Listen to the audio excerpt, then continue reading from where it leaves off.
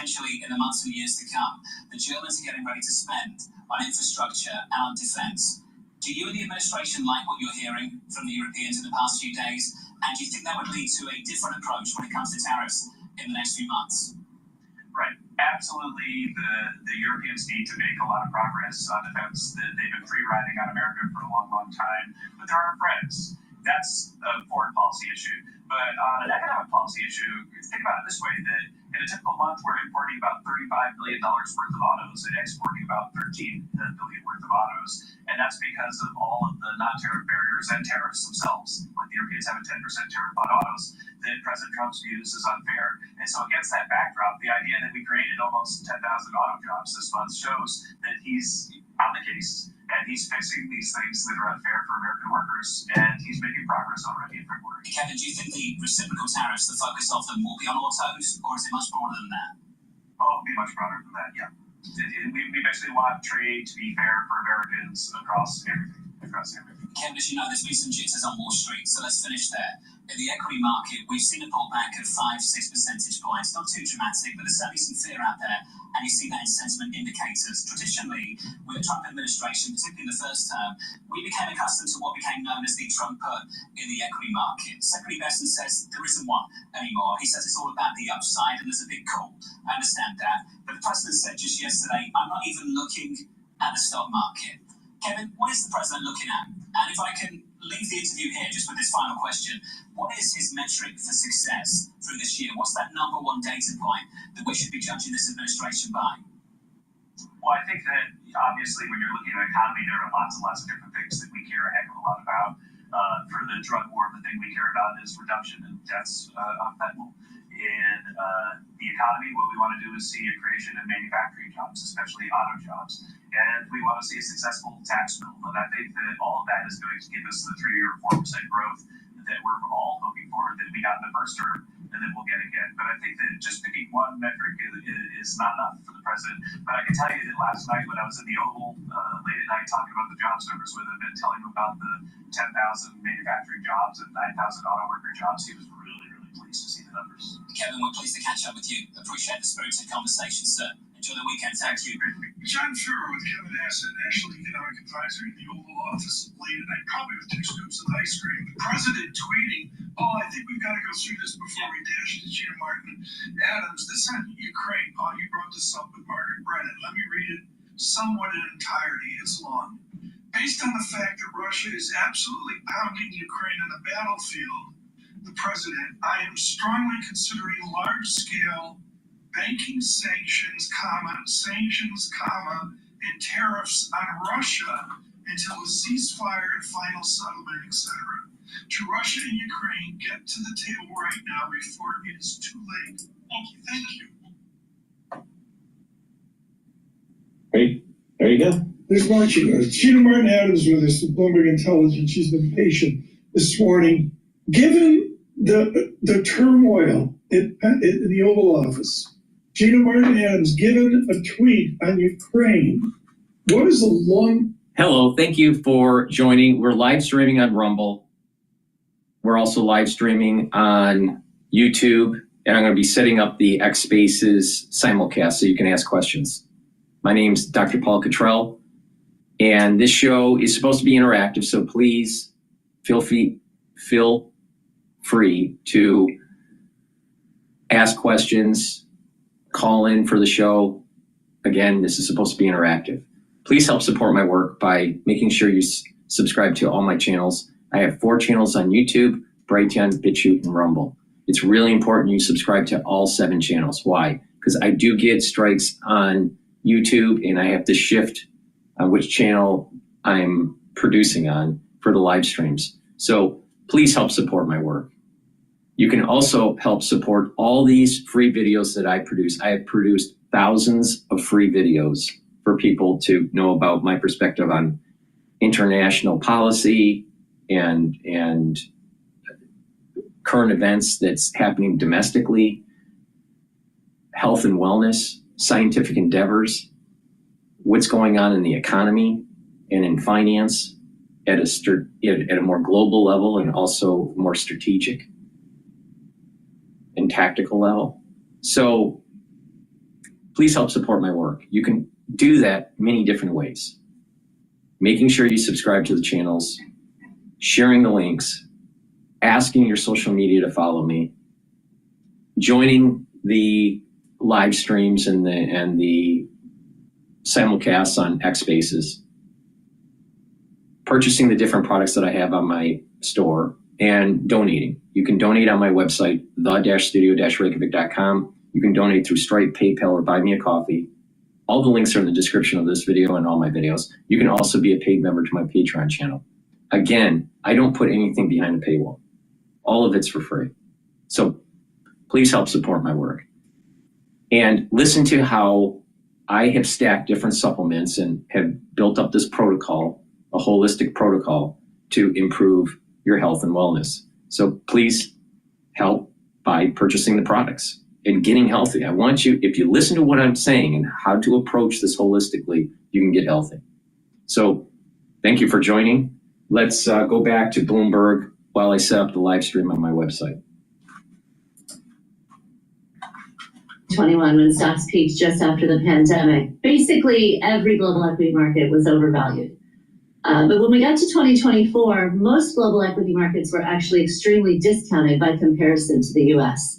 We had built up an incredible store of optimism toward the US specifically through the last several years. That optimism appears to have peaked with 2024, and now we're going through this big adjustment period. As we go through that adjustment period in the US as well as globally, it's allowing for opportunities to bubble up in the rest of the world equity markets. It's allowing for growth to start to recover in those non-domestic equity markets. And we're starting to see capital flow accordingly. Not necessarily from the US investor abroad yet, but the Europeans very clearly are investing in Europe. The Asian markets are clearly focused on China. It's up to the US investor if they're going to diversify ultimately. But I think we want to question this idea in an environment in which we are deglobalizing, in an environment in which we are not going to continue to lead the global trade order in the US. US multinationals may no longer be the best place to access global growth. And we have to think about diversifying our portfolios accordingly. I got 30 seconds. What are you going to think about this weekend? I mean, what's within the massive Bloomberg Intelligence combine? What's your curiosity this weekend? That's a great question. Hopefully not as much on tariffs, but I'll still be thinking about tariffs. I think we have to think about where these reciprocal tariffs are going to go. Interesting. And ultimately what that will mean for global trade. I do think we have to really spend a lot of time on Europe as well. You know, the news out of Germany this week was potentially game-changing. Where is Europe going to head with respect to defending the continent against what's happening with Russia and Ukraine? I think that Europe is going to be a big part of the conversation over the course of the year. This has been wonderful. Gina Martin Adams, thank you so much for being patient as we heard from the White House. And Kevin Hassett, Gina Martin Adams driving all of our equity coverage. Did we ever, was it 2 or 3 days in a row? Yeah. It's all Gina Martin Adams all the time. I can do that every day. You know, we'll see her Monday. Futures, I mean, I have no idea what to make of the data check. I mean, futures negative 18. I have no idea how we'll open. The VIX was 25, it's in a little. Exactly. The Sweeney yield, it's in 3.90%. Yep. And the dollar is weak. I mean, my head hurts. It's spinning. What do you know of the market? Lisa Mateo. Yeah, we don't know. Is there some light at the end of the tunnel this pretty rough week? Let's start with the S&P 500. Well, it's down 0.3%, 18 points, 5,719. The Dow down 0.4%, 182 points, 42,400. And we move on to the NASDAQ. Just take it in at down 0.2%, 39 points at 18,032. So a lower start to the end of the week right now. The 2-year yield 3.92%, down 4 basis points. The yield of the 10. So we're live streaming on Rumble, my website, the-studio-reykjavik.com, and YouTube with the dashboard. You see the market telemetry, the market's open. I'll go over what's going on. You can watch either version on my website. We're also simulcasting on X Spaces. I'll be putting the link in the chat. X Spaces you can listen to, you can ask a question about what we're covering today, or give me your opinion about what's going on in the news. This is an interactive forum, so please feel free to join. Thank you for watching. All right, so now let me go back to Bloomberg here while I set up the link. Slow potentially more than than people are really expecting. Obviously, there's been a lot of discussion around Doge. We're seeing within various surveys that you could have a 50 to 60K aggregate of the separations, folks that have been fired. That could hit the report in March. And in addition to that, we think that immigration flows have been a very big contributor to the payroll gains that we've seen over the last several years. So now that those flows are slowing and stopping, we think that's going to contribute also, to potentially meaningful slowing in the labor market. So put that all together here. We're not seeing any of that in the data yet. So do you expect the Federal Reserve to continue to sit on the sidelines until they do see it in the data? Yeah, ultimately, I think the set of policy pivots, that we've seen from the Trump administration puts the. Okay, so non-farm payrolls go up 151. Estimate was 160, so it's a little bit less. Now, the market's open. The S&P 500 is trading at 5,720. It's 5,730 right now. The VIX index is trading at 24.76. Euro USD is trading at 1.08. There's a weakening of the dollar relative to the euro. The WTI futures contract for oil is $67.66. BITO, which is a long ETF for Bitcoin, is trading at 19.775. And the USD Japanese yen is at 147.0708. So there's stress in the market. All right. The Japanese yen is strengthening. That is an indicator of stress in the market. VIX also, in the 20 is 24. There's stress building up in the market. So let's see what happens. There's usually a positive correlation between Bitcoin and the stock market. So we'll see if the stock market rallies today, if Bitcoin rallies. Maybe it won't. We'll see. Please help support my work by going to my store, the-studio-reykjavik.com. All right? These are products that I use. They're very high quality, and if you stack them in a certain way, you actually really supercharge your health. Now, a great set of soaps that I have are made from structural nanosilver. Very high quality soaps. You can get them in the new packaging in peppermint and in lavender. The same high quality soaps that I was selling before is just in a different packaging. So please go to my store, get the lavender or the peppermint, get a few bars for your household, help support my work and help support your health. And in the older packaging, I have it in lemongrass and in charcoal tea tree. Same quality, very high quality structural nanosilver soaps. So get a few bars for your household, help support my work and your health. I've partnered up with Rainbow Herbals in that we've developed a deodorant that is a dual purpose deodorant. It's made from essential oils from the Himalayas. It's a very high quality deodorant. It has no aluminum and no baking soda. It's a dual purpose deodorant. You use it as a deodorant, but you also detoxify your body at the same time. You can get it in peppermint, lavender, and tea tree, or in citrus. Get a couple bars for your household. It's for males and females. Please help support my work and help support your health. This is a great way to use a deodorant and to detoxify your body at the same time. You're not going to find a deodorant that has the same high quality ingredients as this. So please help support Rainbow Herbals and my store, the-studio-reykjavik.com. Use discount 5 and you get $5 off. All caps, discount number 5, you get $5 off any order. So get a few products and get $5 off. And let's talk about the core protocol, right? There's 4 pillars within the core protocol. The first pillar is taking max 35 or max 14 to boost up your immune system. The second pillar is to take C60, which is an antioxidant, to soak up free radicals. The third pillar is to take turmeric, ashwagandha, and lignans to bring down inflammation and boost up your immune system. And the fourth pillar of the core protocol is to take Boomer Boost to boost up your energy levels and your metabolism. That's a very powerful stack to really set in motion for you to get healthy, because we're targeting all these different systems: your immune system, bringing down inflammation, soaking up free radicals, boosting up energy levels. Those are really super important, all right? And you can add to it. But let's talk about the first pillar. So take max 35 or max 14, all right? Or the other version that I have on my store, Biennial. But take the max 14 or the max 35, take a teaspoon a day, swish it in your mouth, gargle about 20, 30 seconds, and then swallow. And you're going to be boosting up your immune system, all right?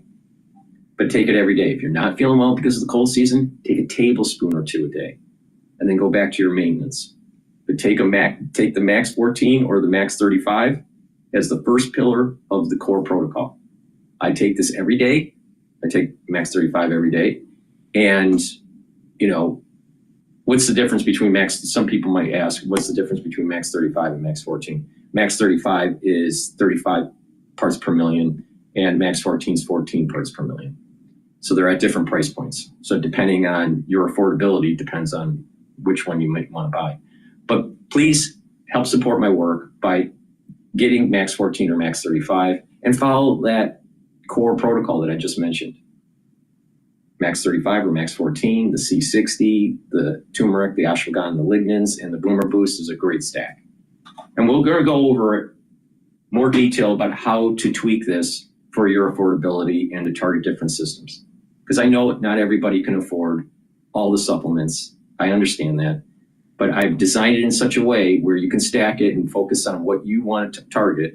And also, I've created these anti-aging boxes and longevity boxes that are at a lower price point compared to buying individual products on my store.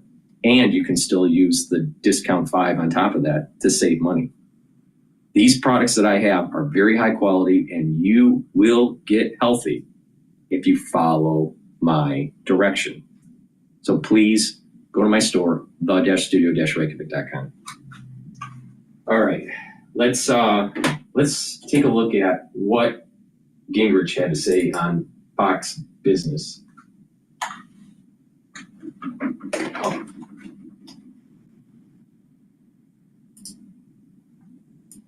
So about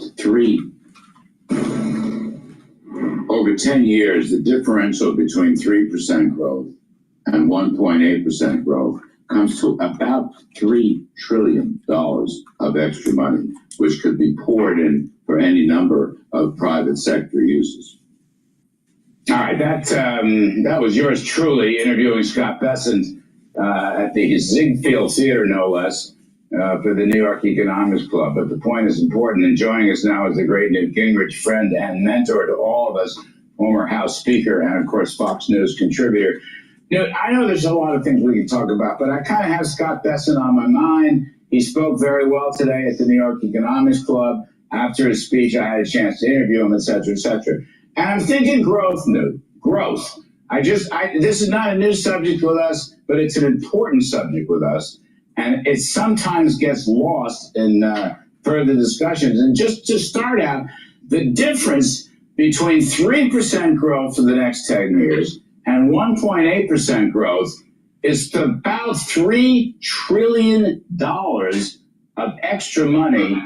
And that would be private sector extra money under the Trump policies, which are ending big government socialism. I mean, to me, I'd like to see that number ventilated and put out there, because that is a massive number. And that shows you that, and that number will go to middle class pocketbooks and wallets, Newt. Let me just add that and then turn it over to you. Well, look, the key to a successful America is to have us grow an economy which outproduces anybody else in the world. We've done it before. We're capable of doing it. We have a huge resource base. We have an extraordinary population of people. And we are far and away the most inventive country in the world. You know, of the 19 companies that have $1 trillion annual revenue, 14 are American, 4 are Chinese, and the last one is Saudi Aramco. So the Europeans chose regulation over innovation, and they have stagnated ever since. If we can pass this spring, I was very encouraged by your interview with Senator Kennedy, if we can pass the big, beautiful bill, get taxes down, get regulations down, get it done by May or June at the very latest, you will see a boom next year. You'll see companies piling into this country. You'll see investments with all the things going on in new technologies. I just recently visited a factory called Divergent, which literally can reduce costs by somewhere between 40 and 70%. It's the most advanced factory on the planet. And the Pentagon, if it uses it, will be able to take billions out of their budget while actually producing weapons faster and getting inside the cycle time of Chinese development. So we leapfrog them. So there's so many good things coming down the road that if we will focus on making America the fastest growing, most desirable place to invest, the place where you want to come to build your next factory, to launch your next company, to hire people, I think that we could enter what President Trump called a golden age. You know, the next factory point, Newt, let me just hang on to that. I didn't know this. Now, at the speech on Tuesday night, Trump's speech, which was a fabulous speech, but he said that the 100% expensing of machinery and equipment would be retroactive to January 20th. Now, listen, here's what Scott Besson said today. Scott Besson said today at the Economics Club speech that factory building would be 100% expensing, retroactive to January 20th. Not apartment houses, okay, not shopping centers, but if you build a new factory and you're going to get the 100% expensing and you probably will get the 15% made in America tax rate, that will be fully expensed and written off retroactively, Newt. I mean, that's fabulous. I didn't know that. That just slipped out in the Scott Besson thing today. Well, let me tell you an example of learning from history. As you'll remember, in the 1981 tax cut, it didn't go into effect till January of 1983. Right. So 82, we have a deeper recession because everybody's waiting to get the tax break the next year. These guys are very smart about the kind of incentives, and you've seen it, by the way, when you look at the number of companies that have already announced that they're going to invest in America, the first couple of weeks of the Trump administration, I have no doubt that by the end of this year, if we can get the bill passed by May or June, you will see literally trillions of dollars of commitment to new factories, new jobs, new opportunities, higher incomes, much safer pensions, and frankly, an ability to pay for Social Security for the foreseeable future. You get up to 3% plus growth, you solve a lot of problems. I know. It's it's like a secret weapon, but it's so darn important. The other thing that's so important, that's different this time, is the emphasis on ending big government socialism. Okay? It may start with Elon Musk. It's running through Trump. It's running through Scott Besson. It's running through Russell Vought at OMB and Kevin Hassett at the NEC. I mean, the big government socialism, which strangled and smothered the economy for 4 years and made everybody glum and dismal, they're trying to get rid of that. You know, rescission authority and budget authority and you name it. This is hugely important because that will free up resources for your technological revolution. Well, and remember, you have an entire cabinet that is the most entrepreneurial, the most success-oriented, and the most achievement-oriented cabinet in history. Every single one of those cabinet officers understands where Trump wants to go. They want to go there with him. And so you're going to have really aggressive, solid cabinet secretaries who are going to work as partners with Musk, not competitors. And together, they're going to dramatically reshape the government of the United States into a more decentralized, smaller, more efficient, and dramatically less fraud-ridden. This is an amazing historic moment. Right, you've been fighting for it 4 years now. You were right, 1,000%. Newt Gingrich, you are the best of the best. Wish I had even more time, but we'll talk soon. All right. So my take on this is that Trump's tariffs will perturbate the market, and there's going to be some volatility for about 6 months or so. And then as Congress starts pushing for this tax bill, that by the end of the year, we're going to have a major rally, and that there's going to be a lot of momentum going into 2026 that will be very positive for the midterm elections for the Republican Party to win new seats. And so the strength of the Republican Party, assuming this all plays out the way it's supposed to, will be far better in the midterm election than currently.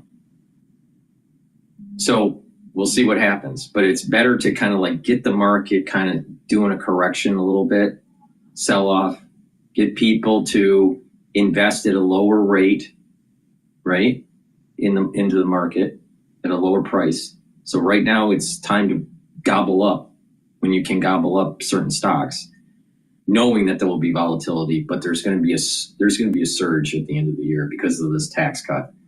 So that's the game. He set this thing up where you can make money off of for this year. You can make money off of this based on what Trump's setting up here.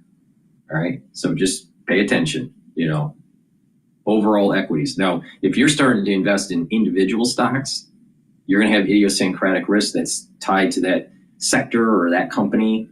I don't like doing that. I prefer, the broader index type plays, but that's the way I think it's playing out here. So it's time to just kind of start accumulating during this volatile period, and then there's going to be the surge. Okay, so what's going on live now? Who until recently served as an advisor to the interim government. All right, that's it aims to challenge the political establishment and bring justice to the hundreds killed during All right, let's go back to Bloomberg here. Right now, Live Now is covering the UN Human Rights Council discusses immigration, but let's go, because today is a big finance day. Inflows into the unemployment in those sectors, whereas the places where we need more workers are like waste management and professional businesses, so there's a skill mismatch. Have fun at the University of Chicago Booth School panel with Michael McKee. And get Tom's regrets. Maybe on Monday, let me know what happened. It is a spectacular panel with the leadership of Michael Feroli of JP Morgan. Without question, the star there today among the worthy will be Anna Wong of Bloomberg Economics. She's been on fire over the last 18 months with her analysis of our labor economy. Sweeney driving the market higher, the Dow up 100. What? This is just, I don't know what to make. I don't know either. I mean, I'm looking at just, the intraday volatility has just been extraordinary. So the absolute moves, we continue to have that drawdown, as the kids call it, 6-7% from that recent high. I did that months ago. All right, bring up the drawdown panel for YouTube right now. The drawdown on futures as of earlier this morning was 10% for the NASDAQ 100, but only 6-ish. Drawdown is the Now notice here on the S&P 500, for the ones that are watching the dashboard, the S&P 500 is now trading at 5,764. Remember what I said? There is a support level at 5,750. We did break that last night, but there's also another support level at 5,500. Now, again, it's going to be volatile for the next couple months or so, maybe a few months, and this is the time to accumulate shares. Now, the VIX is starting to go down through the intraday trading. It's at 24.06. The Euro USD is trading at 1.08. Remember, that is a weaker dollar relative to last week. And oil's trading at 67.89. Bitcoin ETF long, EITO, is trading at 20.26. It's moving up in the intraday trading. And the USD Japanese yen is trading at 147.56. that shows a little bit of stress relative to a week ago. Now, for the ones that don't know, I have a dashboard of the market with this live stream that you can watch in real time how the market is emerging throughout this transmission. And thank you, Health 613, for following and liking it. I greatly appreciate it. So the dashboard on YouTube will have this live stream with the market telemetry. It works really well on a big screen TV. That was the reason why I designed it. All right. So if you are watching YouTube on a big screen, it's like an op-ed Bloomberg kind of setup. All right. But ones that don't do that, you can watch it on an iPad screen or on your laptop or your cell phone. It's a little bit harder to read on a cell phone because the screen's smaller. It works okay with a laptop or a desktop, an iPad, but it works really well on a big screen TV. So just so you know, there's different ways to watch my live streams. Rumble, YouTube, my website, and simulcast on X Spaces if you want to call in. This is a live show. It's interactive. Thank you for joining. Please ask or give me your opinion about what's going on in the news. All right. With that said, we have live now coming back from a commercial break, but I think they're going to the UN.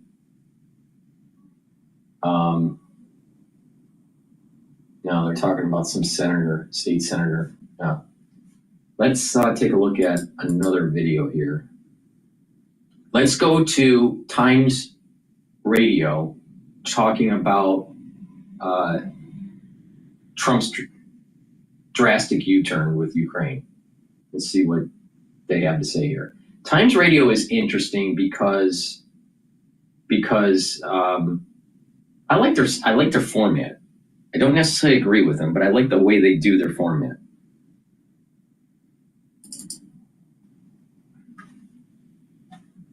The withheld portion now is the intelligence, and I heard no progress on that being reestablished. It comes after the US halted intelligence sharing with Ukraine this week with immediate effect and immediate impact.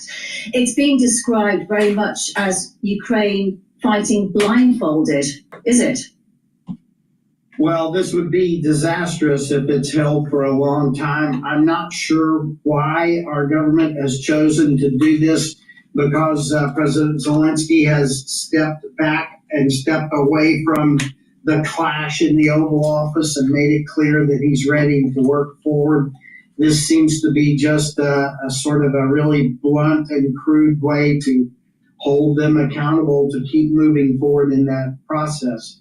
It's I don't want to be too critical of my own government, but it's really hard for me to understand right now. On one side, we have a self-avowed war criminal leading an unholy, inhumane, and illegal war invading a neighbor. And on the other side, we have a nation that has been invaded literally, if you count Crimea and Donbass differently in 14, they've been invaded 3 times by Russia since the winter of 13-14. And so for some reason, we have decided that we have to treat the aggressor, the war criminal, with kid gloves and treat that person one way. And then on the other side of the coin, the aggrieved nation, the nation that's been invaded, we sort of are treating them with a sledgehammer. And it's really hard for me to sort out why we've chosen this particular approach to the antagonist and to the aggrieved in this conflict. And the suspension of this military intelligence by the US, what does it mean Ukraine cannot now do? Well, they do have some of our precise weapons yet in their country, long-range precise weapons. They have long-range precise weapons that have been supplied by European nations, and they are getting better and better at building long-range precise weapons of their own. And all of those need precise targeting. We call it mensurated coordinates in order to strike precisely. And the United States' technical ability to supply that intelligence is incredibly important to their continued success with these long-range strikes. It's uncertain how long the military aid supplies will be suspended as well. What supplies are we talking about, and how long before the suspension really causes harm to Ukraine's ability to keep on fighting? I don't want to make news. I'm reading the same news you are reading, but I hear that the supply piece has started again. Excuse me. The withheld portion now is the intelligence, and I've heard no progress on that being reestablished. And if it's true that those military supplies have been reestablished, because there was hope, I mean, in the last 24 hours it was talk that was a very strong possibility. Great news if it is actually happening. Not the first time that Ukraine has had to contend, though, without US supplies. They stopped for months in the first half of last year when an assistance package was blocked by Republicans. How damaging was it back then, and how well has Ukraine built up its resilience? Well, it was extremely damaging. What happens is when your ammunition is cut off, you cannot keep expending ammunition at the rate that your military needs to use it. You have to begin to, if you allow the word, ration and control how you use it. So you slow down your firing. At one point last year, depending on who you wanted to listen to, Russia was firing between 6 and 8 shells for every 1 shell Ukraine could fire. And that's when Ukrainians started backing up in the Donbass.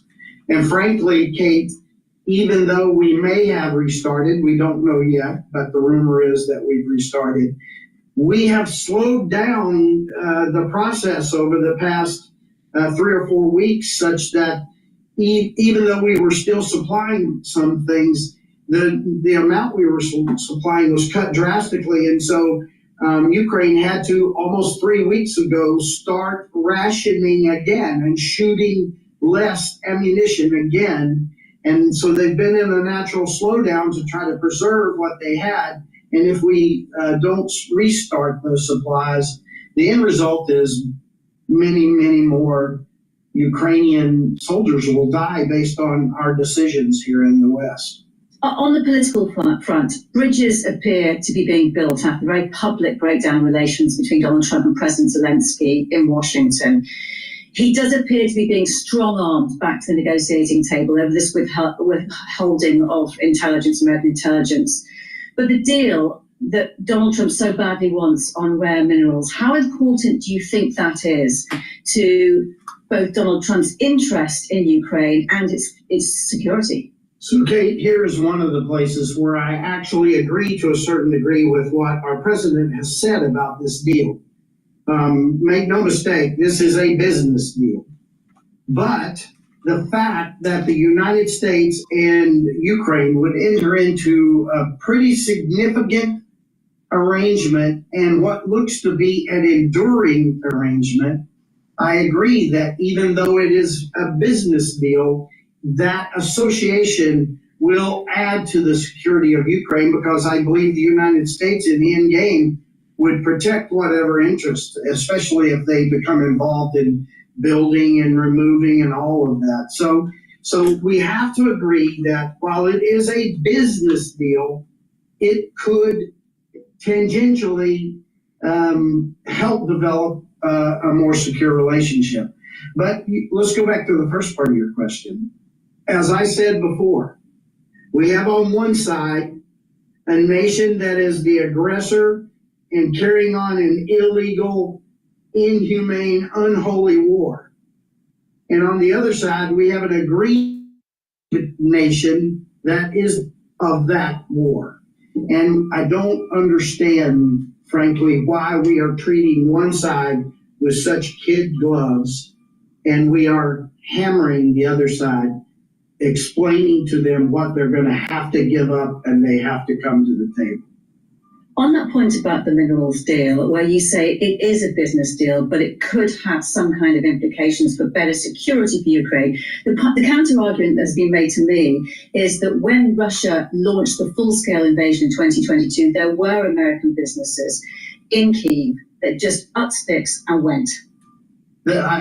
You're correct. I mean, those are facts. I think the scale of this and the fact that the President of the United States is so personally connected to this deal makes the former less visible and important than the latter. How realistic do you think an armistice or ceasefire is this year? How many ceasefires, how many agreements has Russia broken in its past? History speaks for itself. All the way back to the Budapest Memorandum, where Russia was one of 3 signatory nations that assured the sovereignty and territorial integrity of Ukraine. And they broke it by invading now 3 times. All along the way, Minsk 1, Minsk 2, every agreement that Russia has signed up to, they've broken. So I am not particularly hopeful that anything they sign in the future they'll stand up to.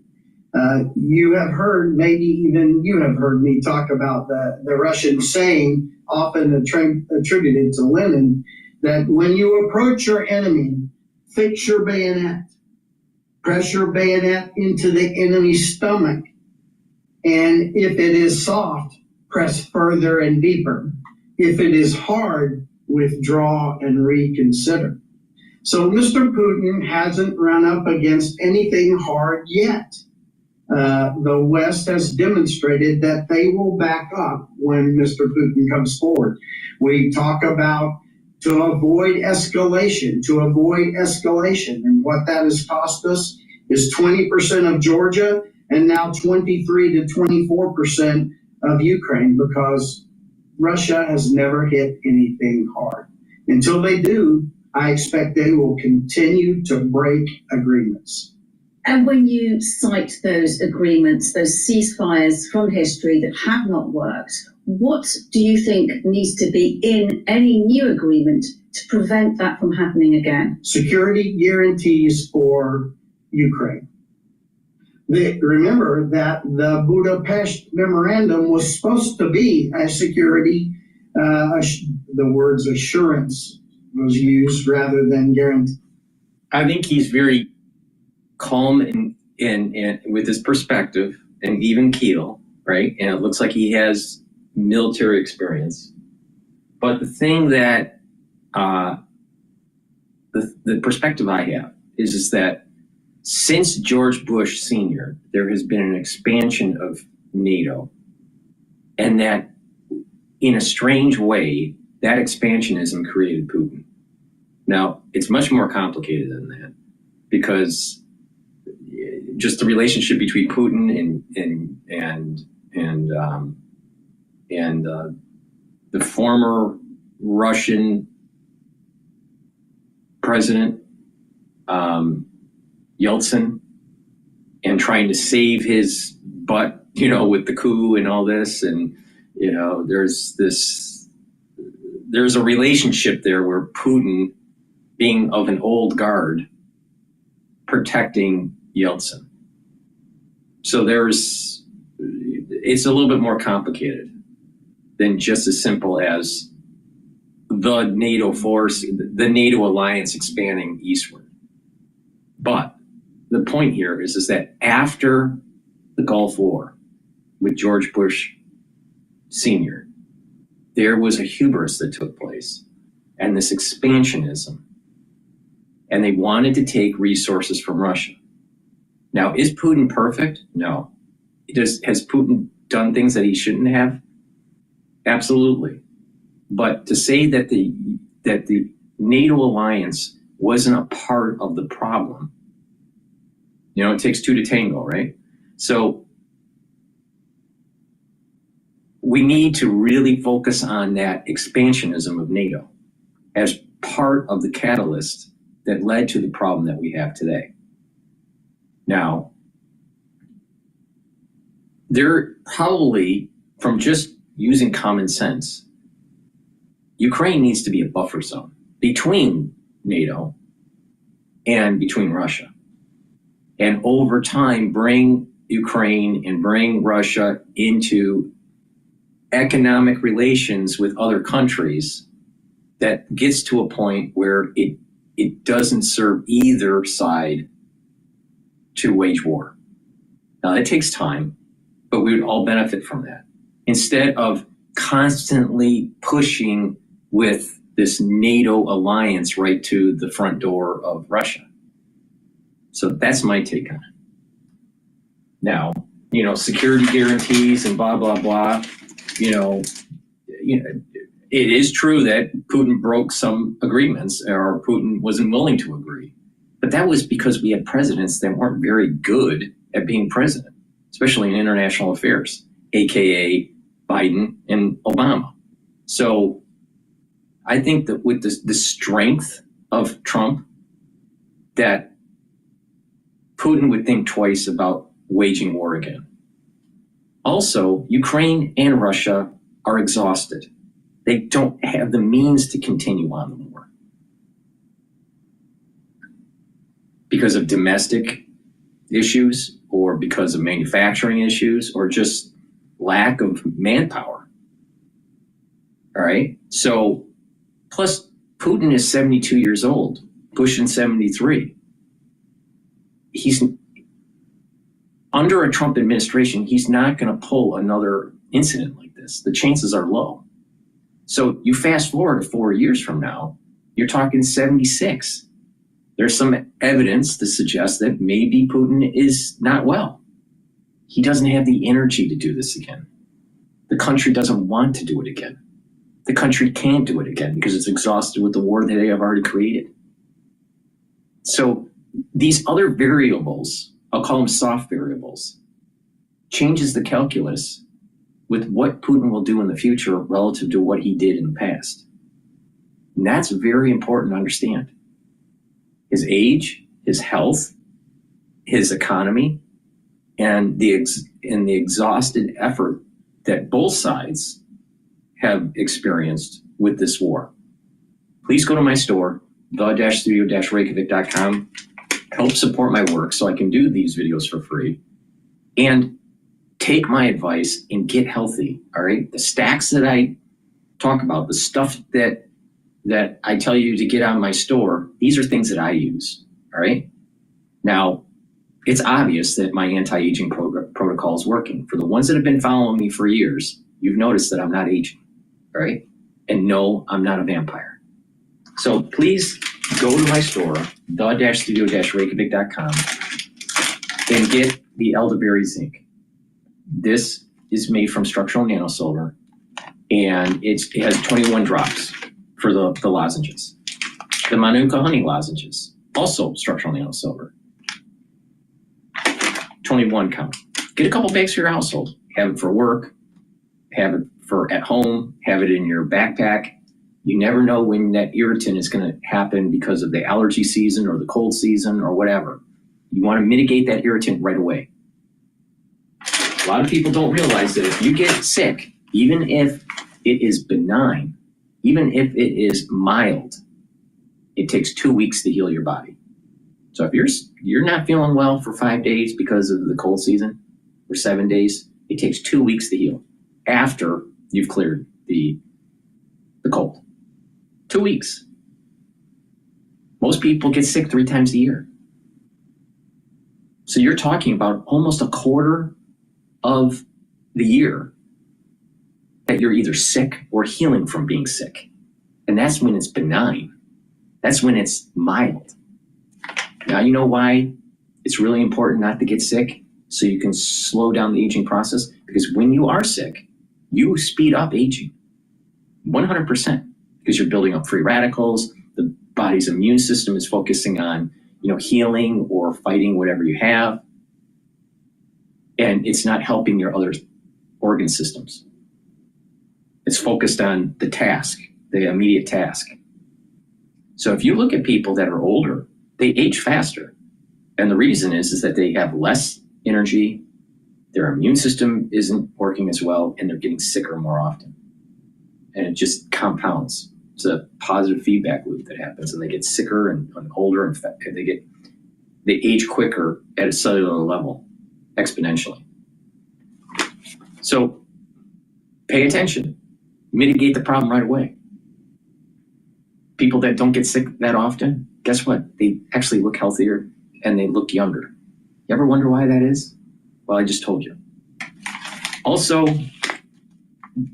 get the drops. The drops are smaller than the lozenges, also made from structural nanosilver.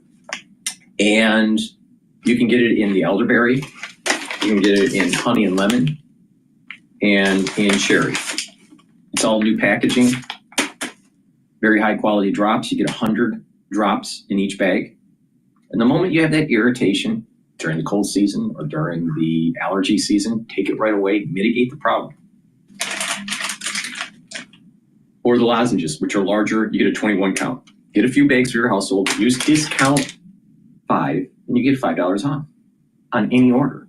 So get a few bags of lozenges or drops. Get some soaps. Get some of the great vitamins in the stacks that I tell you on how to target your body and improve your health and wellness. It's a holistic approach. Let me give you an example before we continue on with this. I know I'm going on a tangent. It's a holistic approach. So it's about proper diet, proper exercise. That means that you're doing weight training, you're doing cardio, you're stretching, and you're doing balancing exercises. All 4 are very important. If you only focus on one, you're doing it wrong. If you're only weightlifting, you're doing it wrong. If you're only doing cardio, you're doing it wrong. If you're only doing yoga, you're doing it wrong. So it's all about that holistic approach. Proper sleep, learning new things, mindfulness, spirituality, bringing your central nervous system down into parasympathetic, and calming your body down and bringing down those cortisol levels. This is a holistic approach, and then proper stacking with supplements. When you do that, you're going to get healthier and you're going to slow down the aging process and boost up your immune system. Let me give you an example on a simple exercise that will help you build denser bones. If you put your legs together and just raise your body from your toes, right? And you just do that, do 50 of those a day. You're actually sending a growth signal through vibration when you're doing that, and you're having your heel come back down onto the ground. You're sending not only are you helping build up your calf muscle, but you're actually sending a growth signal through your bones in your legs to actually build higher density bone. Now take calcium with that, take the D3 and the K2, and you're actually improving your bone density. Something very simple. Just by doing 50 of these a day, taking calcium, D3, and K2. Now, I am the most comprehensive person on this whole anti-aging protocol and how to stack in different ways than anyone on the internet. Nobody is more comprehensive than I am. Nobody. Not even Brian Johnson, all right? The tech bro that wants to, be an elf that, wants to live forever in the cloud, all right? There are people that you can learn from that have been doing anti-aging for a long time. I've been on this quest, figuring out different supplements and antioxidants all the way back to when I was 16 years old. So I've learned a lot. I've learned a lot about medicine formally, through my formal training. But also I've learned through experience. And I'm telling you, I used to be a triathlete, all right? I had osteoarthritis from doing triathlons. I healed my body by following a certain protocol. I don't have osteoarthritis anymore. It was painful to go through, but to be healed, go through the healing process, but it happened. All right. These simple things that if you listen can actually improve your health. And like I said, I am the most comprehensive than anybody on the internet about this. You got some celebrity docs, they'll push some, some supplements or some sort of, food diet kind of thing. Proper eating is important, but it's a holistic approach. Like I said, mindfulness and spirituality is also part of it. Simple exercise and isometrics, really important. Balancing, be able to activate that cerebellum. When you follow this protocol that I keep on talking about, you will get healthy. And once again, I am the most comprehensive on this. Now, the proof is in the pudding, all right? I do what I tell everyone to do. Please go to my store, the-studio-reykjavik.com.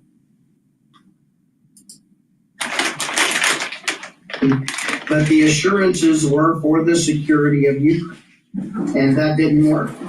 Now, Mr. Zelensky, and more importantly, the people of Ukraine need security guarantees from hard power. From the US? From hard power. There's a lot of hard power in Europe, too.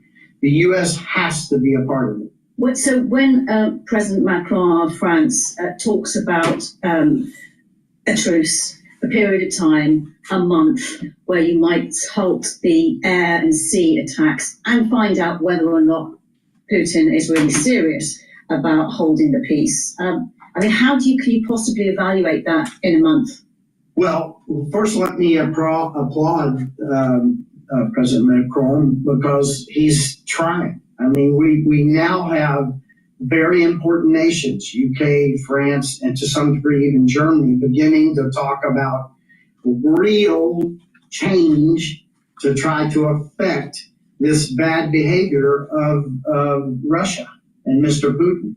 And so a month, I agree with you, is not going to show long-term commitment, but it's a start. What we would not want to do is give away any of the forcing functions we have, sanctions and other things, until we got demonstrated commitment by Russia. May I just say, Kate, that it's not surprising to me that Russia is at least intimating that it's willing to talk, because Russia's army is beaten up right now. Russia desperately needs a pause in the fighting. Think about this. Russia has now had to ask North Korea twice to come help them retake sovereign Russian land. That would be like us asking you guys to come back across the Atlantic Ocean and help defend us from an enemy somewhere. Russia's army desperately needs a ceasefire. And so maybe that is the impetus to actually get a little more endurance. Well, see, this is the problem with his argument, all right?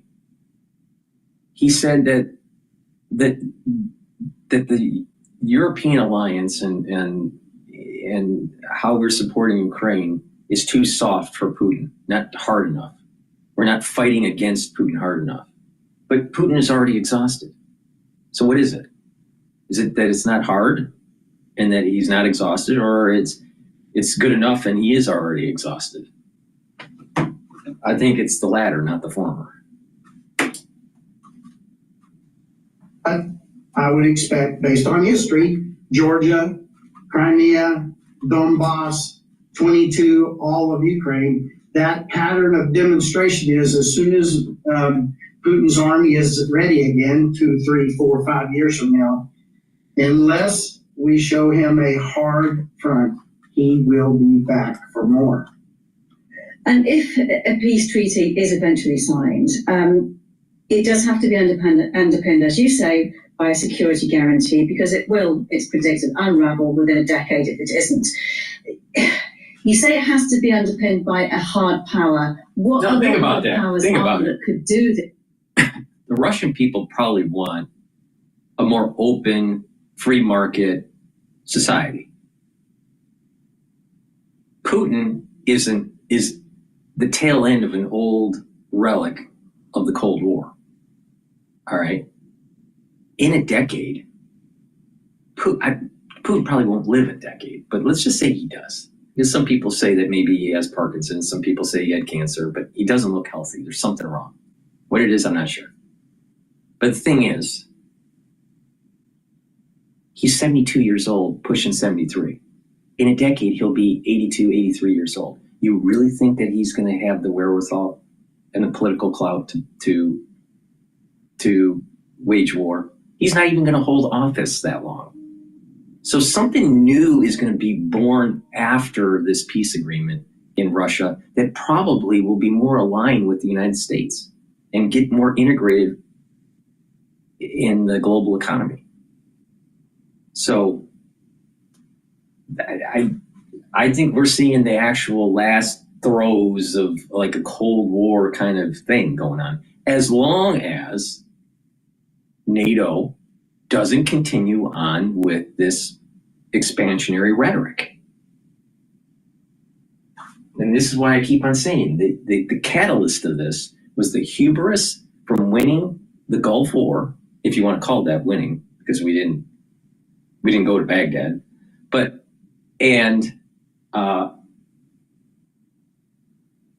this expansionism of NATO. Incredibly, if it isn't the US. Well, frankly, based on what I just said to you, if all we had to do was worry about a land war, EU, NATO could handle it. Because again, right now, Russia's army is in a mess. They desperately need a ceasefire to get back together again, like they have in the past. And so I think that to a sense of land capability, Europe and the EU is more than capable of that. But what Europe and the EU need America desperately for is intelligence, surveillance, reconnaissance. We call it, you call it ISTAR.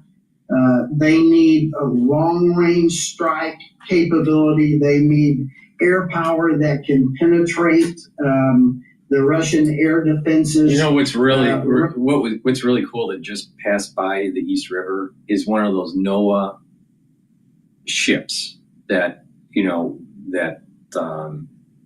has the radar on it, and they're getting all the telemetry of the wind and what's going on with the clouds and all that. They have ships and planes, right? So one of the ships of NOAA, one of the larger ships for NOAA, just came through.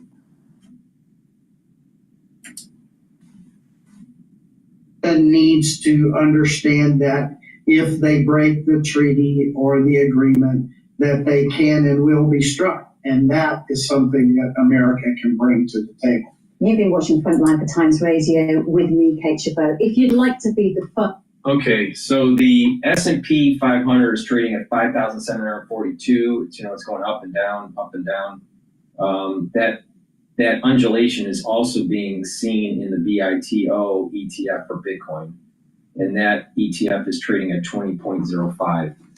Please go to my store, the-studio-reykjavik.com, and get the probiotic. You can get it in VeggieCap version or in the powdered version. I take a lot of different powders during my lunch, like lignans and Boomer Boost and Gladiator Barley and collagen, right? And the probiotic. So it's just easier for me to take. But if you want to take the powdered version, take it in soft foods like hummus or yogurt or even applesauce, or just filtered water. Some people put it in a shake, like a smoothie or something like that, or milk. It's up to you how you want to take it. But I put it in soft foods like hummus.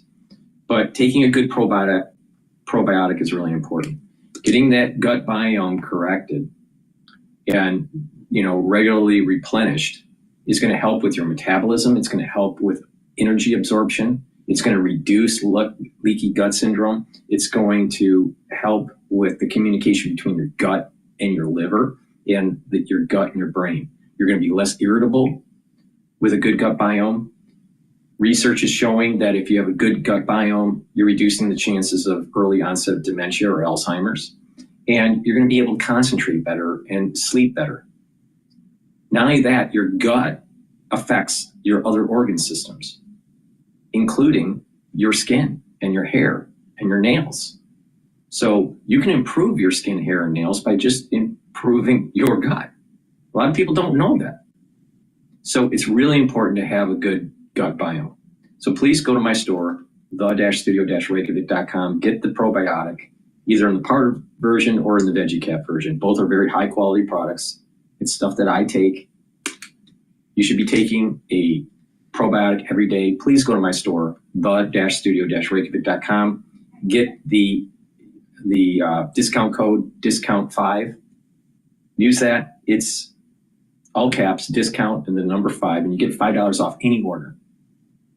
All right. And again, I have priced the anti-aging boxes and the longevity boxes on my store at a lower price compared to all the individual products that are in that box.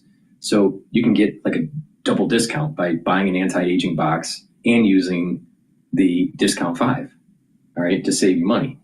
I'm trying to find ways to get these great products in your hands so you use them. I know that people have sometimes, problems with cash flow, and, the cost of high quality supplements may be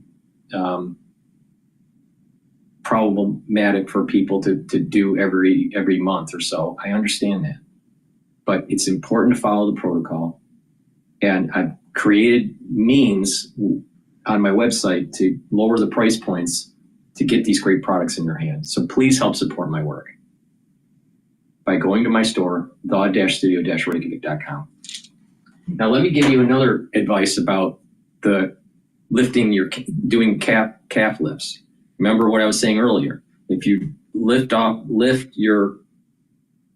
of your toes, right, and you go down onto the ground with your heel, you're creating a vibration that helps to create a growth signal to build higher density bone, especially when you take calcium and you take the D3 and the K2. But also when you're doing that, you're building your calf muscle. And by building your calf muscle, you're contracting it, and you're actually improving the blood flow back to your heart. All right, it's called preload. So you're actually improving the flow for your preload. So by doing these, not only are you improving your calf muscle, you're improving the valves that are in your veins and having them work more efficiently to help with preload. And you're helping with building bone density. Just a simple exercise by doing 50 a day. I think it's time that you start listening to what I have to say. Because like I said, I am the most comprehensive on this. Okay, let's take a look at. This was CNBC 45 minutes ago about the jobs report. How do you invest in something as important as a brighter future? At Janus Henderson, we believe it can only be done together, because only together can we understand what our clients really need. Janus Henderson, investing in a brighter future together. We're going to bring in Roger Ferguson to this conversation right now, a former Federal Reserve Vice Chair, CBC contributor. Your first reaction to these numbers, and perhaps the way you think both the White House could react, since that's now a sort of new component to this, but then also how Jay Powell may react. So look, I think these numbers are a bit of a relief, and as the panel was saying, in that they reflect a certain kind of normality. A little bit of softness perhaps on some of the unemployment numbers, but I think nothing to worry about. I think the White House, if they're wise, would say, the unemployment rate's still roughly at full employment. The numbers don't look like they're feeding into inflation, so a check for them. I think from Jay Powell, a little bit of the same. Worried about the economy softening. This doesn't necessarily suggest that just yet, but nor does it suggest that the average hourly earnings are going to be driving inflation. So I think for everybody, this is a, so far so good relief kind of number, but much more to come given the kinds of uncertainties and policy moves that we're waiting to see. Well, that's what I wanted to ask you, Roger, though, which is the uncertainties that Steve Leisman was just reflecting. When you start to think about what were the kinds of numbers you think we'll see next month and the month after, what does that portend? Look, I think we're definitely going to see a higher unemployment rate. I think obviously the federal job numbers is going to go down, which will have some impact on government numbers overall. But I think this has got to be one of many numbers to look at because the labor force out of Washington, D.C., as somebody pointed out, is not really the thing that drives the economy. I think there are much bigger issues. So this number will be one that feeds into the broader context of, the economy slowing. There's some concern in the beige book of that. We see some risk of inflation expectations getting higher. So I think right now we're on the precipice of trying to decide which way all this is going. Hopefully better growth and lower inflation, but not yet certain. And obviously some of the things that the administration might do could exacerbate both sides of that question. We could have higher inflation from tariffs, and at the same time have tariffs slow down critical sectors. So I think at this stage, it's a wait and see, and it will unfold, and now I think we'll resolve some of the kerfuffle that you've had on the panel. Let me throw one other ingredient into that stew, which is at some point we're going to have a big debate in this country over taxes. I imagine they even start before the summer in earnest. How does that relate to the uncertainty that you're describing? Look, I think it plays into the big fiscal question. So, a lot of focus on getting our fiscal house in order. I think what they're going to discover is it's hard to do that with just one side of the equation. I think it's going to be hard to get the fiscal house in order, focusing just on current expenditures.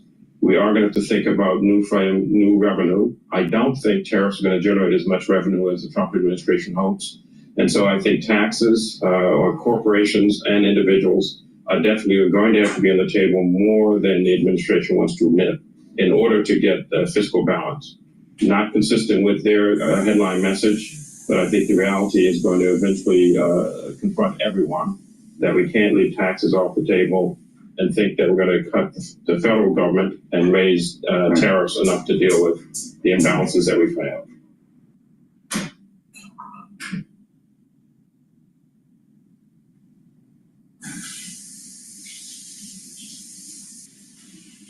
Or President Trump putting a month-long pause on some tariffs on goods from Mexico and Canada, covered by the USMCA treaty.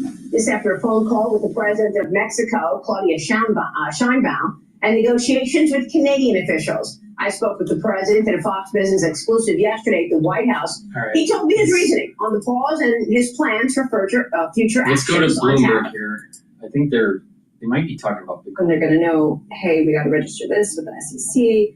SEC will be our regulator. If it's not, certainly the CFTC, the Commodity Futures Trading Commission, would love to play a role in regulating things that would be considered derivatives or commodities, but that's going to take an act of Congress. And that's the other thing here is that there's only so much that you can do sort of by executive order for something like taxes and a lot of other things. It requires Congress to work with the executive branch.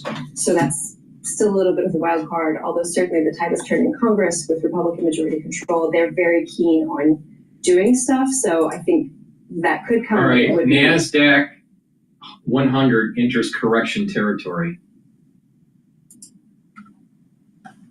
News she's down in Washington, D.C. And again, the crypto summit taking place in Washington, D.C. Is this Can I just interject? Yes, sir. Unless my math is wrong, and I don't think it is, the NASDAQ 100 just entered a correction. A correction. So it's down 10.2% from its high. That gets your attention. 10%. John Tucker, appreciate that. All right, so it just went into the 10%. So NASDAQ just went into the 10% correction. So this is going to boil over probably to the broader index, like the S&P 500. So, but again, don't worry. This thing is playing out, I think, the way it's supposed to. All right. There's going to be some undulation of the market. Buy in. Don't get shaken out. Don't worry. All right. If you have extra cash, buy into the market. Broad index like S&P 500, SPY or something like that. Right. Don't focus on individual stocks. You're going to get killed in individual stocks because as the market is coming down, there's going to be the volatility of the idiosyncratic risk of individual stocks is going to be too hard for you to stomach. All right, broad index. Trust me on this. Please go to my store, the-studio-reykjavik.com. Get the magnesium and zinc. This boosts up your immune system. If you're not feeling well, take a double dose. Take 1 dose in the morning, take 1 dose in the evening. Drink it with filtered water because it's water soluble. You should be taking magnesium and zinc and vitamin C and magnesium that's on my store every day to boost up your immune system. All right? Another thing that you should be taking as a daily part of your protocol is multivitamin. This multivitamin is designed to be easy to digest. All right, so you have a decent amount of multivitamin here, but remember, this is taking the multivitamin, other things that you're going to be stacking with. All right, and I'll tell you how to do that.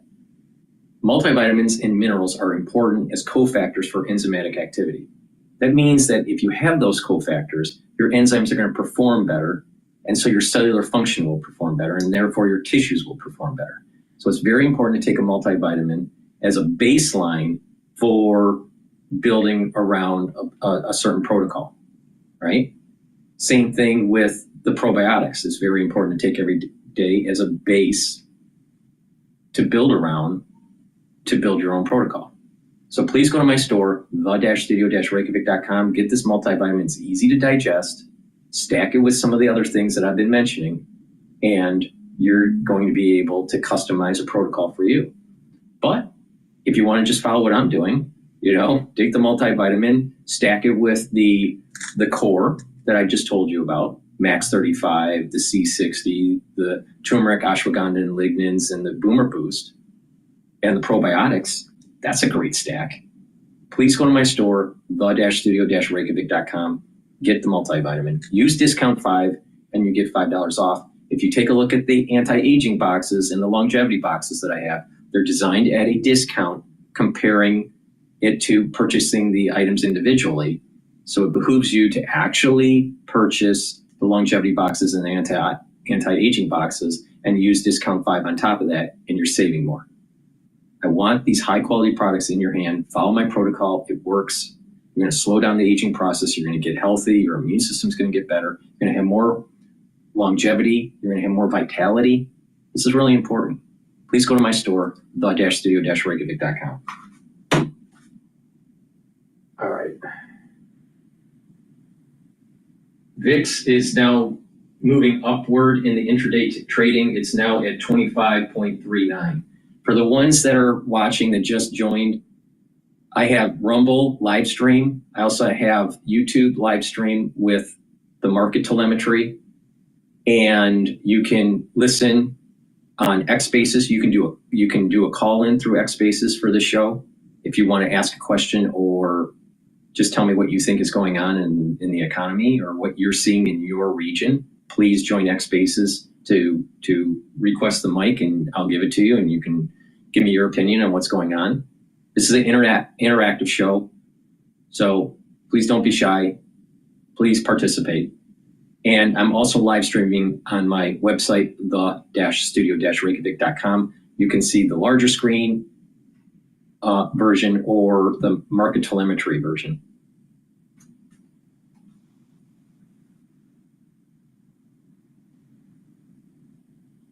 All right. I want to go to Arian about this buildup in pressure in the economy.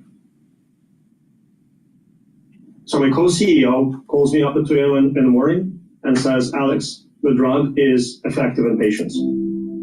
I cried.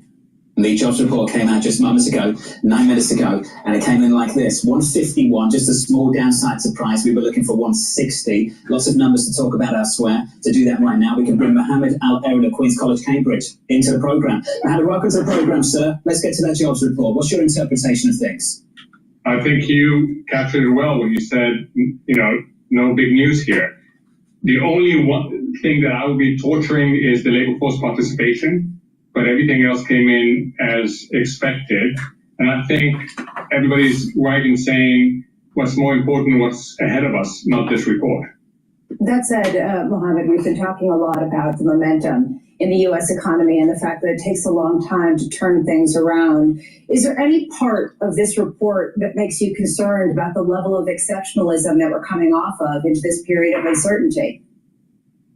Not in this report, Lisa, but in a lot of other data there is. The edge of the U.S. has been predictability, has been transparency, and you're starting to see more and more business step back, not just on a short-term basis, but really think, how much longer do I need before I figure out what's my operating environment? And that builds on itself really quickly. So, the risk here is that below the economic exceptionalism, which is strong economic performance, strong asset price performance, has been this notion of the U.S. edge. Now, the unemployment rate in the United States is at 4.1. The estimate was going to be at 4.0. And natural unemployment, when I was being trained in school, was 5%. So anything below 5% is actually too hot of an economy. And when you also take a look at the data that's happening with the inflation's above 2%. So that's usually a signal for the Federal Reserve to raise rates. Now, because of the situation that we have right now with the market, they most likely will have to be at steady state and not raise or lower. But the market wants it to lower. If the Federal Reserve lowers the rate with high employment rate and low unemployment rate, right, and above 2% inflation, that lowering of the rate at the Federal Reserve is inflationary. So when they're talking about inflation, some of the stuff that we're seeing that's happening in our economy hasn't really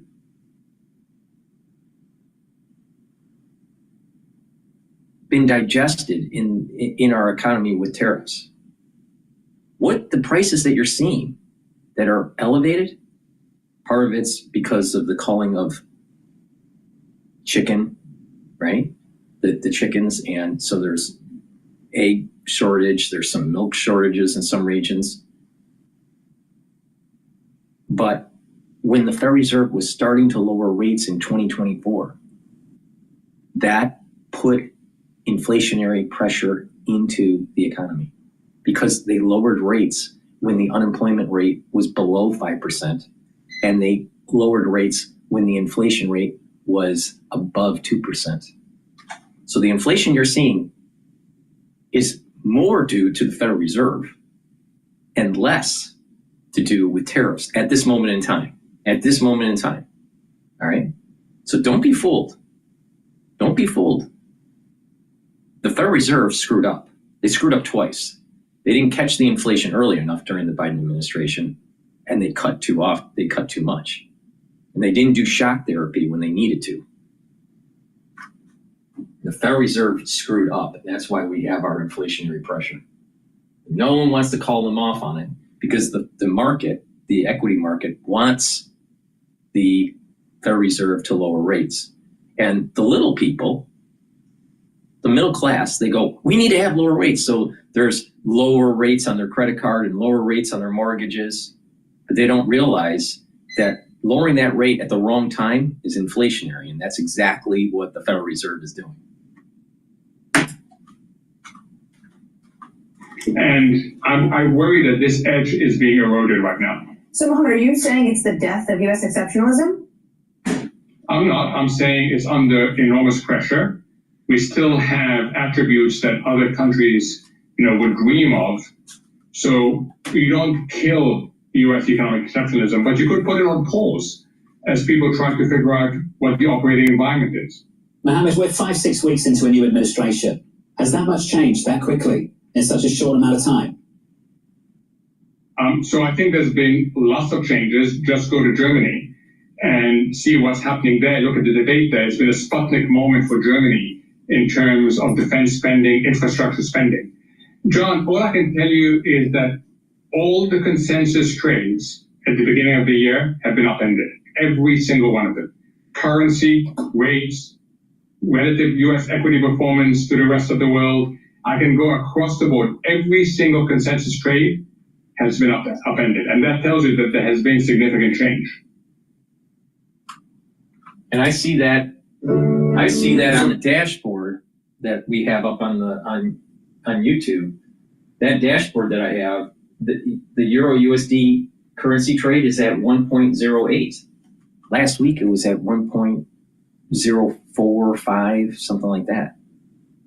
So the dollar is weakening relative to the euro. So something's changing, but there's stress in the market because I keep on saying that the USD yen, the yen is appreciating relative to the USD. That's a sign of stress in the market. Mark my words.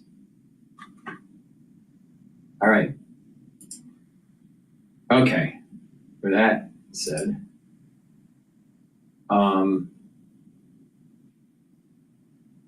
I want to go back to Bloomberg.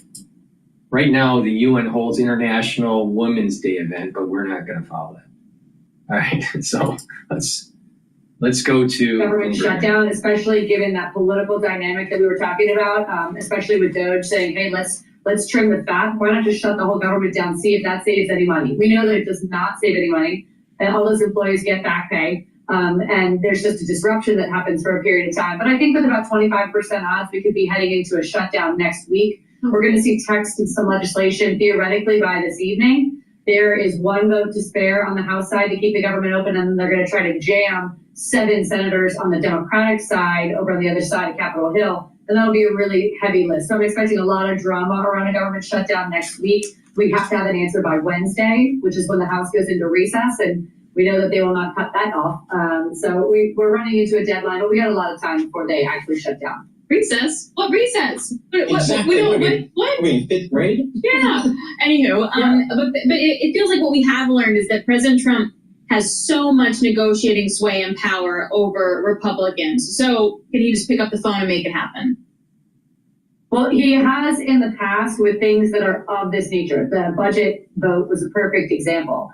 Not only does it include a lot of things that make moderates uncomfortable, like roughly $600 billion in cuts to Medicaid, presumed in that bill, but it also increases the deficit by $3 trillion. And Trump was able to get on the phone and finagle 216 yes votes from 216 yes votes for members, with the exception of Congressman Massey. So we'll see if he can do that again. I suspect that he will be able to because of the way this jams up Senate Democrats, and everybody loves to see that. Is this budget fight the time when Democrats within Congress can actually flex some muscle here? Because President Trump has taken, and Elon Musk has taken all the air out of the room.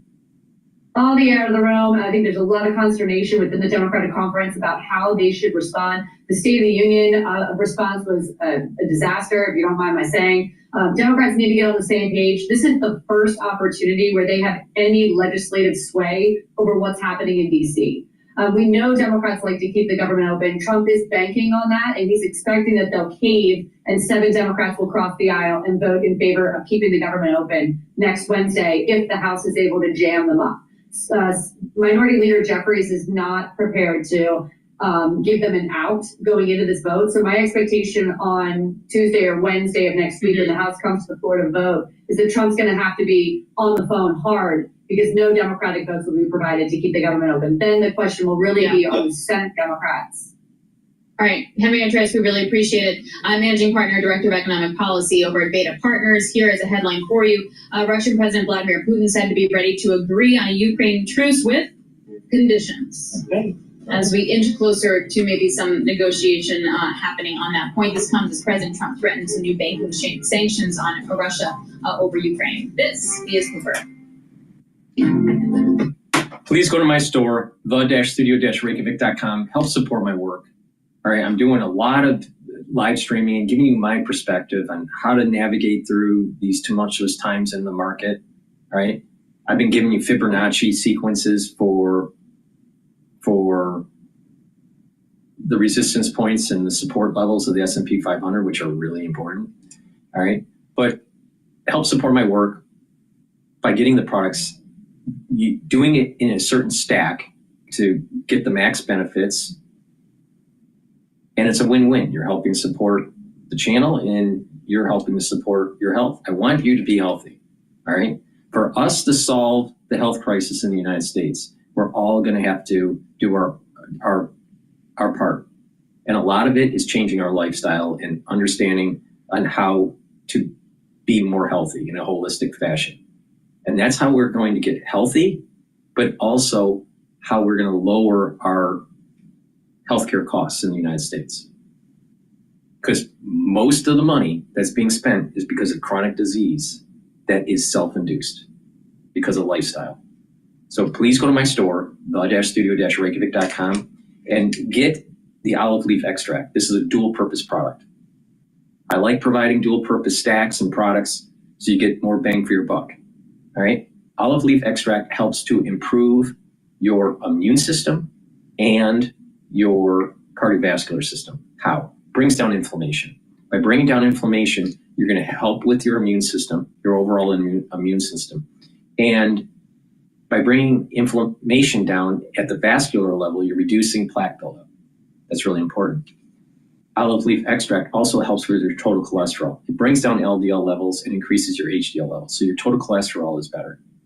And by having less LDL in your bloodstream means less LDL that will oxidize. That means less plaque buildup.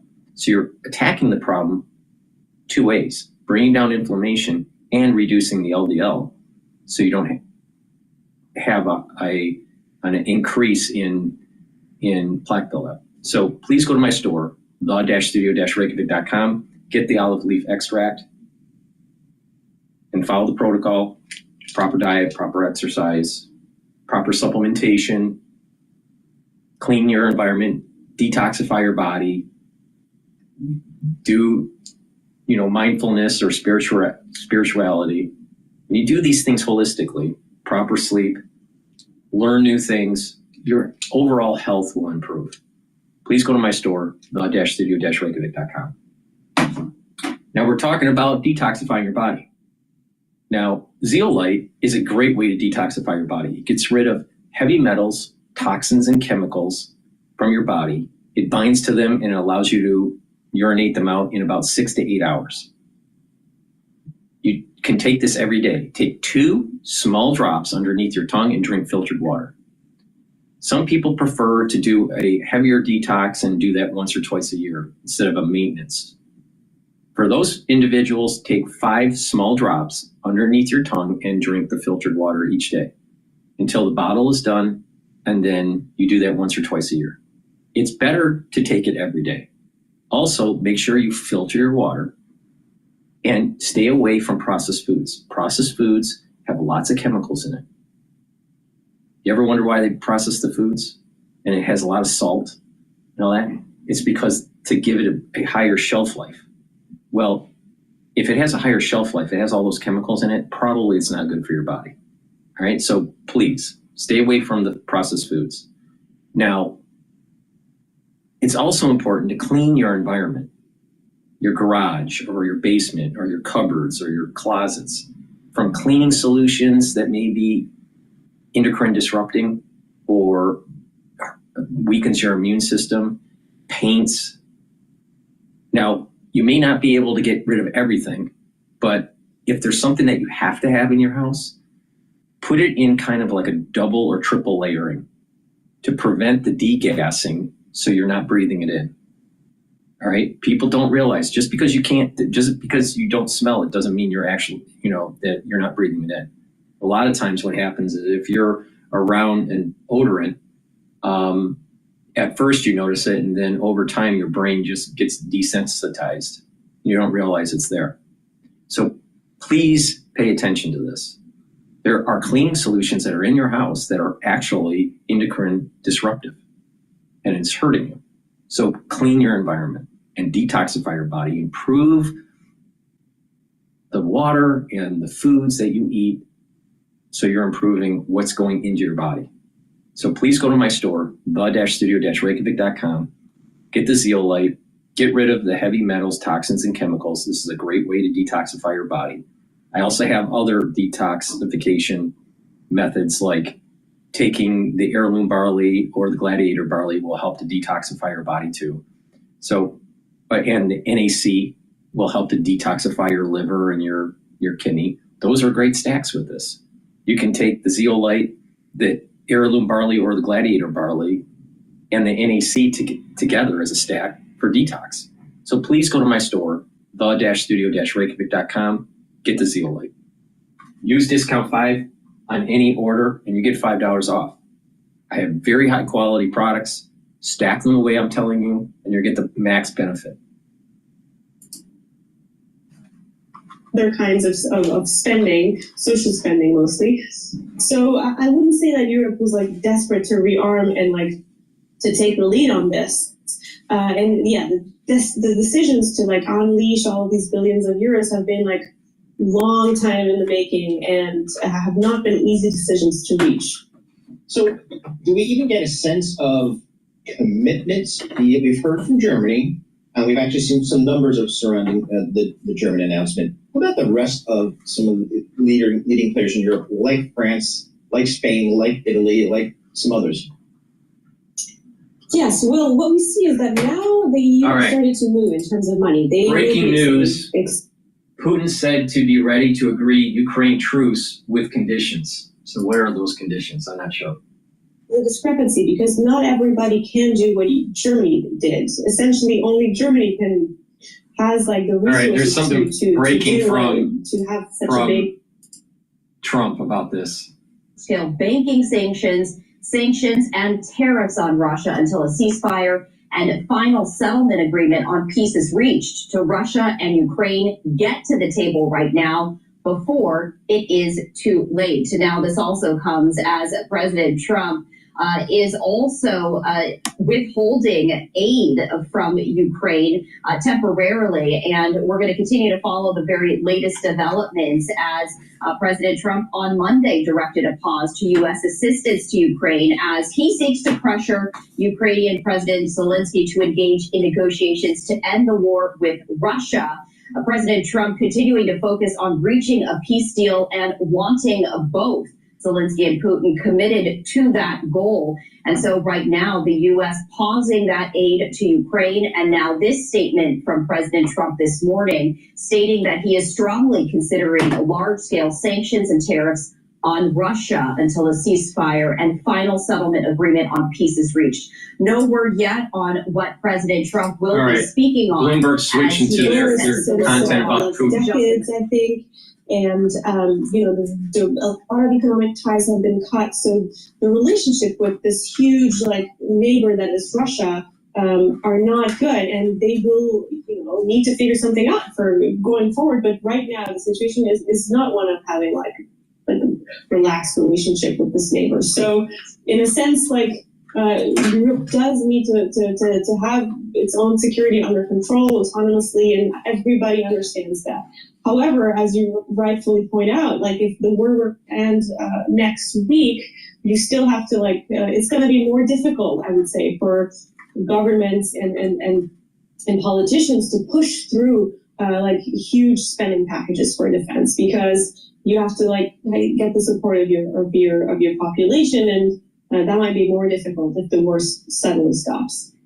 All right, thank you so much, Andrea. I really appreciate it. Andrea Palladisciono, Bloomberg European security correspondent on today's Big Take. You can find that on the Bloomberg Terminal. All right, for our listeners in the U.S., here's a reminder. You can listen to us via satellite radio on Sirius XM channel 121. Access the world's only global audio business network, coast to coast, 24 hours a day. Bloomberg Radio on Sirius XM channel 121 is presented by Oracle. Stay tuned for the latest market news and industry research. The next hour of Bloomberg Intelligence starts right now.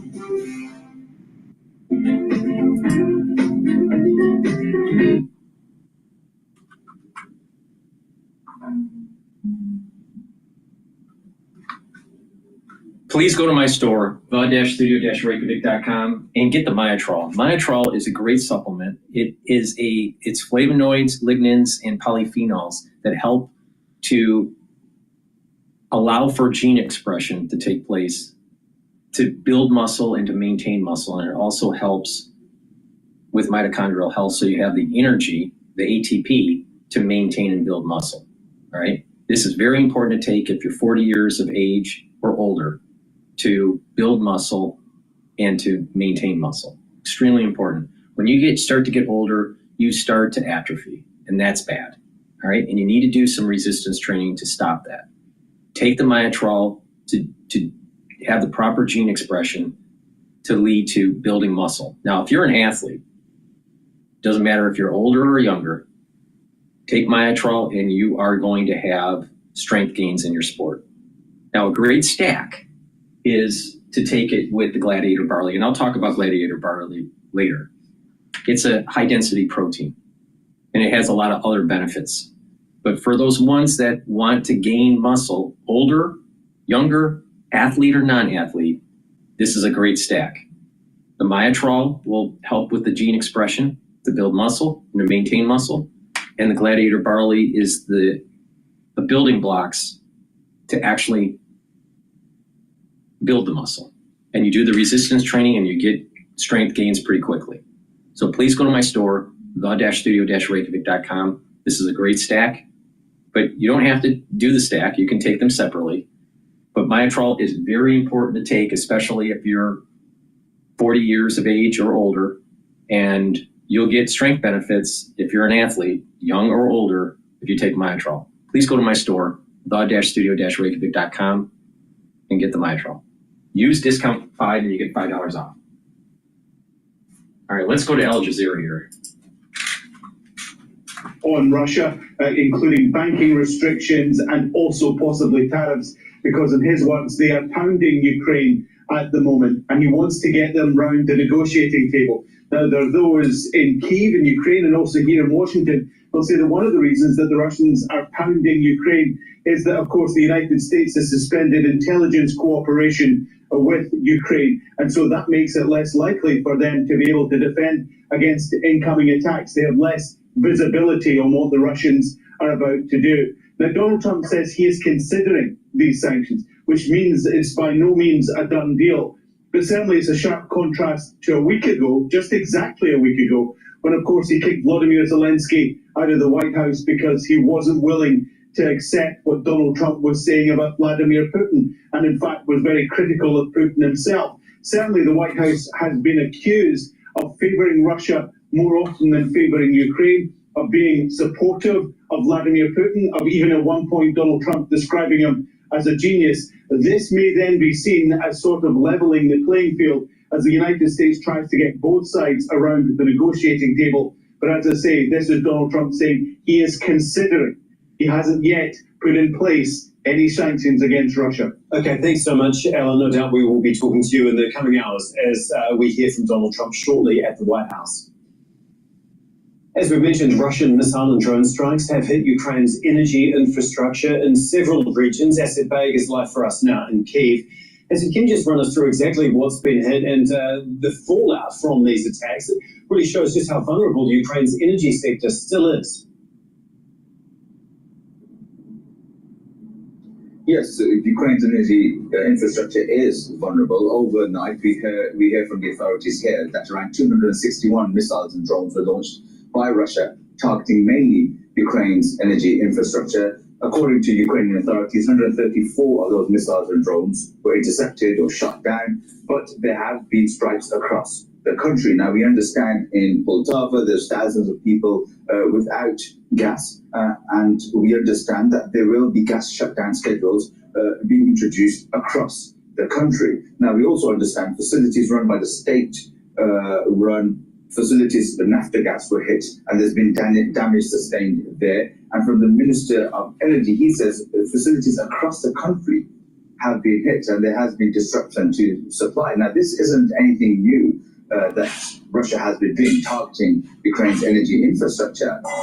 Were the attacks last night, were they more successful than they previously were because of the lack of satellite imagery that the Ukrainian forces have from the United States that has been suspended, this intelligence sharing? That's difficult to tell, but what we're hearing from the authorities here is that they are expecting more further attacks carried out by Russia targeting Ukraine's gas infrastructure. But elsewhere in the country, you heard my colleague there, Alan, talking about what Donald Trump said, that Russia is pounding Ukraine. Well, in the Kursk region, from the battlefield maps that we're taking a look at, the Russians have been making gains, and they're on the verge of almost cutting off Ukrainian troops. And in the east of the country, again, Russia has been making slow but steady gains. Okay, thank you so much for all of that asset bait for us in Kyiv.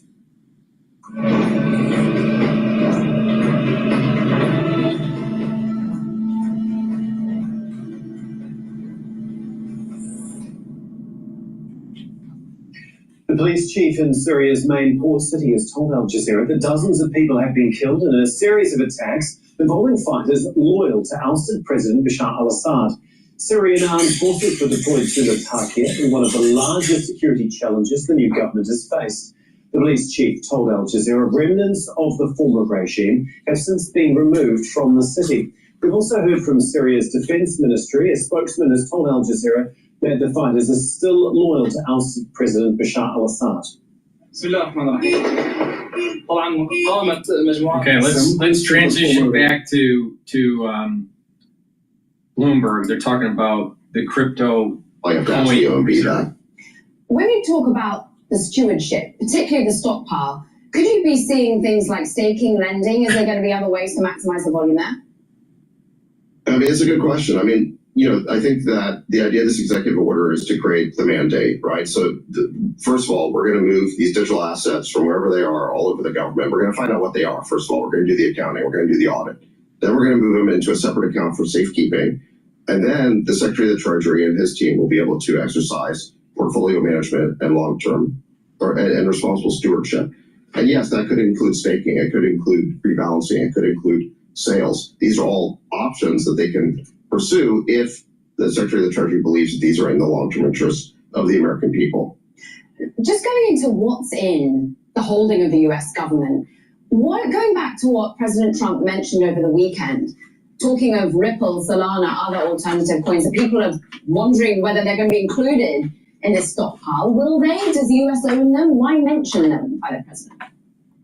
Well, the president just mentioned the top 5 cryptocurrencies by market cap. So I think people are just reading into this a little bit too much. He just mentioned the top 5. In terms of what we'll actually have, again, we have to do the accounting. We're not sure that sitting here today whether the federal government owns any of these alternative cryptocurrencies. We know it owns Bitcoin. I believe it owns some Ethereum. I'm not sure about the other ones. This is why we have to do the accounting, is that, to be honest, no one's been able to give us a straight answer yet in terms of what the federal government owns. And this is part of the problem, is that we've never really had a digital asset strategy before. And this is why we, missed out on accumulating a lot of value for the American people. David, you mentioned earlier that you don't have any additional cryptocurrency assets anymore. You've divested from your interests there. However, Secretary Lutnick in July mentioned that he had, quote, a shed load of Bitcoin. Do you think it's important for these stewards of the reserve and the stockpile to divest from their cryptocurrency interests? Do you know if they've done so already? I can't speak to a situation. Every member of the administration has to go through the same ethics process and the same conflict of interest process that I've gone through. So I'll let him speak to his own situation.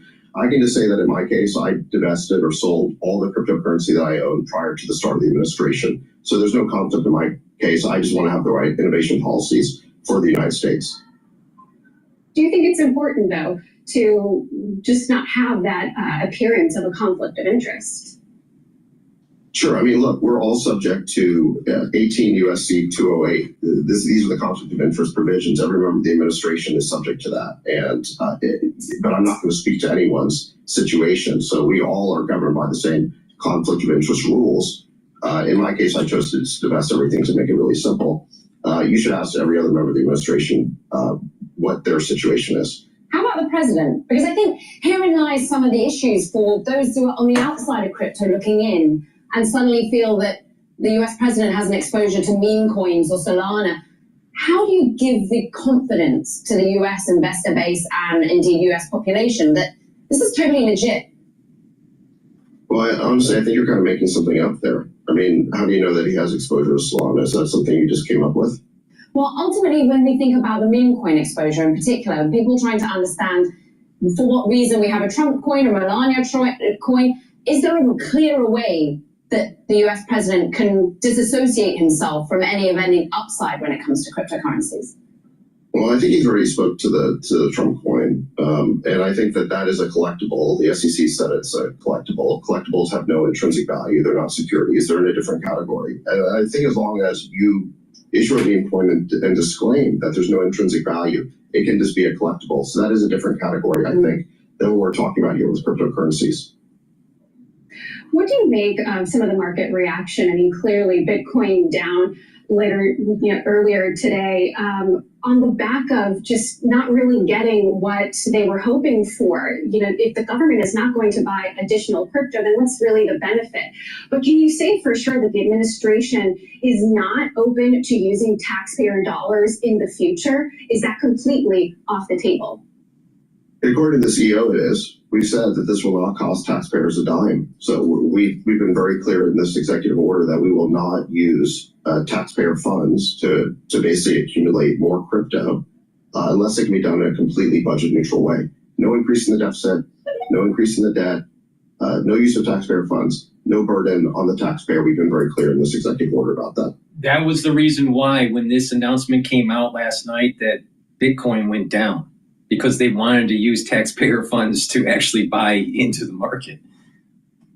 It's a wild west. There's a lot of market turmoil right now because of what's going on. So the president in his week one executive order on AI that rescinded the Biden EO, by the way, that was a very burdensome executive order that Biden had passed. It was over 100 pages of burdensome regulations on AI companies. The whole industry hated it. He rescinded that and he tasked 3 people to basically evaluate and create a new AI action plan, and those people are the head of the Office of Science Technology Policy, the National Security Advisor, and myself. And so we're currently working on that plan. And we'll have more information for you about that once we're ready to present. David, how confident are you at this moment around AI leadership here in the United States? That thick and fast, the news coming out of China, for example, of the latest models that are incredibly powerful with less data and ultimately more efficient. How are you exercising the view that AI can be still a leader for the United States and not losing its leadership versus China? Well, I'm confident in American leadership, but we can't be complacent about it. I mean, it's very clear that China's going to be very, very competitive. Something like roughly half of the AI researchers in the world are from China. They are very good at math and science. And you've seen with the launch of DeepSeek that they're very good. They're very good AI software companies. So this is going to be a very competitive race, and we have to win that race, but we can't be complacent about that in any way. It's going to be a very tough competition here. There's actually reporting from other news sources that maybe DeepSeek would be banned from apps here in the United States. Do you think that's appropriate? It's premature for me to comment on something like that. If the administration announces a policy on that, then I'll comment on it then. Let's talk about some of the other voices inside the White House as of late that could potentially chime in on AI policy. Elon Musk, is he involved in any capacity? Not in what we're doing. So, again, we have an office within the White House. We deal with crypto and AI policy. Elon's doing Doge, and these are 2 totally separate initiatives. But let's talk a little bit more about what the contours of the AI policy could look like. I realize you can't share too much at the moment, but what will be your priority areas? A lot of the talk has been around AI competitiveness, and what we've seen coming out of President Trump's comments around the CHIPS Act and then National Science Foundation layoffs. There is some concern that this could undermine competitiveness if there's not enough federal funding going into research. What are your thoughts on that? Well, I think there are some items that are policy items that are coming up very quickly. So, for example, there was this 11th hour policy that was announced by a rule that was announced called the diffusion rule that was announced by the Biden administration, and that governs the sale of advanced AI chips or GPUs to countries all across the world. They're basically an international version of the export controls. There's a 120-day clock on that in order for the Trump administration to weigh in and make whatever modifications we want to make. So, for example, I think that's probably going to be one of the first policy items on our plate that we have to address because there's a clock on it. So I think that, export controls are a big area, diffusion's a big area, just the, how we govern the licensing of the most sophisticated chips and semiconductor manufacturing equipment is sort of at the heart of the policy discussion right now. Would you ultimately be supporting an end to the CHIPS Act? I don't think that anyone in the administration has said we want to end it, but the president has been very critical of it, and I think with good reason. I mean, I think the intent of the CHIPS Act was good. We were trying to get semiconductor manufacturing to occur in the United States because it's so strategic. The problem is that the money went to, frankly, a lot of companies who are losing in that very competitive market, and some of those companies haven't even used the money that they were granted because they're not doing very well. So the CHIPS Act has had, I think, mixed results at a high cost. And the question is just whether we can do something much better. And I think what the president has said is that he would like to use tariffs as an incentive to get companies to onshore their semiconductor manufacturing here. And the advantage of that approach is that the best companies have to do it too. They can't kind of drag their feet or they're going to be hit with tariffs. So I think the president has figured out a very powerful weapon, a very powerful incentive to get the best companies to want to onshore their manufacturing, including for semiconductors, and that is very strategic for the United States. TSMC putting money where its mouth is and potentially in response to tariff concerns. But you Right, saying well, you that, saw that, yeah. Sorry, you mentioned TSMC. I think it's a very good point. We did a press conference with them just earlier in the week, and they announced over $100 billion investment in the U.S. Right. And a big part of the reason why is because of the president's tariffs policies, giving them a strong incentive to want to move some manufacturing here, because they know that if they don't do that, they're going to be hit with the tariff. With 45 seconds, David, I've got to ask you that. Should Intel not be getting the money? Is that the company you're hinting at? I'm not saying they shouldn't get it, but I think that everyone knows that Intel is a very challenged company right now. And I think that it's unfortunate. We want Intel to do well. We want domestic chip manufacturing, and Intel is a legendary company. And it is one of the few companies in the United States that's capable of doing advanced chip manufacturing. So we want them to do well, and I think we will try to do whatever we can to help them do well. Well, you're going to be speaking with lots of leaders from other companies today, of course, over at the White House, leaders of crypto exchanges across the board. We thank you so That much. was Bloomberg Television speaking with David Sachs, White House AI and crypto czar and partner at Craft Adventure, talking about the crypto world. There's a crypto. All right. So what we have here is the BITO ETF for Bitcoin long is at 19.68, so it's showing some stress in the intraday trading. Does seem to be correlated to equity market. Equity market is trading at 5,702, and that also shows stress. VIX index is elevated at 25.26 right now. Please go to my store, the-studio-reykjavik.com, and let's talk about the third pillar of the core protocol. The first pillar, max 35 or max 14 to boost up your immune system. The second pillar, C60 to soak up free radicals. The third pillar is to bring down inflammation and boost up that immune system and help with your cardiovascular system by taking turmeric, ashwagandha, and lignans. Now, lignans is a powder. You mix it with soft foods or with filtered water. It helps with your endocrine system, soaks up free radicals, and brings down inflammation. That's really important for your immune system, but it also helps with your cardiovascular health, because by bringing down inflammation, you're reducing the chances of building up further plaque. Turmeric. Turmeric is an antioxidant, so it's going to soak up free radicals like lignans. So it's going to, by soaking up those free radicals, that's important. And it'll bring down inflammation. So that's going to help with your immune system and your cardiovascular system. Also, by soaking up free radicals with lignans and turmeric, you're reducing the oxidized LDL. And oxidized LDL is the beginning of the plaque. Because what happens is you have inflammation, you have free radicals, it oxidizes the LDL that's in your bloodstream. And then what happens is that oxidized LDL starts to get into the blood vessel and build up plaque. When the macrophage eats the oxidized LDL, it turns into a foam cell. The foam cell is literally the plaque. So if you reduce free radicals, if you reduce inflammation, if you reduce your LDL, you're reducing the chances of building up further plaque. That's how it works. So turmeric will bring down that inflammation and soak up those free radicals. Lignans will bring down that inflammation and soak up those free radicals. And another way to bring down inflammation at the vascular level is taking ashwagandha root. Ashwagandha is going to help to control your cortisol levels and your blood glucose levels. High levels of blood glucose and cortisol will be inflammatory. And that inflammatory response in your vascular system will lead to plaque buildup. So you don't want that. So by taking ashwagandha root, you're controlling that. You're bringing down those high cortisol levels. You're bringing down those your blood glucose levels and reducing inflammation. Now, when you stack these together, taking the ashwagandha root, the turmeric, and the lignans together is a very powerful stack to bring down that inflammatory response.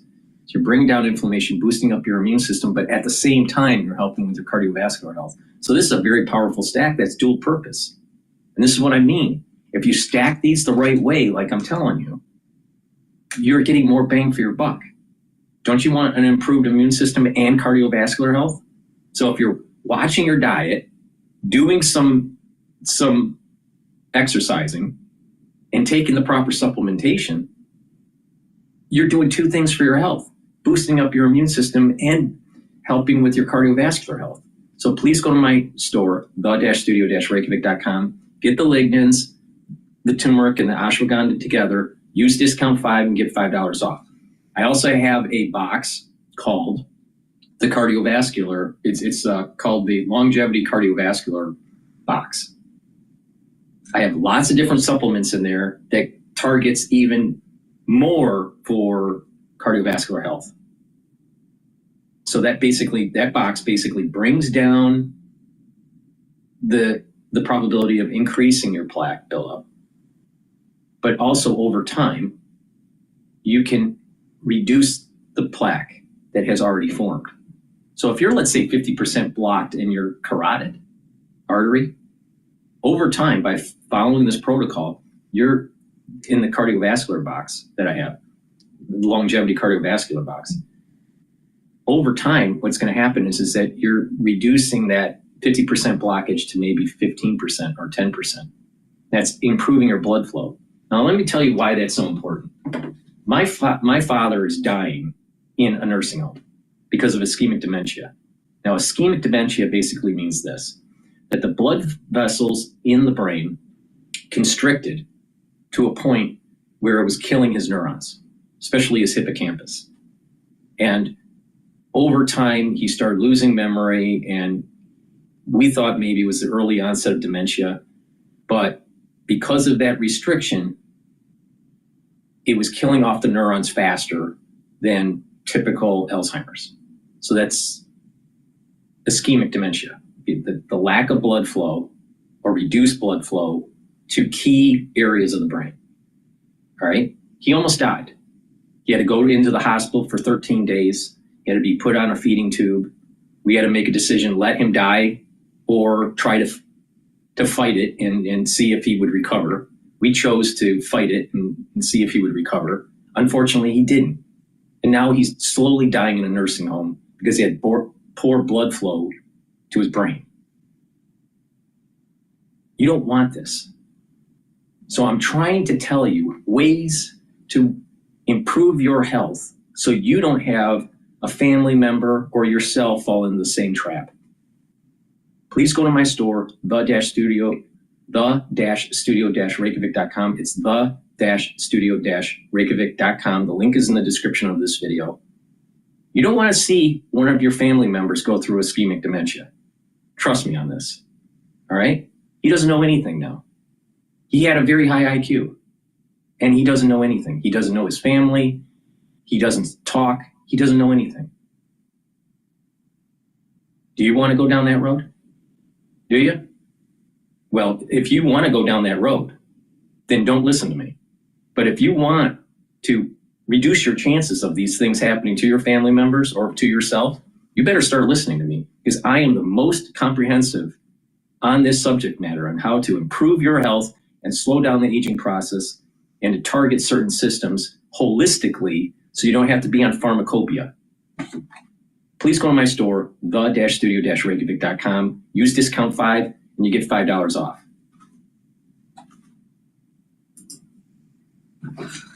Are really tough right now. There's a declining number of prospective students. The birth rate fell off in 2007, 2008, and now those kids are starting to go to college, which is causing some problems for some schools.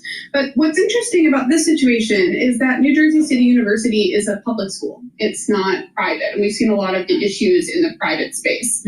But that just shows that some of the economics that are happening across the sector sort of transcend the public-private debate, and this is a way for them to improve their financial situation, and it gives Kane a campus in Jersey City, which is close to New York, and they're excited about that possibility as well. It really feels like we're going to see like a wave of college closures, aren't we? Like in a big, big way, like across the board, like those smaller, independent, insanely expensive schools.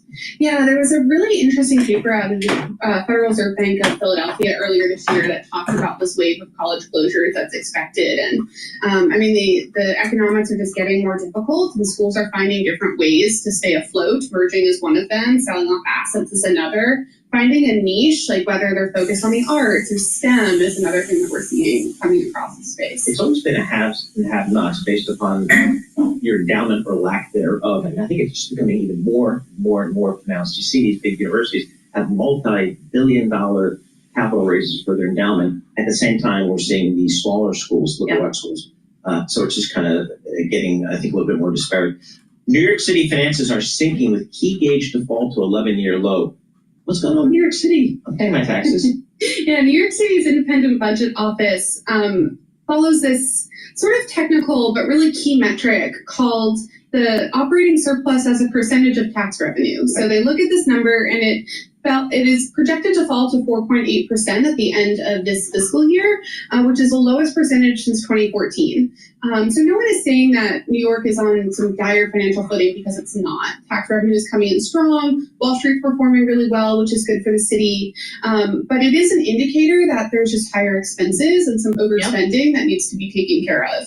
So we're seeing a similar trend actually happening in LA as well. My colleague Max Adler had a story out about LA revenue this week that said that they're estimating revenue to come in about $140 million lower than projected, which is accelerating a budget deficit. So we're starting to see these little pockets of stress happening in cities, and all of this is coming as a backdrop of these cities are expecting less financial aid from the federal government under a new administration. So they're preparing for that and starting to make some tough choices. Okay, so this is like a preventive may not be the best word, but preemptive maybe versus actual. The reality of the situation, when it comes to colleges, they kept on raising their tuition because they knew the student can get a loan.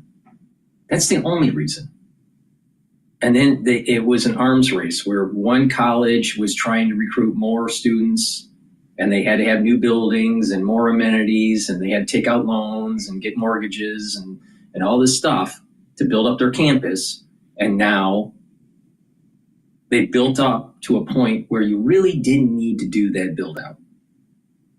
It was based on false foundation of a federal government never ending to just increase the tuition payments, because how it worked was the student would get into that school, the school would keep on raising the tuition, and it was assumed that the government would back the loan.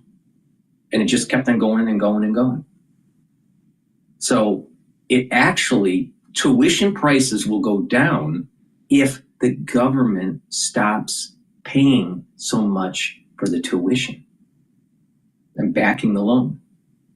Because what will happen is the students will say, well, I can't afford it, so I'm going to go to a cheaper school. There's nothing wrong with that, all right? And then these schools will start to realize that they have to trim down their expenditures and then make tuition more affordable. But there's an adjustment period for that to happen. Some schools will close. Some schools will have to sell off land. Some schools will have to sell off buildings. But the thing is that they have escalated the cost of education, secondary education, because it was so easy to get a student loan. The same thing with law school. The same thing with medical school. Exactly. But let's take a step back to say that these plans are far out. So NASDAQ gave some indication that they don't expect this to actually start happening until the second half of 2026. So this is not even a 2025 story, but specifically for the exchanges. And the reason being, the numbers that we're seeing right now, anything that is trading actively on any of the public exchanges, that data is all going to one feed, and that feed cannot accommodate overnight trading right now. So in order for this to actually move forward in a meaningful way, and for NASDAQ, NYSE, SIBO, any of the exchanges to offer overnight trading, that data feed needs to be updated, and they need to work together to make sure that it can all. All right, this is the way it works. When I was on the trading desk, you get in at 7. That's the bad news. A little early. You're out late the night before with clients. Trading starts at 9:30. Bell goes off at 4 o'clock. 4:15, you're at Farrell's across the street. Sure. Having a couple cocktails. That's the way it's supposed to be. Right. None of this like stay late and trade late kind of thing. Right. So, okay, great point. So why do they want to even do this? So they are saying that the demand for U.S. stocks that they see, particularly abroad, is enough to start offering this to their clients. But when you talk about the actual demand and who it is that's actually behind these trades, a lot of it is coming from retail investors. It's not the big institutional block trades that are coming through at 4 in the morning. The block trades are going to be through the intraday or even after 2 o'clock, or sometimes at 2 to 3. Have some flexibility if you have an office that's in Asia. I think what's going to happen is that the staffing is what's going to change. So you might not have the trader in New York that has to stay much past 4 o'clock like they normally do, but you might have to hire another trader in Asia. Maybe you're hiring a team in Europe to accommodate for the earlier hours in the US. There's ways to do this that doesn't mean those of us in the US and particularly in New York are going to have to stay late or wake up earlier. Wow. Okay, that's fine. But the funds, they don't do this trading though, right? It's like big funds like the CTAs, the vol controlled funds, like they wouldn't trade overnight. Right now, they can't, but would they? Because usually they just trade in the cash market. That is the big question. So that would be something. Once NASDAQ and NYSE and all them start to offer this, the question is who's going to take the advantage per se? Who's going to actually be the ones that are trading overnight? And who's it first? Because one person starts and they all have to go, right? Right. And really, what is there's a lot of speculation that the retail trades that are being made, there's not enough liquidity, so therefore the experience, the price that they're actually getting, the execution quality suffers because of that. But if there's more trading that happens, that could start to improve the quality, and thus there might be even more trading that starts to happen because of that. Would this mean like no closing bell at 4 o'clock? That's something that the industry needs to decide on. Right. Because think about it, if there's no opening or closing bell, you need to actually decide at what point are we into the next trading How day. is Bitcoin doing? Tiny brain blown. I don't know how Bitcoin. It's a different market structure, but it's funny. I saw a lot of posts on X today from the crypto community saying, "Oh, nice of you to join us, equity exchanges. We've been doing this, and come along. The water is warm." I don't know. All right, we'll see. We'll see. It's progress. You can't stand in the way of progress, Al. Says the guy who doesn't have to do it anymore in the same way. All right, thanks so much, Catherine. Really appreciate Catherine Doherty, Bloomberg finance reporter, joining us. The NASDAQ joining. The reality of the situation for NASDAQ or all the equity markets going 24 hours doesn't matter, because just look at what's going on with the currency markets. All right, it's 24 hour. And not only that, there's actually a benefit.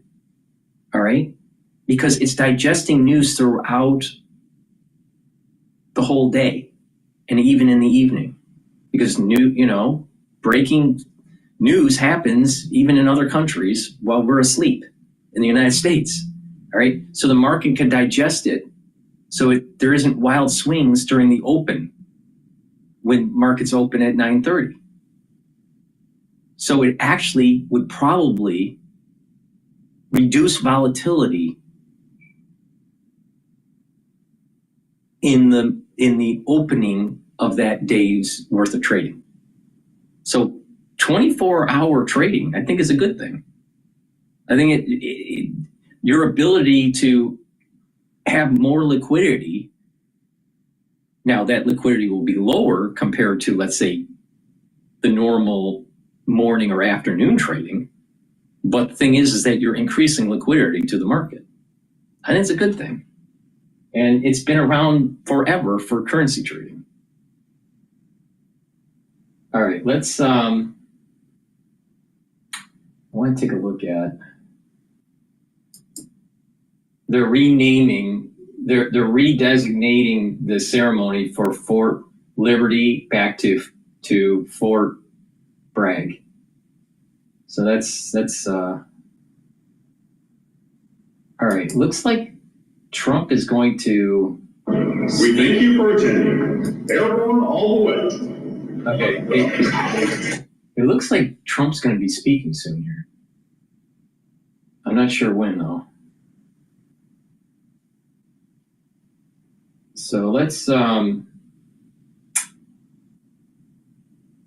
take a look at CNA while we're waiting for Trump to speak. Sensitive issue, so Taiwan will still react in some way. What has the reaction been like from Taiwan to these comments? Yeah, so far, the official reactions from the Foreign Ministry and as well as the Mainland Affairs Office, they both issued a statement saying that Taiwan is an independent sovereignty and that Taiwan is not part of China. And the PRC, because PRC and the ROC are not subordinate to each other. For China to say those things, it's actually stifled Taiwan's sovereignty, and this is going to heighten cross-strait tensions, and it's not helping with the cross-strait relations.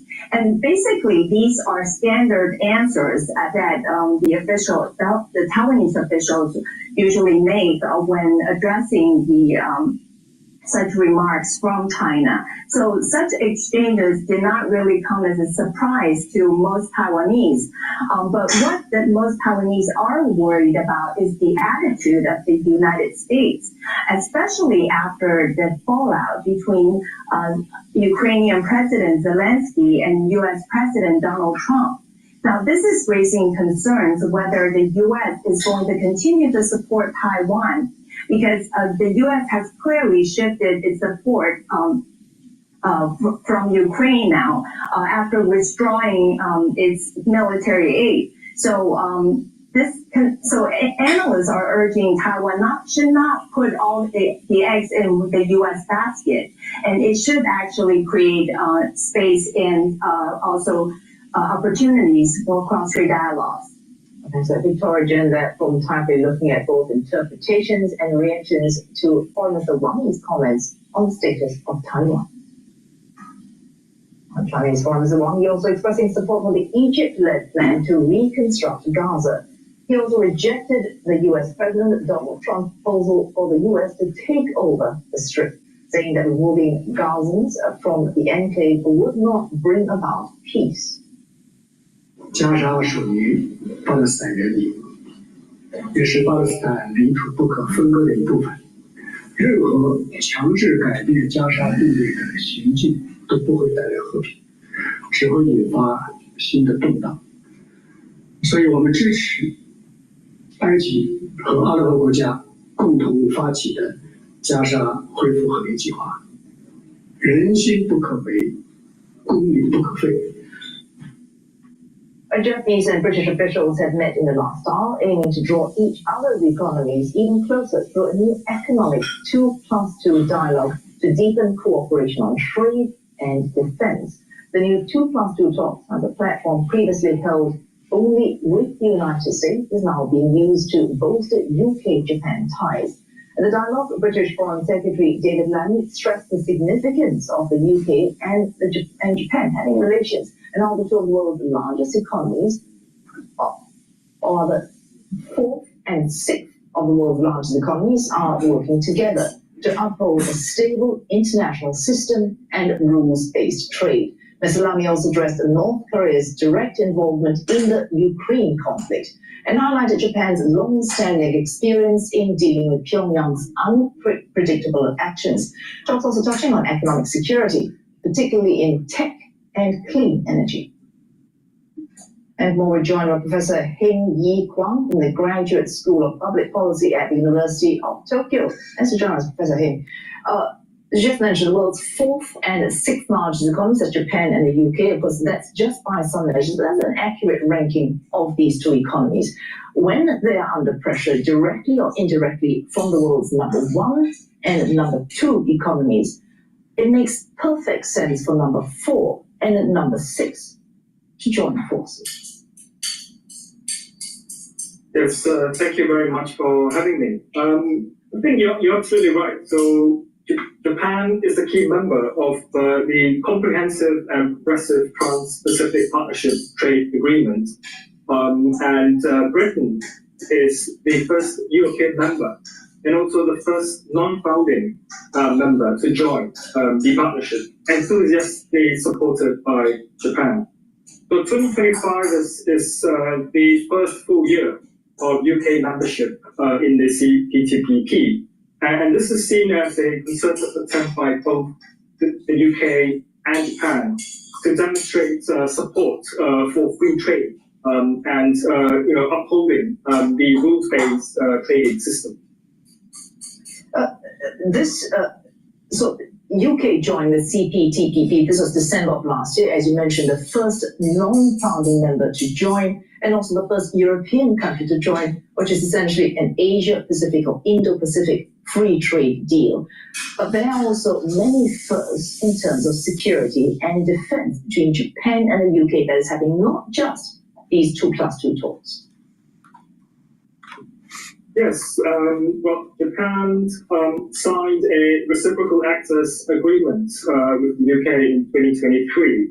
And this is the first agreement Japan has signed with a European country, and only the second agreement after Australia. So as you mentioned, there are several firsts in terms of the defense cooperation as well. So in 2016, for example, the Royal Air Force became the first non-US Air Force to train in Japanese airspace. In terms of land exercises, the British Army also has become the first non-US military force to train on Japanese territory as well. And in fact, until last December, Britain was the only European country to hold an annual bilateral ground exercise on Japanese territory. And I might add also that Japan's collaboration with the UK and Italy on the GCAP, Global Combat Aircraft Program, that's also a first in terms of a major defense industrial project that Japan has participated in with a non-US partner. So there are a series of quite significant firsts that Japan has achieved with the UK in terms of defense cooperation. All right, these talks, plenty of first-time things happening, but they are in fact a progression, a culmination of many changes happening internationally and domestically in the last decade. If you could very succinctly lay out these points so that we can look ahead to see whether this alignment now might actually continue. Yes, so all these achievements in UK-Japan relationship, do not appear out of nowhere. And in fact, you can trace it back, say, a decade or so in terms of how Japan and Britain have slowly laid the groundwork to where they have come to today. So the alignment between the two countries perhaps was not so tight in, say, 2010s, especially under the David Cameron administration in the UK, which at that point in time was still, quite optimistic about the rise of China, and there was talk about the so-called golden era in terms of UK-China relations. So it was only, I think, after Brexit and the new British Prime Minister came in, Theresa May, And she started thinking a bit more about, maritime security issues, and Britain started thinking more about engaging more with partners in the Indo-Pacific. And this increasingly aligns with then Japanese Prime Minister Abe Shinzo's focus also on maritime security. So around that point in time, I think we started seeing this convergence or alignments in terms of how both countries, think about the strategic environment, security defense cooperation, and also growing concerns over Chinese assertiveness. Professor Heng, in a way, the fact that I think we mentioned in the course of this conversation is the first time we're seeing a dialogue like this for Japan that is outside of the United States, or not with the United States, rather. And this global combat air program you mentioned is a fighter jet development program involving the UK, Japan, and Italy. This is also the first time that Japan is collaborating on a defense industrial, a large-scale collaboration, again with another country that is not the United States, the first time since the end of the Second World War. This might, given that Donald Trump is concerned with bringing business and trade and manufacture back to the United States, this might excite the US leader to say, might you not think of reallocating the resources not for GCAT, but towards America? So this is one stumbling block for Japan and the UK continuing on this very close path of close partnership. Yes, absolutely. So I'd say that Japan and the UK are at a sweet spot in terms of the relationships with one another bilaterally. But as you mentioned, with the GCAP program, well, to be fair, President Trump hasn't said anything explicitly about the GCAP program, although there are some comments coming out from his special envoy to Italy, for example, who suggested that maybe the US might actually want to join GCAP. We never know if this is actually President Trump's thinking on this issue, and there are concerns on the opposite end as well. So I've heard people expressing worries that President Trump might in fact demand Japan buy more US defense kit, but rather than engaging in this GCAP program.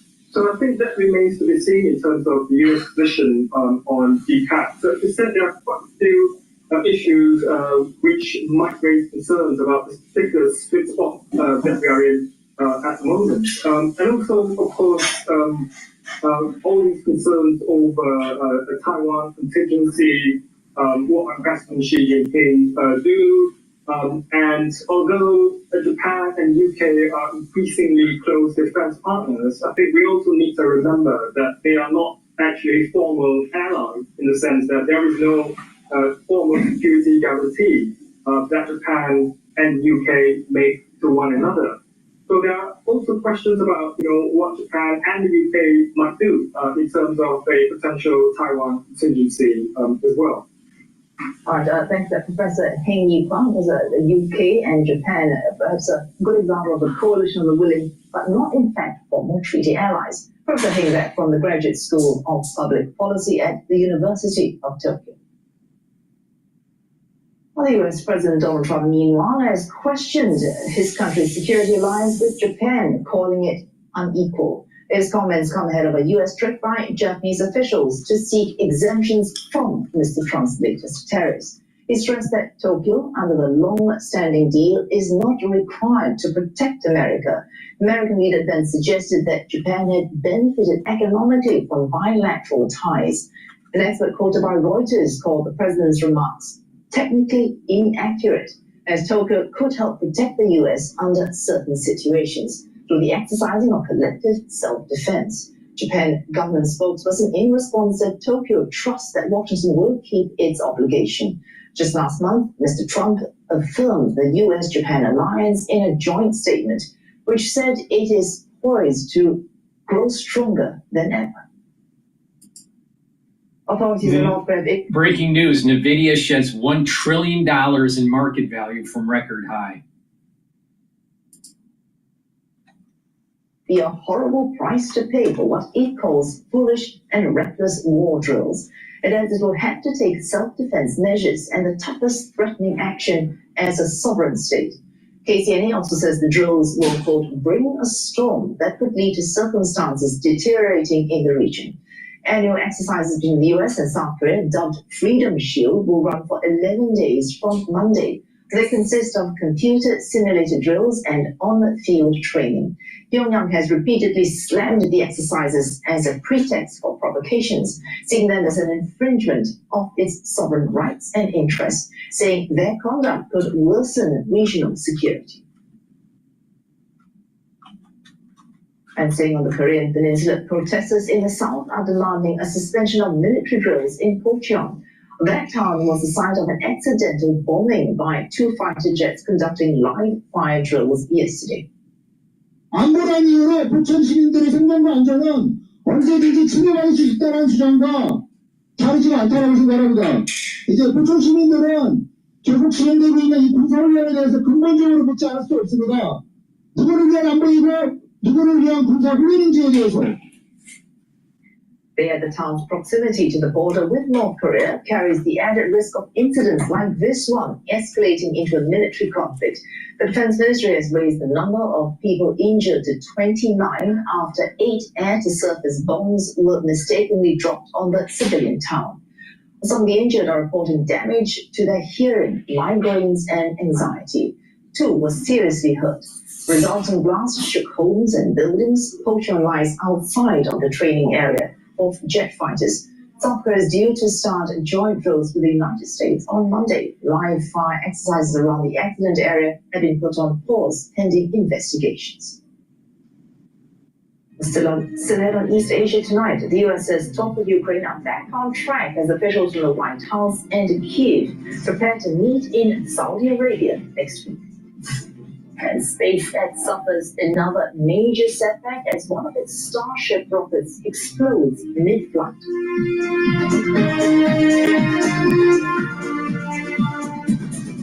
This small boat is trying to pull the whole floating bomb and it's pretty stuck in. It just ended in battery so much, but pretty much like stationary and it just there's no backup. Saturday on Japan Hour. 中国はふるさと納税制度の活用を開始いたしました。これ以上の原資はカナダ以来、物価高が積み寄る影響というところは家計にも。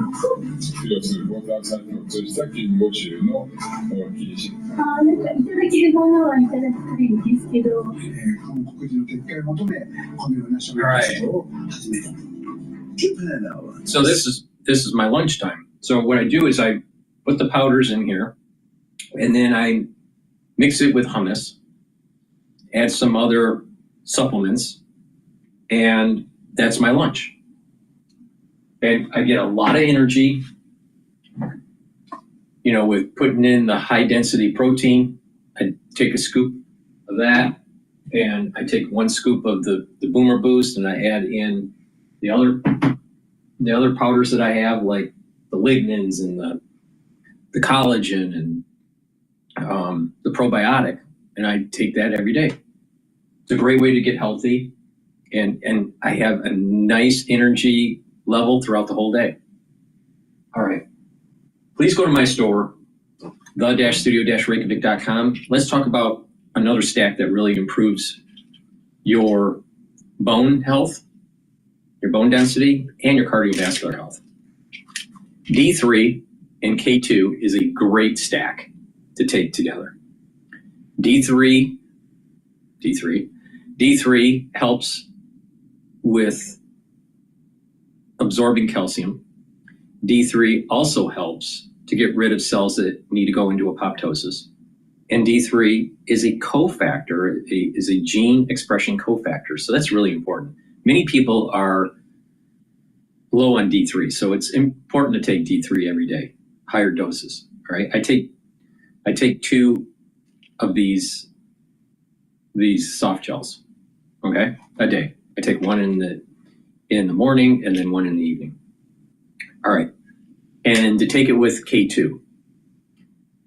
Now, when you do that, what's going to happen is that for your cardiovascular health, you're reducing the plaque depositing of calcium. You're pulling that out, and you're reducing the amount that's being deposited in the plaque area. But not just that, if you're doing resistance training and you're taking calcium supplements, I drink milk to get my calcium, but some people take calcium supplements. And doing resistance training, you're creating that signal to build more bone matrix. So you're signaling your osteoblasts, those are the cells that actually build bone matrix, to proliferate and to deposit bone. Now, like I said earlier in the transmission, you also want certain types of exercises, like doing, flexing your calves and lifting up your body with your toes and then coming back down on your heel. When you do that, you're creating a vibration. So vibration exercises will also help stimulate bone matrix, stimulate the creation of bone matrix. So jump roping does well, hopping, doing running, where you're running will help.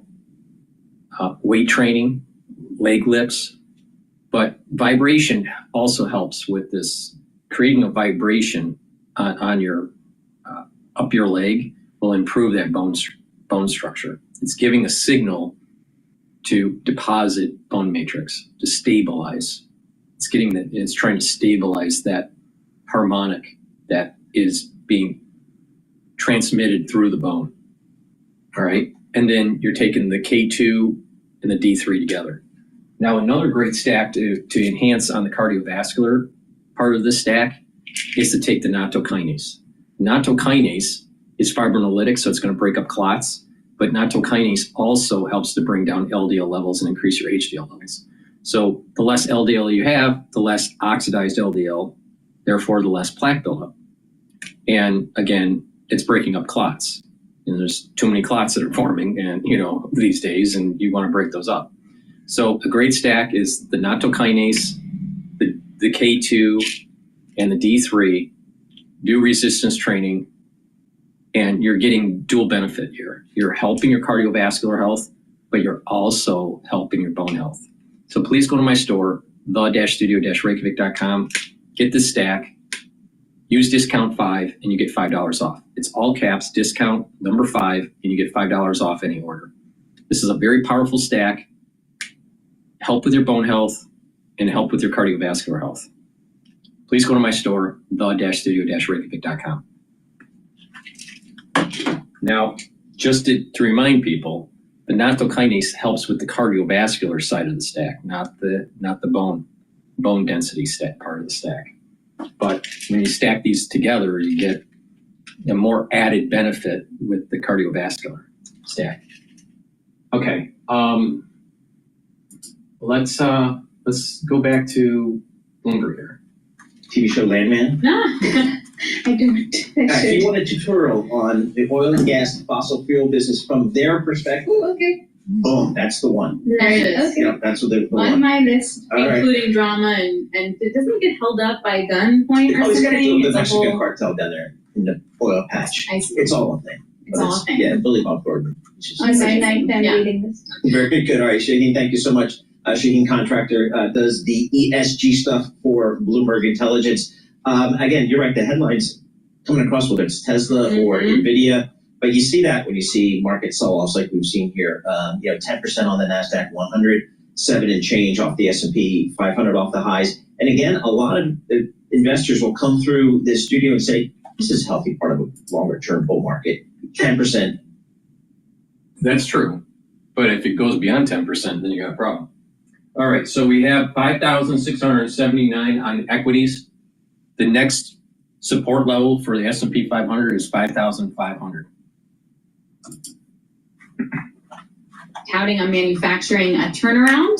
He said he's going to sign an executive order related to student loans. We will bring this to you on Bloomberg Radio as it winds up playing out. Lots to digest this week. It was a very busy week for the markets, and you're looking at the S&P now down 3% on the year. Nasdaq off by over 7% for the year. The move really going into the Treasury market at this point. That wraps it up for Paul and myself. Have a good weekend, guys. Balance of Power with Joe Matthews up next after this global news update.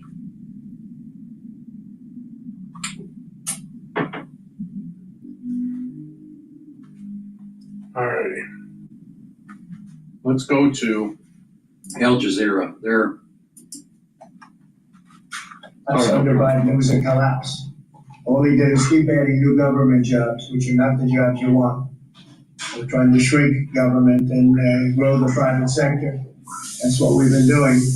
Under the final 2 years of Biden, 1 in every 4 jobs created in America was a government job. That's a tremendous percentage.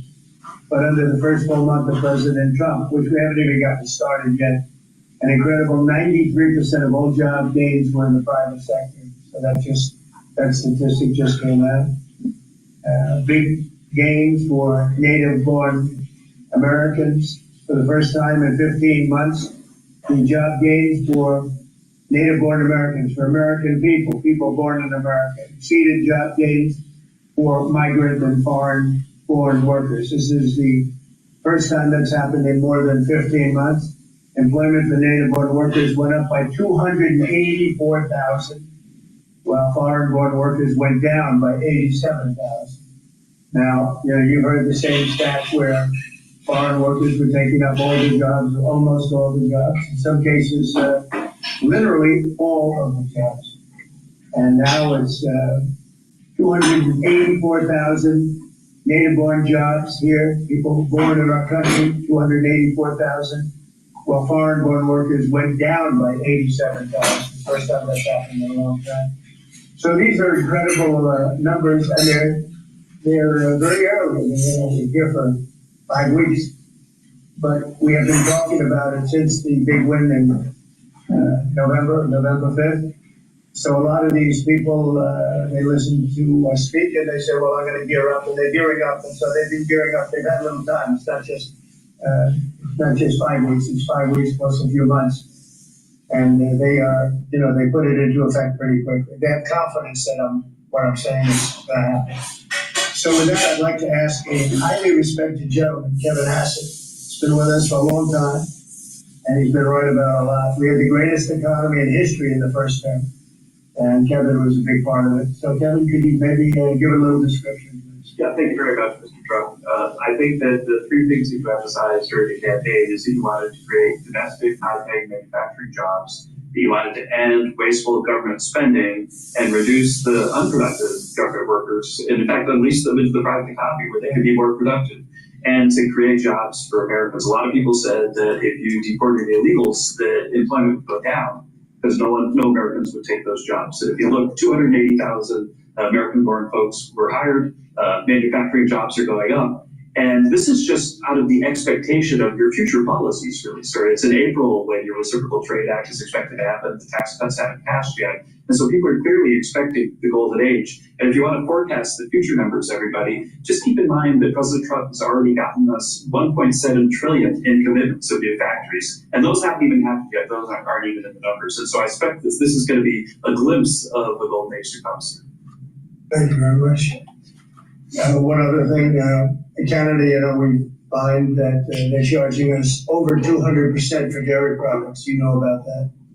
And when I left, we had that well taken care of, but under Biden, they just kept raising it. Very difficult to deal with, the Canadian representatives. 250% for dairy products, tariff. So where do you hear that? You don't hear that. They have a tremendously high tariff. Give you the exact numbers in a little while coming out on lumber. So they sell us lumber. They have a tremendous, they make it impossible for us to sell lumber or dairy products into Canada. But our numbers are a tiny fraction of that, almost non-existent. And what we're doing is freeing up our forests from the environmental nonsense that they put on them, where you can't cut down a tree. And we have to cut down trees in order to build the firewalls. And those trees are sold, but we're freeing it up on an emergency Did they sing basis some lyrics in Swahili? because Canada has been ripping us off for years on tariffs for lumber and for dairy products. 250%. Nobody ever talks about that. 250% tariff, which is taking advantage of our farmers. So that's not going to happen anymore. They'll be met with the exact same tariff unless they drop it, and that's what reciprocal means. And we may do it as early as today, or we'll wait till Monday or Tuesday. But that's what we're going to do. We're going to charge the same thing. It's not fair. It never has been fair. And they've treated our farmers badly. Look, our country's been ripped off by everybody. That stops now.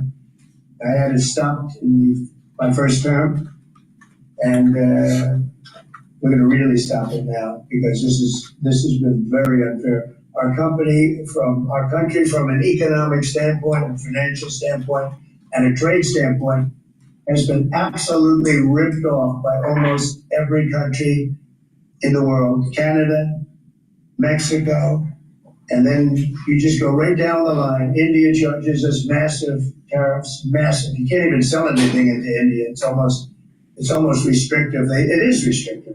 We do very little business inside. They've agreed, by the way, they want to cut their tariffs way down now because somebody's finally exposing them for what they've done. Same thing with China, same thing with a lot of other countries. And the EU has been a terrible abuser of this country. I mean, the EU was formulated in order to take advantage of the United States, and they have taken it, but they're not taking advantage well, I'm sure. So sometimes you'll hear some negative things. It's always from outside countries. America will be very strong. And, if I'm a foreign country, they're going to do fine, but they can't do like they used to do because we're going to bring back our business into this country. We need it from a job standpoint. We need it from even just a psychological standpoint. Think of it, 90,000 factories are gone since the beginning of NAFTA.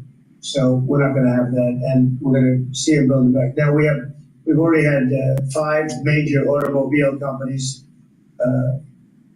First time you've heard this in a long time, since my first term, actually, where we were really rocking and rolling, and then Biden came in and he stopped everything. Like such a stupid thing to do, not even a believable thing. But we have many auto plants now coming in. We have big chip plants. We're the biggest chip company in the world, most powerful, probably one of the most powerful companies in the world. Wouldn't you say, Kevin? And he's coming in and they're building one of the largest chip plants in the world. That'll be done in Arizona, mostly in Arizona. And that'll give us a big percentage. At one plant will give us a big percentage of the chip market, something we have very little of. We used to have Intel, and Intel was run by a man named Andy Grove. And Andy Grove was a tough, smart guy. I used to read about him when I was a young man, and he did an incredible job. He really dominated the chip business. And then he died, and I guess they had a series of people that didn't know what the hell they were doing, and we gradually lost the chip business, and now it's almost exclusively in Taiwan. They stole it from us. They took it from us, and I don't blame them. I give them credit. I blame the people that were sitting in the seat because they allowed it to happen. You could have protected that so easily. So we had the chip business, and now it's all in Taiwan. Almost exclusively, a little bit in South Korea, but mostly in Taiwan. And it's very important. Everything you do, everything you touch is now about chips. Like the brake of a car, the cars have chips all over the place. I was reading an article the other day where they talk about the brakes of a car are loaded up with chips. Who would think that a brake has a chip in it?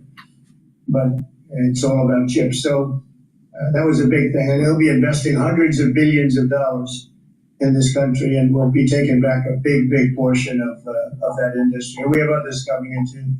But a lot of car manufacturers are coming in, and they're coming in fast. So one of the reasons you see these numbers, and again, Kevin said it, and I said it a little bit, but the fact that they know I won the election, so after I was president-elect, they assumed that I was going to do what I said, because I do what I said. And so these numbers really reflect a lot of things that took place since November 5th. Right? So Kevin, thank you very much. Great job. Any questions? How concerned are you that the large-scale federal government layoffs will weaken the labor market? How concerned are you? The large-scale fentanyl what? The federal government layoffs will impact the labor market, will weaken the labor market. Oh.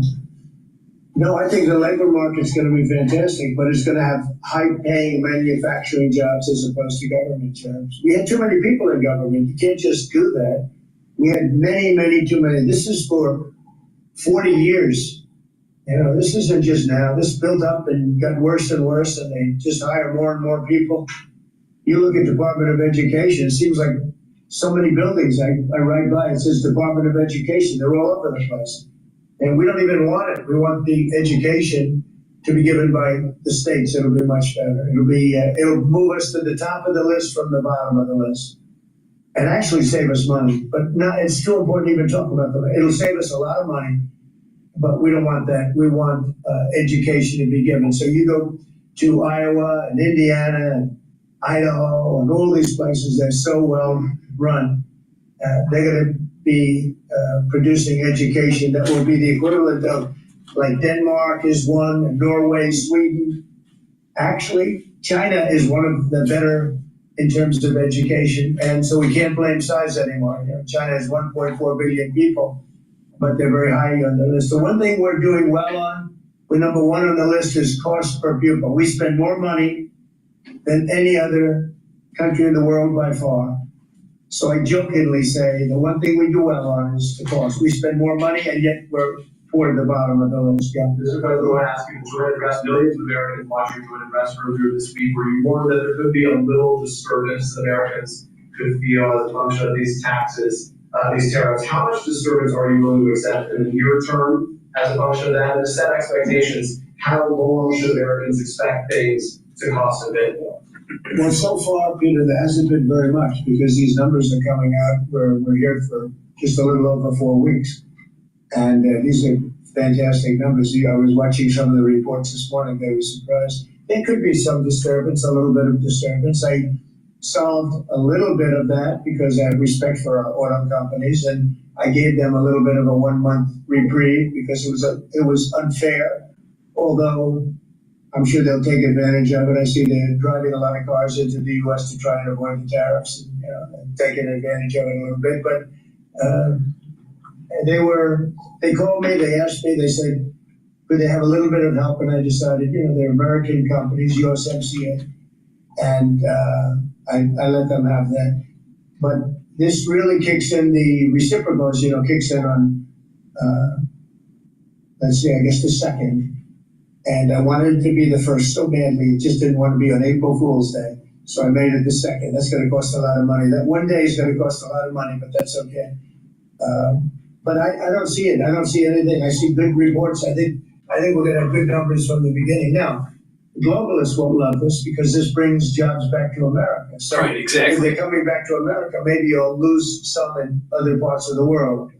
But the other parts of the world have done very well, and they'll continue to do very well. But I think the United States is going to be doing record business. We'll bring a lot of those 90,000 factories that have been lost over the last number of years. It's been, it's hard to believe. 90,000, think of what 90,000 is. 90,000 plants and factories are gone. We're going to bring back many of those plants and factories. One day the tariffs are on, the next day they're off. Right now, the markets, as you know well, prefer stability. Are you done going forward with the pauses and the carve-outs? Is that it for those? There'll always be changes and adjustments, and you can't just. I could have, for instance, told the American car companies, "No, I'm not going to give you anything," and then you wouldn't have had to say, "Well, they're getting a little extra." It's just a little bit of a 1 month reprieve. They're very happy about what's happening. They won't have to go across borders, and you see the zigzagging. You have a fender made in Canada, you have something else made in Mexico. We don't want that. We want it made here. But there'll always be some modifications. I mean, if you have a wall in front of you, sometimes you have to go around the wall instead of through it. But I think very little. On occasion, if we can do something, we want to help companies. We want to help companies create jobs. So I could have left that, and you wouldn't have had a minor change.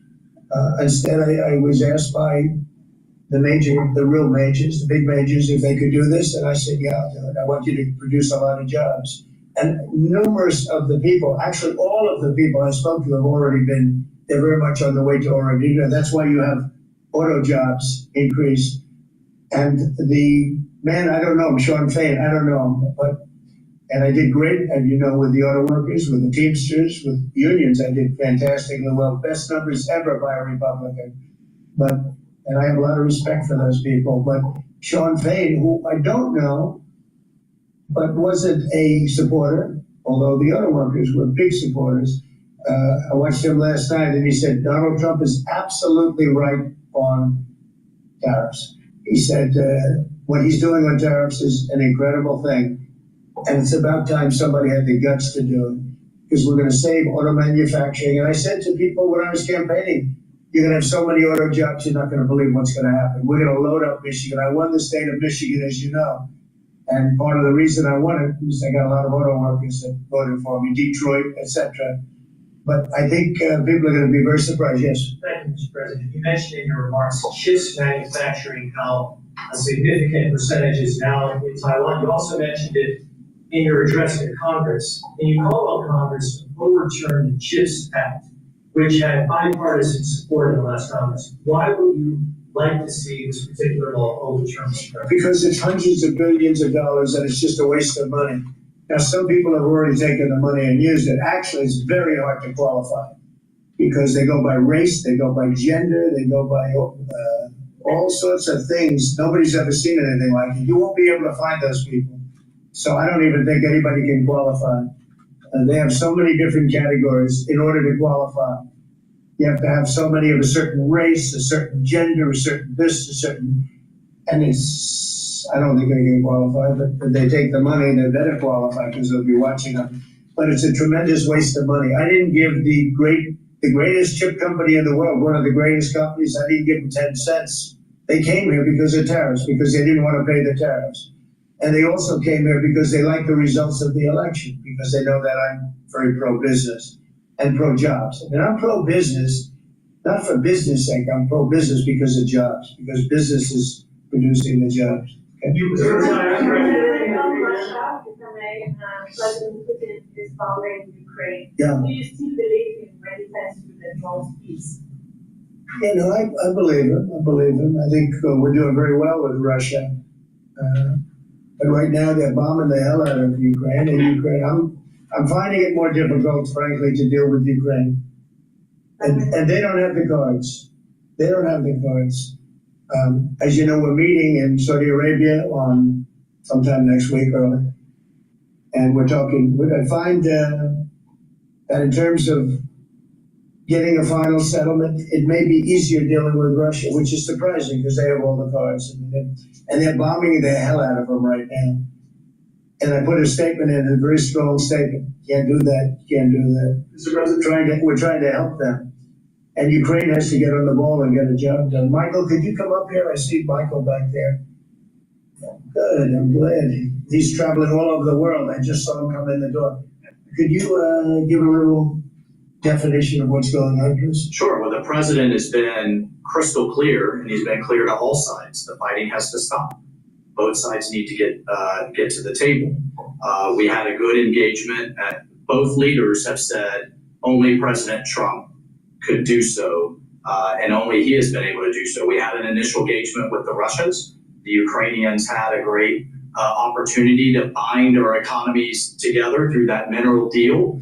Unfortunately, that didn't go so well, but we think we're going to get things back on track. Secretary Rubio, myself, and the Ukrainian delegation will be meeting in Saudi Arabia next week to get these talks back on track, get the ceasefire in place, and drive peace home. Under President Trump's leadership. I think both parties want to settle. I think if I wasn't president, this war would have had no chance of settlement, zero chance. But I think we're going to get it settled and stopped. We got to stop. They're losing on average 2,000 soldiers a week. That's a lot of soldiers. Do you agree, Peter? It's a lot of soldiers on both sides. I agree. Do you, Mr. President, think that Vladimir Putin is taking advantage of the U.S. pause right now on intelligence and military aid to Ukraine? No, I actually think he's doing what anybody else would do. I think he wants to get it stopped and settled, and I think he's hitting them harder than he's been hitting them. And I think probably anybody in that position would be doing that right now. He wants to get it ended, and I think Ukraine wants to get it ended, but I don't see it's crazy. They're taking tremendous punishment. I don't quite get it, but I suspect, Michael, he probably wants to get it ended.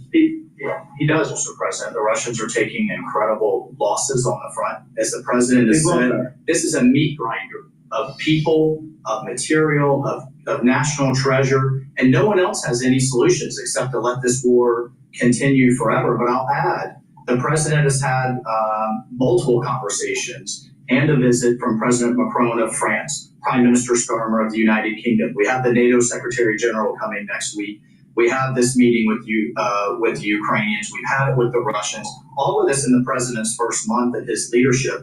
We will engage in the shuttle diplomacy, and we will continue to use his leadership and what leverage we have to get both sides to the peace table. It's not going to be easy, but President Trump. This war should have never happened. It would have never happened if I were president, but it did happen. So a lot of other things shouldn't have happened too. We shouldn't have 21 million people pouring into our country through open borders, many of whom are criminals, very bad criminals, including murderers, thousands of murderers. Many killed, far more than one person, and they're roaming our streets. But Tom Holman and Kristi Noem are doing an incredible job, and we're getting them out of here.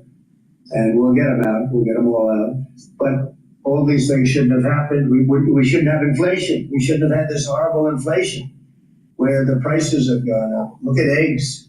So we're doing a good job. We're doing a good job. Mr. President, in regards to the pause on military assistance to Ukraine, you put out on your social media post today that Russia is pounding Ukraine. That's right. Why not provide Ukraine with air defenses? And what happens, Mr. President, when Ukraine runs out of? Well, because that's a good question.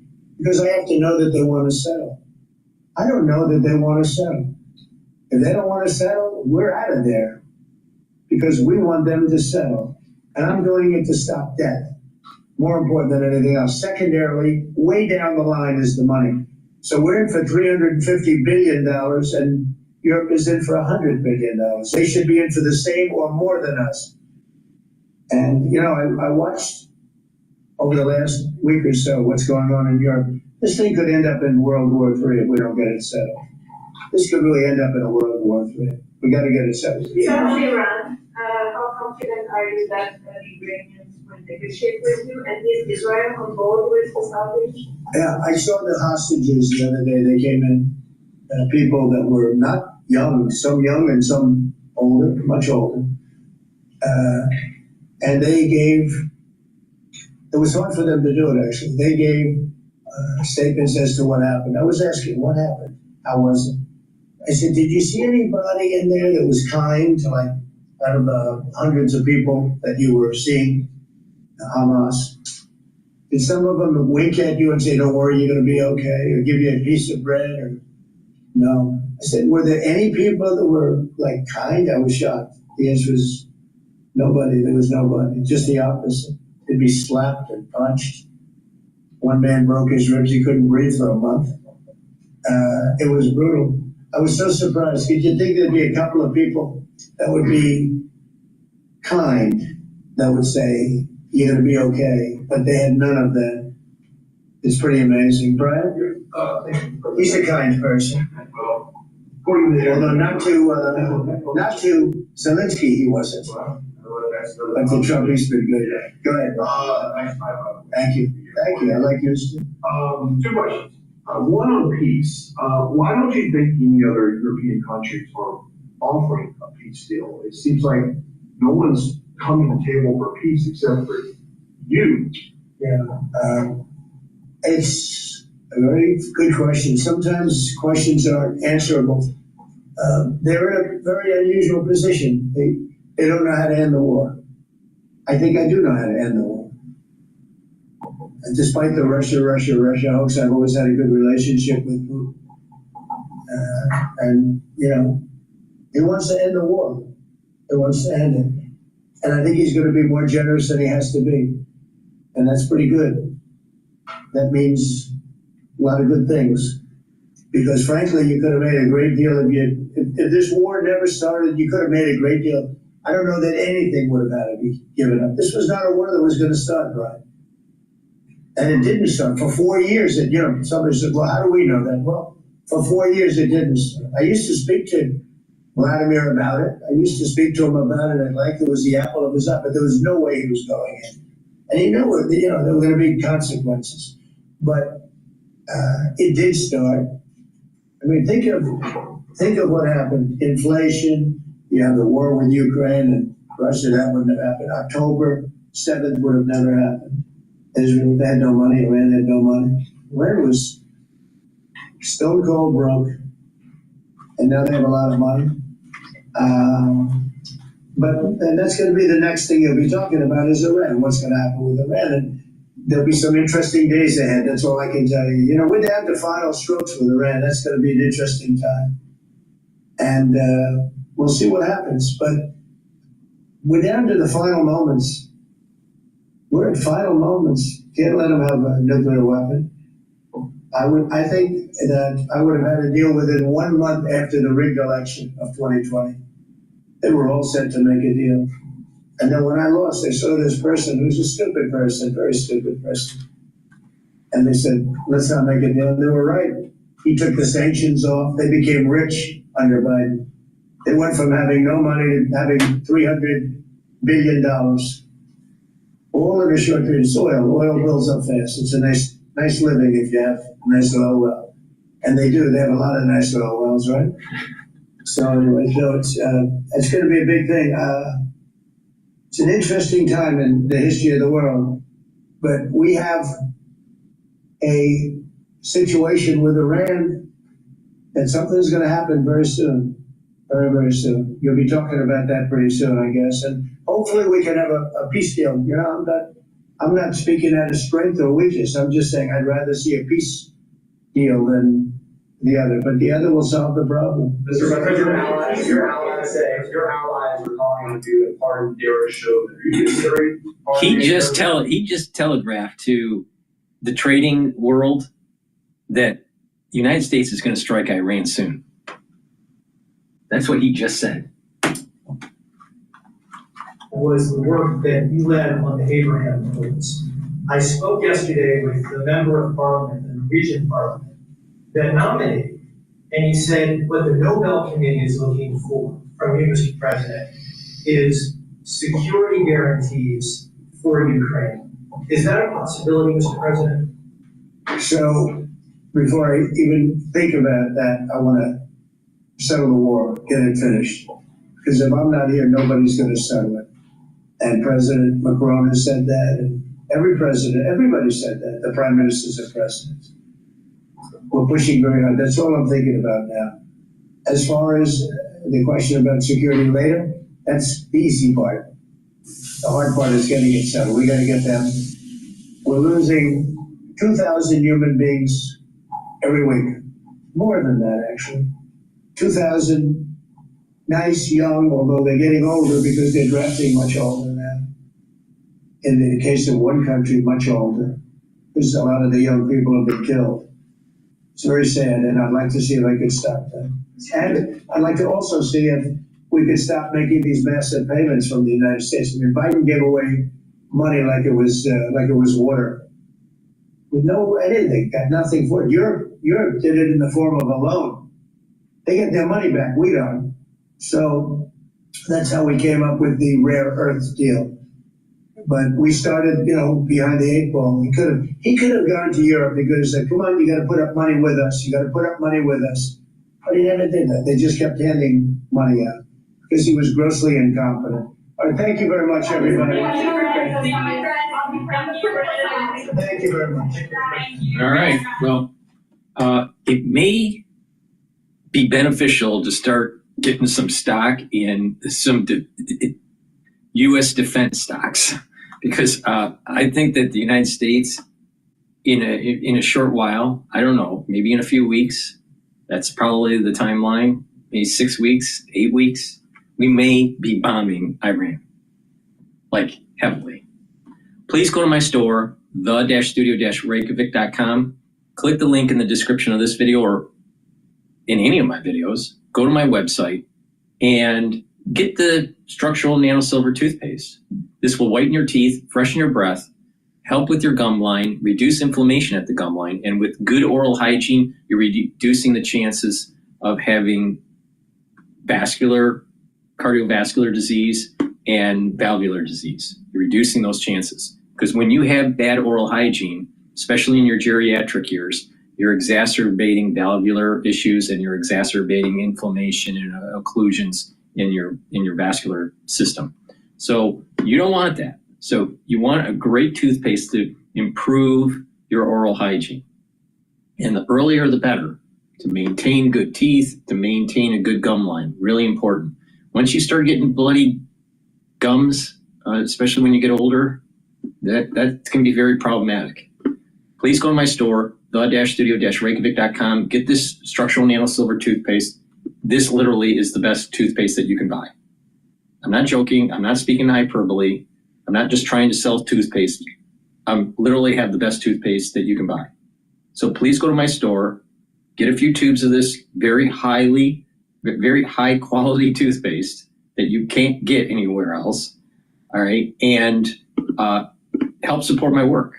I want you to be taking this to improve your health. All right. And it's a lot better than that crap that, other big corporations create. This has no fluoride in it. You know why? Because fluoride makes you stupid. So please go to my store, the-studio-reykjavik.com. Help support my work in this simulcasting that I'm doing, going over the market. We're live streaming on YouTube. We're live streaming on Rumble. We're live streaming on my website. We're doing simulcast on X Spaces. For the ones that are listening on X Spaces, thank you very much. Please go to my store, buy the products, help support the work, and it's a win-win situation. It also supports your health. Another great way to help with your cardiovascular health is to take omega-3. Omega-3 will prevent red blood cells from oversticking, so it's going to reduce clot formation. And omega-3 will bring down LDL levels and increase your HDL levels. That's really important because it's bringing down bad cholesterol and increasing your good cholesterol. So your total cholesterol is improved. And when you improve your total cholesterol, you have less chances of LDL oxidizing, causing plaque. And omega-3 will bring down systemic inflammation. That's really important for your vascular system. So take omega-3 every day to improve your cardiovascular health. And this stacks really well with like natto kinase, olive leaf extract. So please go to my store, use discount 5, you get $5 off. It's all caps, discount the number 5, you get $5 off any order. All righty.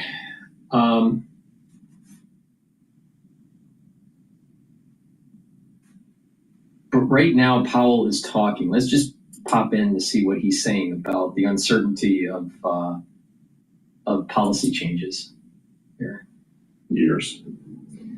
We continue to carefully monitor a variety of indicators of household and business spending. Turning to the labor market, many indicators show that the labor market is solid and broadly in balance. The jobs report released this morning showed employers added 151,000 jobs to payrolls in February, and the unemployment rate ticked up 0.1% to 4.1% last month. Smoothing over the month-to-month volatility since September, employers have added a solid 200,000 jobs a month on average. The unemployment rate remains low and is held in a narrow range between 3.9% and 4.2% over the past year. The jobs to workers gap has narrowed and the quits rate has moved below pre-pandemic levels. Wages are growing faster than inflation and at a more sustainable pace than earlier in the pandemic recovery. With wage growth moderating and labor supply and demand having moved into better balance, the labor market is not a significant source of inflationary pressure. For inflation has come down a long way from its mid-2022 peak above 7%, without a sharp increase in unemployment. A historically unusual and most welcome outcome. While progress in reducing inflation has been broad-based, recent readings remain somewhat above our 2% objective. The path to sustainably returning inflation to our target has been bumpy, and we expect that to continue. We see ongoing progress in categories that remain elevated, such as housing services and the market-based components of non-housing services. Inflation can be volatile month to month, and we do not overreact to 1 or 2 readings that are higher or lower than anticipated. Data released last week show that total PCE prices rose 2.5% over the 12 months ending in January, and that core PCE rose 2.6%. We pay close attention to a broad range of measures of inflation expectations, and some near-term measures have recently moved up. We see this in both market and survey-based measures, and survey respondents, both consumers and businesses, are mentioning tariffs as a driving factor. Beyond the next year or so, however, most measures of longer-term expectations remain stable and consistent with our 2% inflation goal. Looking ahead, the new administration is in the process of implementing significant policy changes in 4 distinct areas: trade, immigration, fiscal policy, and regulation. It is the net effect of these policy changes that will matter for the economy and for the path of monetary policy. While there have been recent developments in some of these areas, especially trade policy, uncertainty around the changes and their likely effects remains high. As we parse the incoming information, we are focused on separating the signal from the noise as the outlook evolves. We do not need to be in a hurry, and we are well positioned to wait for greater clarity.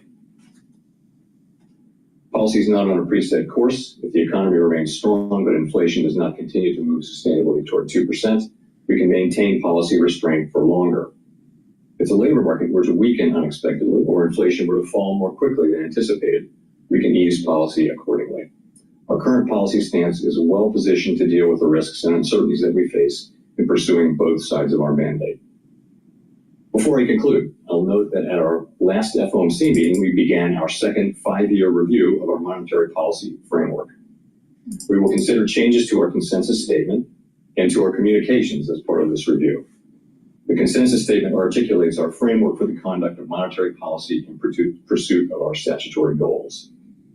We will consider the lessons of the past 5 years and adapt our approach where appropriate to best serve the American people to whom we are accountable. The 2% longer run inflation goal will be retained and is not the focus of the review. This public review will be familiar to those who followed our process 5 years ago. We will hold outreach events around the country involving a range of parties, including Fed Listens events. We're open to new ideas and critical feedback. We will host a research conference in Washington in May. Our intent is to wrap up the review by late summer. Thank you very much. I look forward to your questions. Anyway.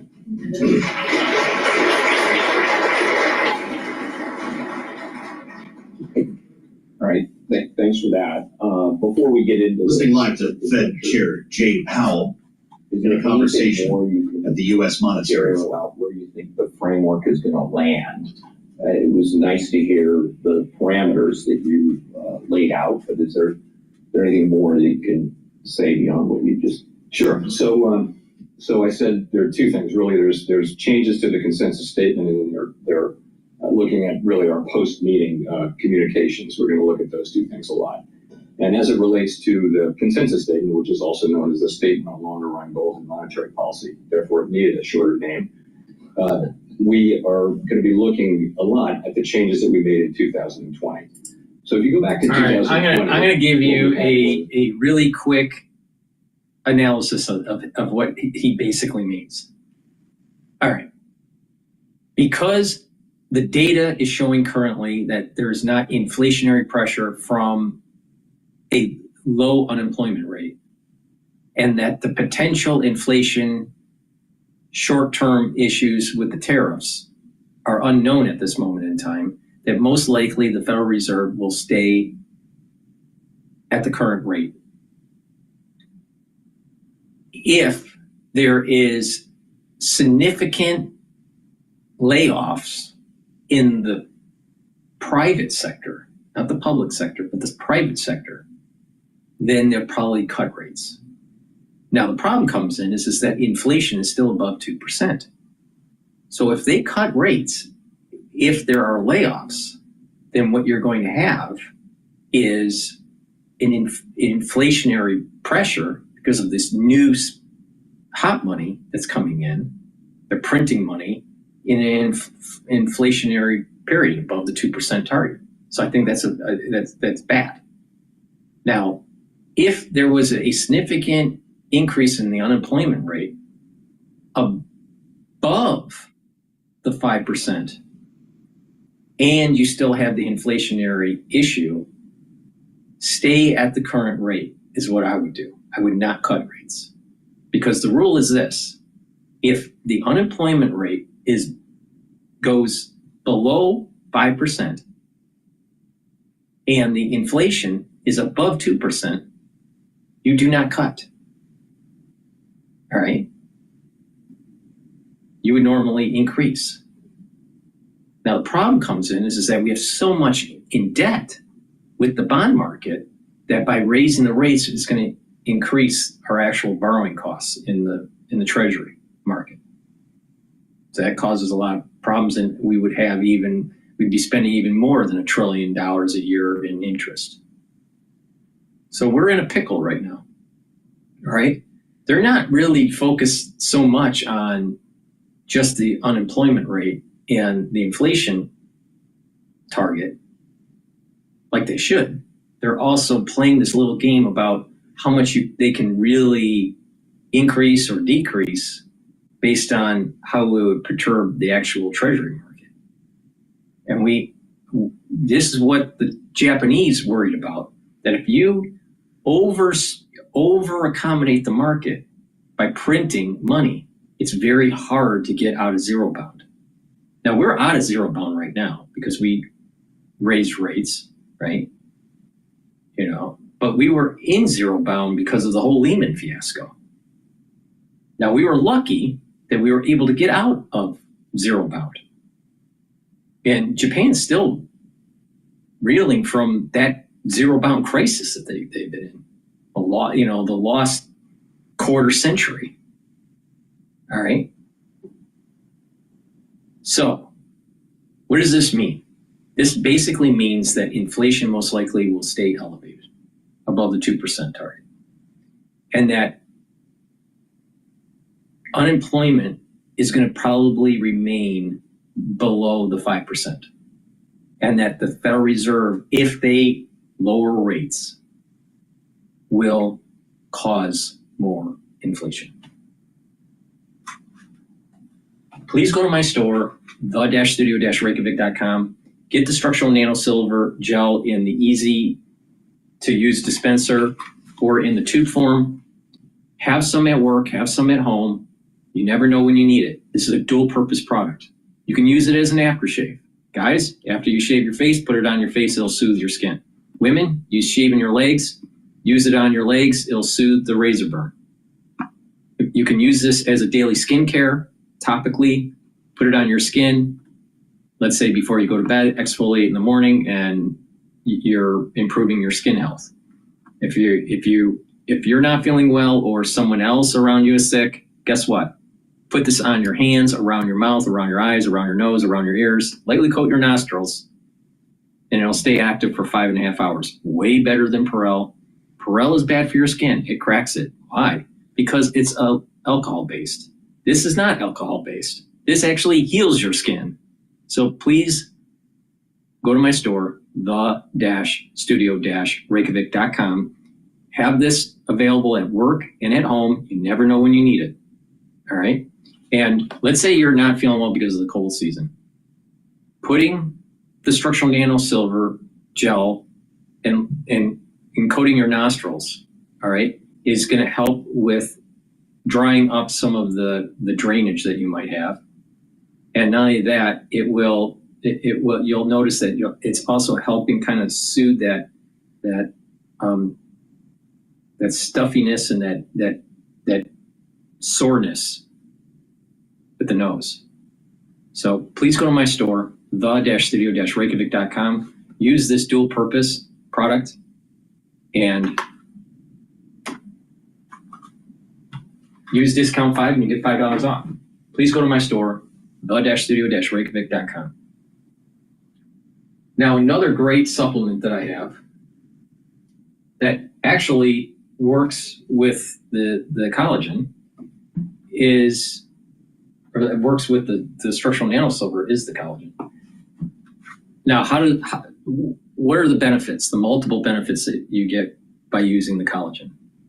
This is an amino acid powder, all right? the collagen has an amino acid profile shown on the screen here. You can read the label on my website. This collagen will help with your joints, so it's going to improve the cartilage and the tendons and the ligaments, all right? But also your bones. It'll help with your bones. It'll help with your musculature. And it will also help with your skin, hair, and nails.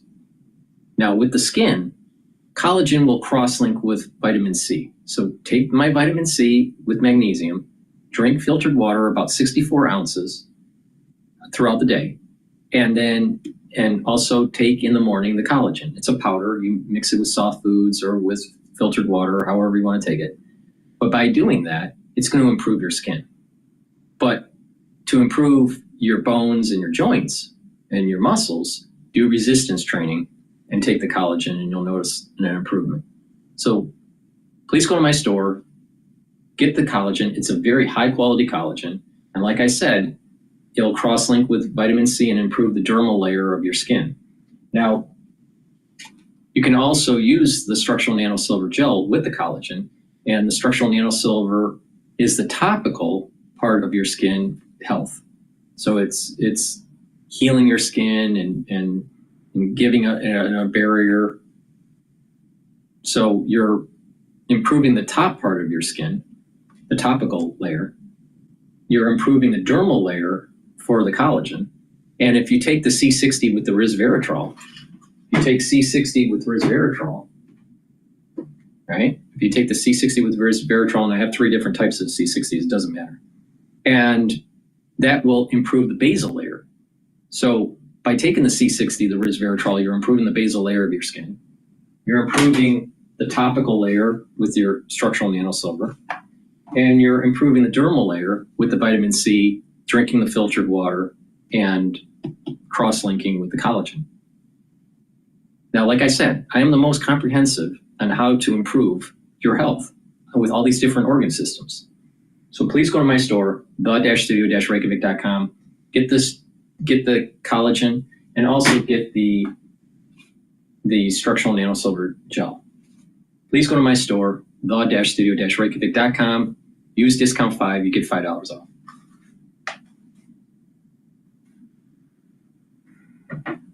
All right, let's go to France 24 here.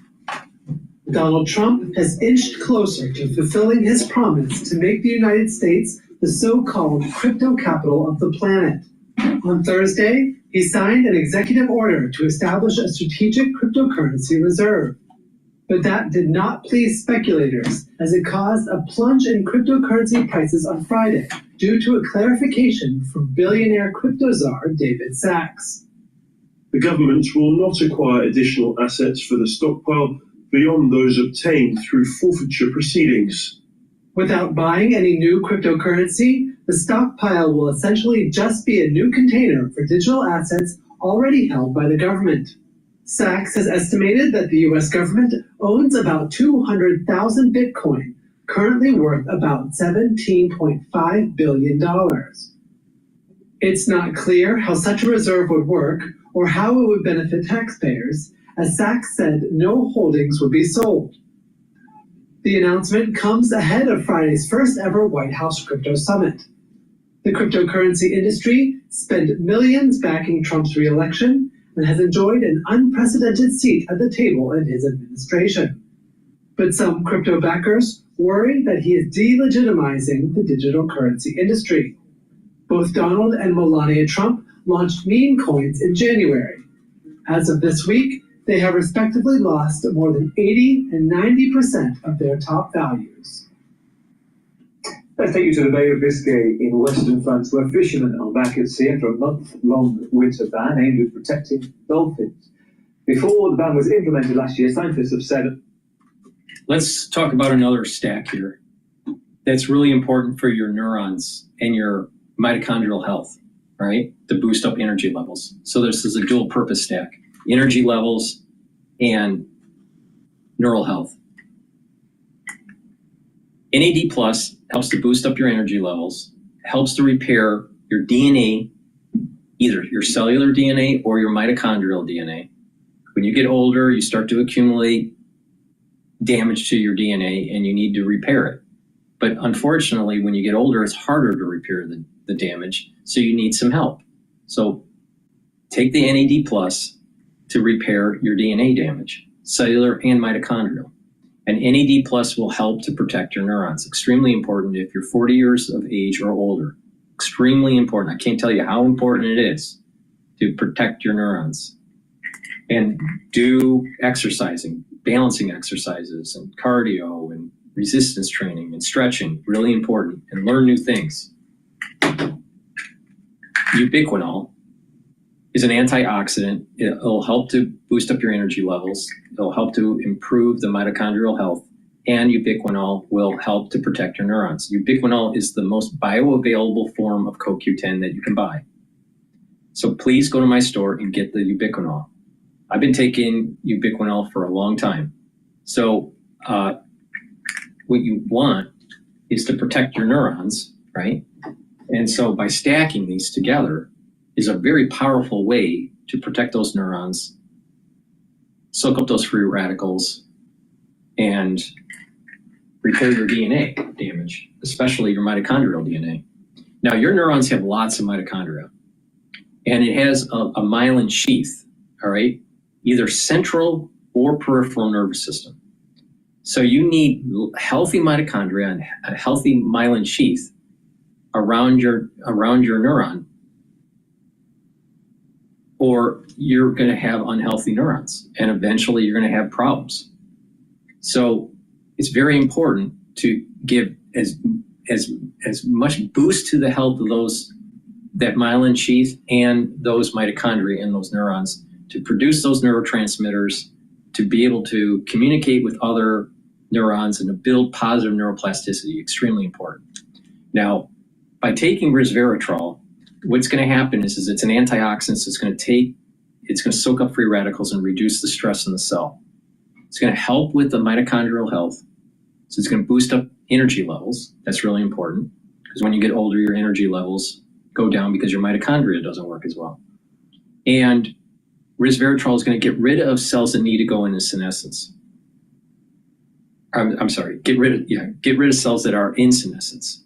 So what happens is that you have a cell that starts to divide, and it can only divide up to a certain point, about 50 divisions, roughly, depending on the cell. And every time it divides, the telomere lengths shrink up to a point where it stops. And at that moment, the cell is programmed to either die, go through apoptosis, or just stay there, and it's in senescence. Now, if it's in senescence, it will collect garbage. It'll collect toxins and chemicals, and this is part of the reason why you need to detoxify your body. Resveratrol is going to help you get rid of those cells that stop dividing but just sit there collecting garbage. So you're getting rid of cells that are in senescence, right? And you're going to get them to go into apoptosis. That's what resveratrol helps with, okay?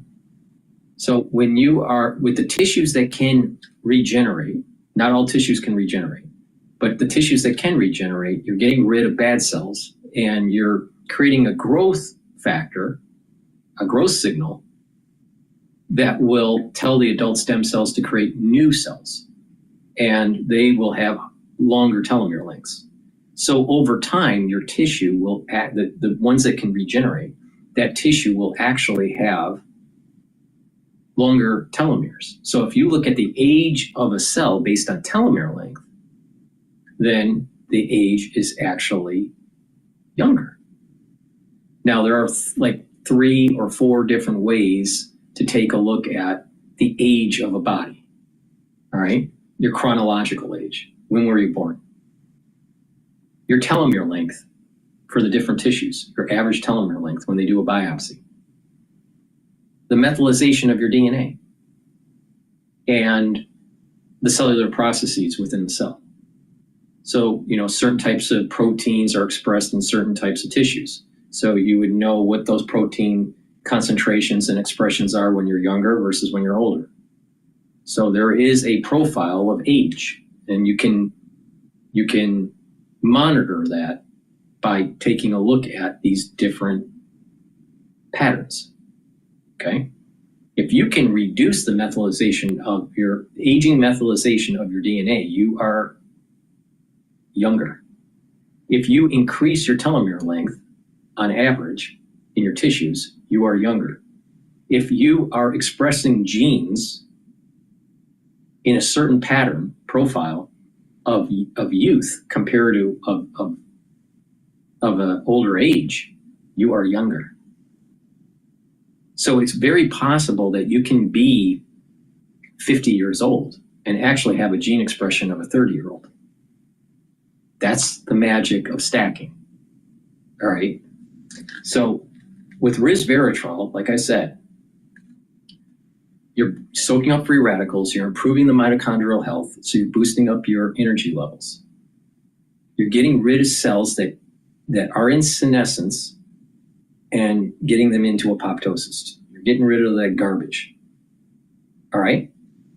And when you stack these, because this is neuroprotective and helping with the mitochondria, all right, all of these, all three, the ubiquinol, the resveratrol, and the NAD+, you're actually improving the health of your neuron.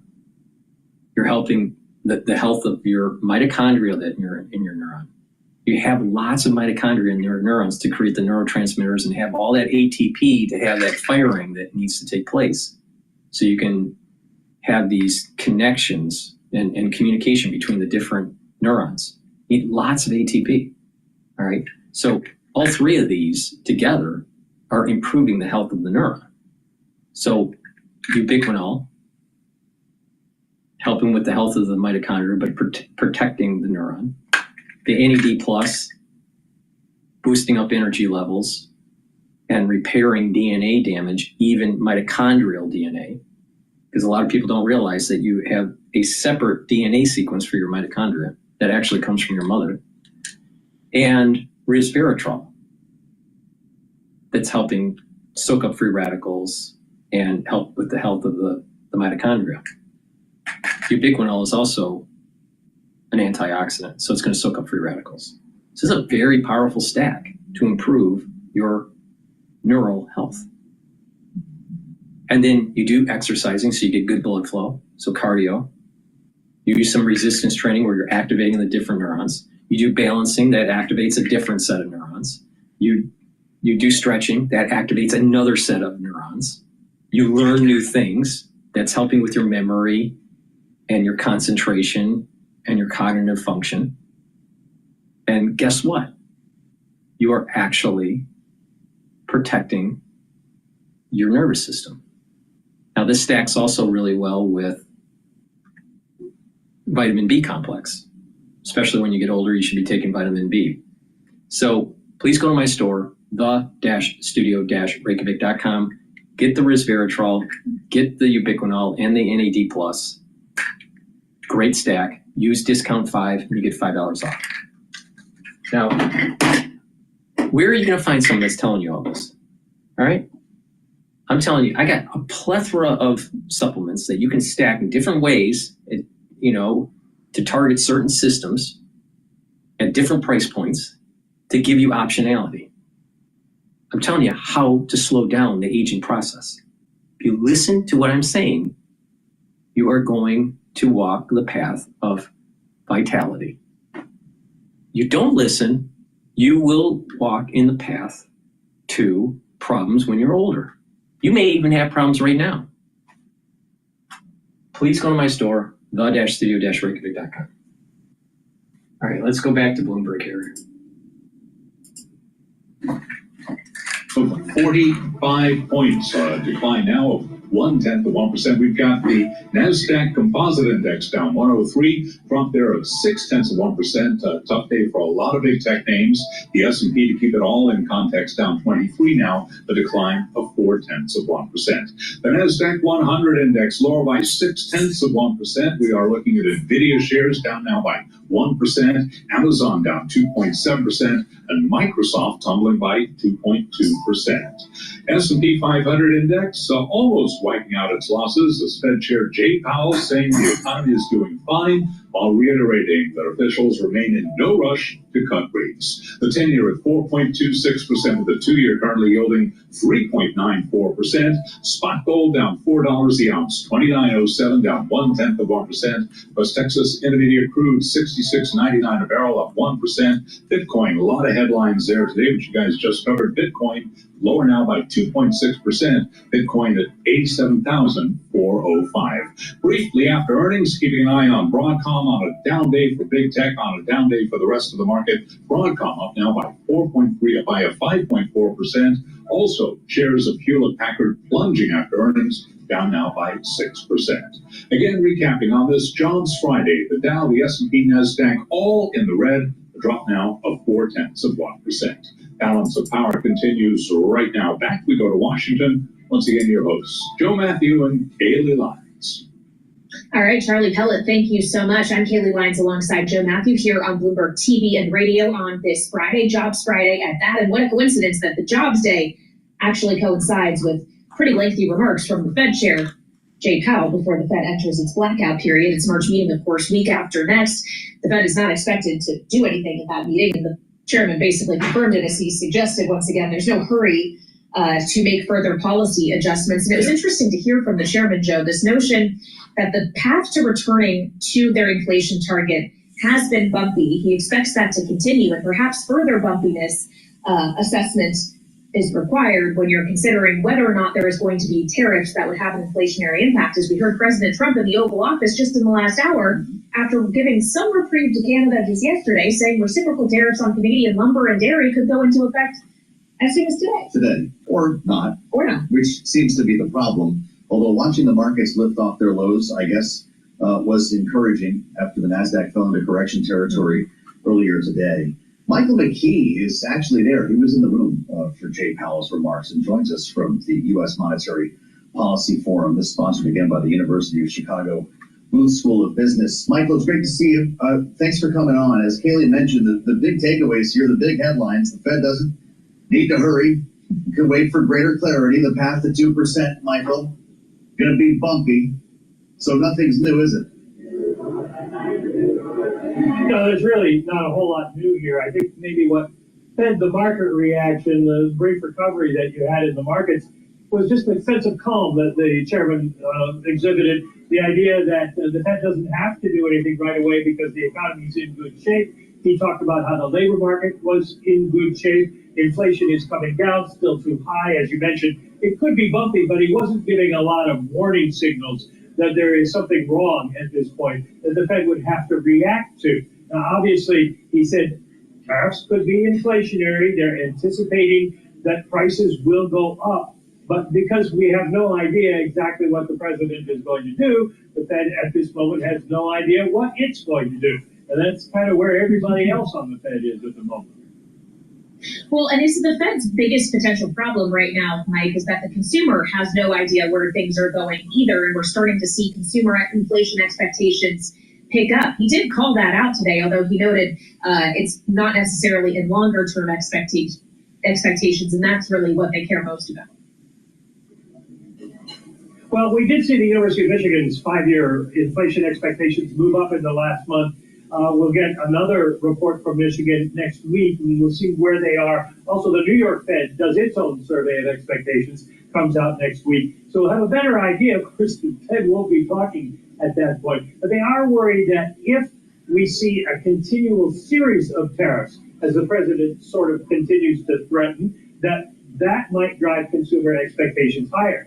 And we did see expectations rise, both on the short end significantly and the longer end a little bit, just on the headlines that you were getting from the president on tariffs after he came into office. So people are very sensitive to that. And Jay Powell made the point that this is not the pre-COVID era. People are used to inflation now, and so they're perhaps more sensitive to the fact that it could jump up again. And by considering the Fed's dual mandate, some of the concerns surrounding the job market, not in this report so much today, but concerns that thousands of fired federal workers could really change the trajectory of growth in the labor market. How would that change the Fed's view when it comes to interest rates? Well, it would be an interesting question because it would depend on how serious it is. Federal workers, all of them, about 2 million of them make up about 1.5% of the total labor force.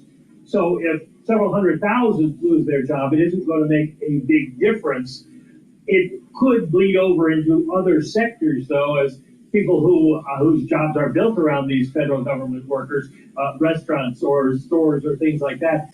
If people lose their jobs, we could see an expansion. And obviously the contractors, the civilian contractors who do work for the federal government could lose their jobs. Now, if that starts to spread, then you get perhaps a psychological effect on the rest of consumers who start to worry about their jobs, and then they pull back on spending. And that's the classic way a recession starts.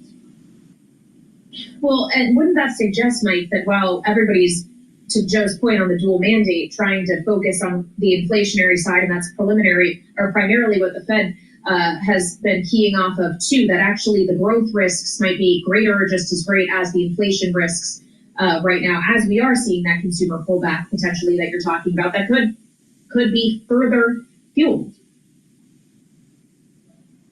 Well, the problem for the Fed is they're caught in the middle here, and they're very happy with the fact that right now inflation's coming down slowly, but coming down, and the labor market is solid. The problem is, if the labor market deteriorates a lot, that's a suggestion that we're going to see growth fall off, and then you start to worry about recession, and then you start thinking about cutting interest rates. If inflation rises, then they would have to start thinking about raising interest rates, which would also probably lead you into recession. So they'd be caught between a rock and a hard place. So they don't have a lot of good policy choices if this all goes pear-shaped. And there is a genuine consensus, I think, at the Fed and among people on Wall Street that President Trump has a very, very narrow path to make this work. Looking at a rising stock market at this point, Mike, the S&P's up 10 points. We were sharply lower earlier. The NASDAQ in correction territory this morning, now up 18 points. I realize it isn't rally time, but the turnaround was significant. You credited that to the calm that Jay Powell spoke to the markets. He's got to be quiet for a little while now. How damaging could that be for a nervous Wall Street?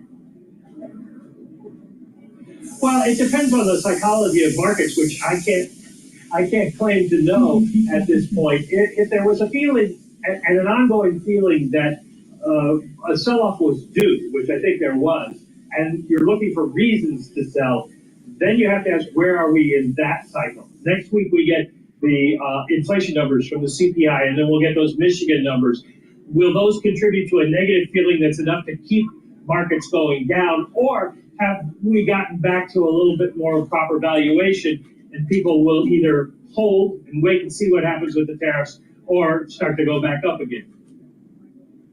All right, Bloomberg's Michael McKee live on the scene where we just heard from Chairman Powell. Thank you so much. As we consider what Mike was just talking about, tariffs, this is actually something that our colleague, Jonathan Farrow, had the chance to speak with the National Economic Council Director, Kevin Hassett, about earlier this morning, as once again, we're getting new headlines from President Trump around tariffs he may or may not impose on partners like Canada. This is how Director Hassett spoke about it. I think in some sense that you've got quite a bit of clarity already. There's no uncertainty. There's going to be some tariff that's going to be reciprocal. If you don't like tariffs very much, then reciprocal could be a great thing for you, because then countries around the world will be lowering their tariffs. But the president believes that if we replace income tax revenue with tariff revenue, it can make everybody better off. Make everybody better off, Joe. Mm-hmm. Of course, not all economists are privy to that same view. No, and it brings us back to this idea of short-term pain, this adjustment that the market may, or the economy itself may or may not be going through here. If you follow most of the economists out there that are promoting the globalization, what basically will happen is that you won't have a manufacturing base, and you won't be able to have a war effort when you need to. And all of a sudden your population doesn't know how to make anything. You don't have any engineers, you don't have any manufacturing, and you have a bunch of lawyers and a bunch of other stupid people just running around collecting a Social Security check. That's what's going to happen. That's what globalism does for you in the long term. Obviously, the stock market is not the economy, but the economy is feeding into what we're seeing in the stock market. And on this Jobs Day, we want to reflect more on just how healthy the economy is. And turn to Kitty Richards. She's Senior Strategic Advisor and Senior Fellow at the Groundwork Collaborative. Welcome back to Balance of Power. Kitty, if we could just begin with the data we do have in hand today, a jobs report that showed a little bit higher unemployment of 4.1%, but stronger than expected manufacturing payrolls specifically. What read does it provide you on the labor market right now, knowing that everything that's happening with cuts in the federal government is not yet reflected in these figures? Thank you, Kaylee. Yeah, I think it's really important to understand that the chaos that the Trump administration is sowing in the markets and among consumers has not yet had a chance to really filter through. So you notice that's true. That's true. The tariffs and the chaos that he's pushing hasn't hit the real economy yet. That's very true. But the thing is that they're trying to scare you into think, oh, your goods and services may be more expensive because of tariffs. So you got to be against Trump. The ones that are be worse off are going to be the companies that are benefiting from the labor arbitrage. All right? They're the ones that are going to hurt the most. But they're also the ones that are the advertising dollars for Bloomberg and MSNBC and CNN and Fox. So you're going to be hearing a lot of demonization of the tariff policy that would be inflationary and it's going to hurt. But the thing is that what he's taking away is that labor arbitrage and bringing it back to the United States.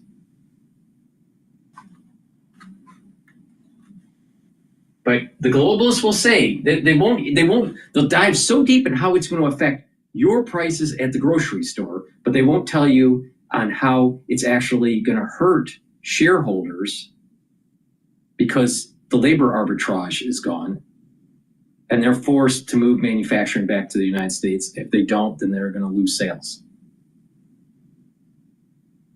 They don't go into the details on how these multinational corporations are powerful lobbying groups to try to stop what he's doing. Why don't they spend that much time on that than so much on how much your eggs are going to be? And the whole egg issue isn't really because of tariffs. It's because of the Biden administration culling all of these chickens. This effort by the Trump administration and the ancillary impact that you're describing is what prompts the Federal Reserve to start cutting rates again?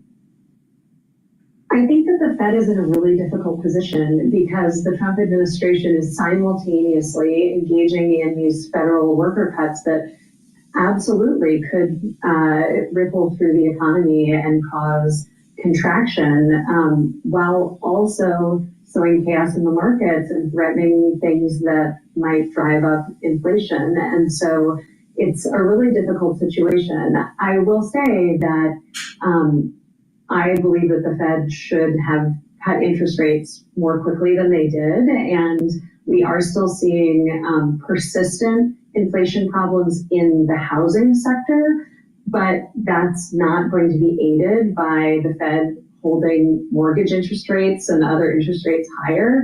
Those interest rates are really harming American families as they go out into the world and try to purchase homes, try to pay their rent, try to make ends meet in the current environment. But it is really difficult to do monetary policy when there's this much chaos.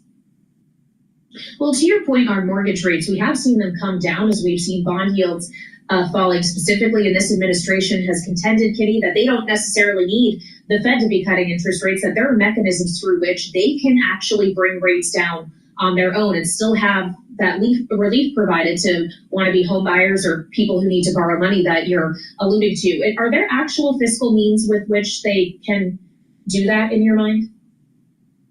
I mean, the government has a lot of power to make homes more affordable, but I don't think anything the Trump administration is planning gets at that core issue for the American people.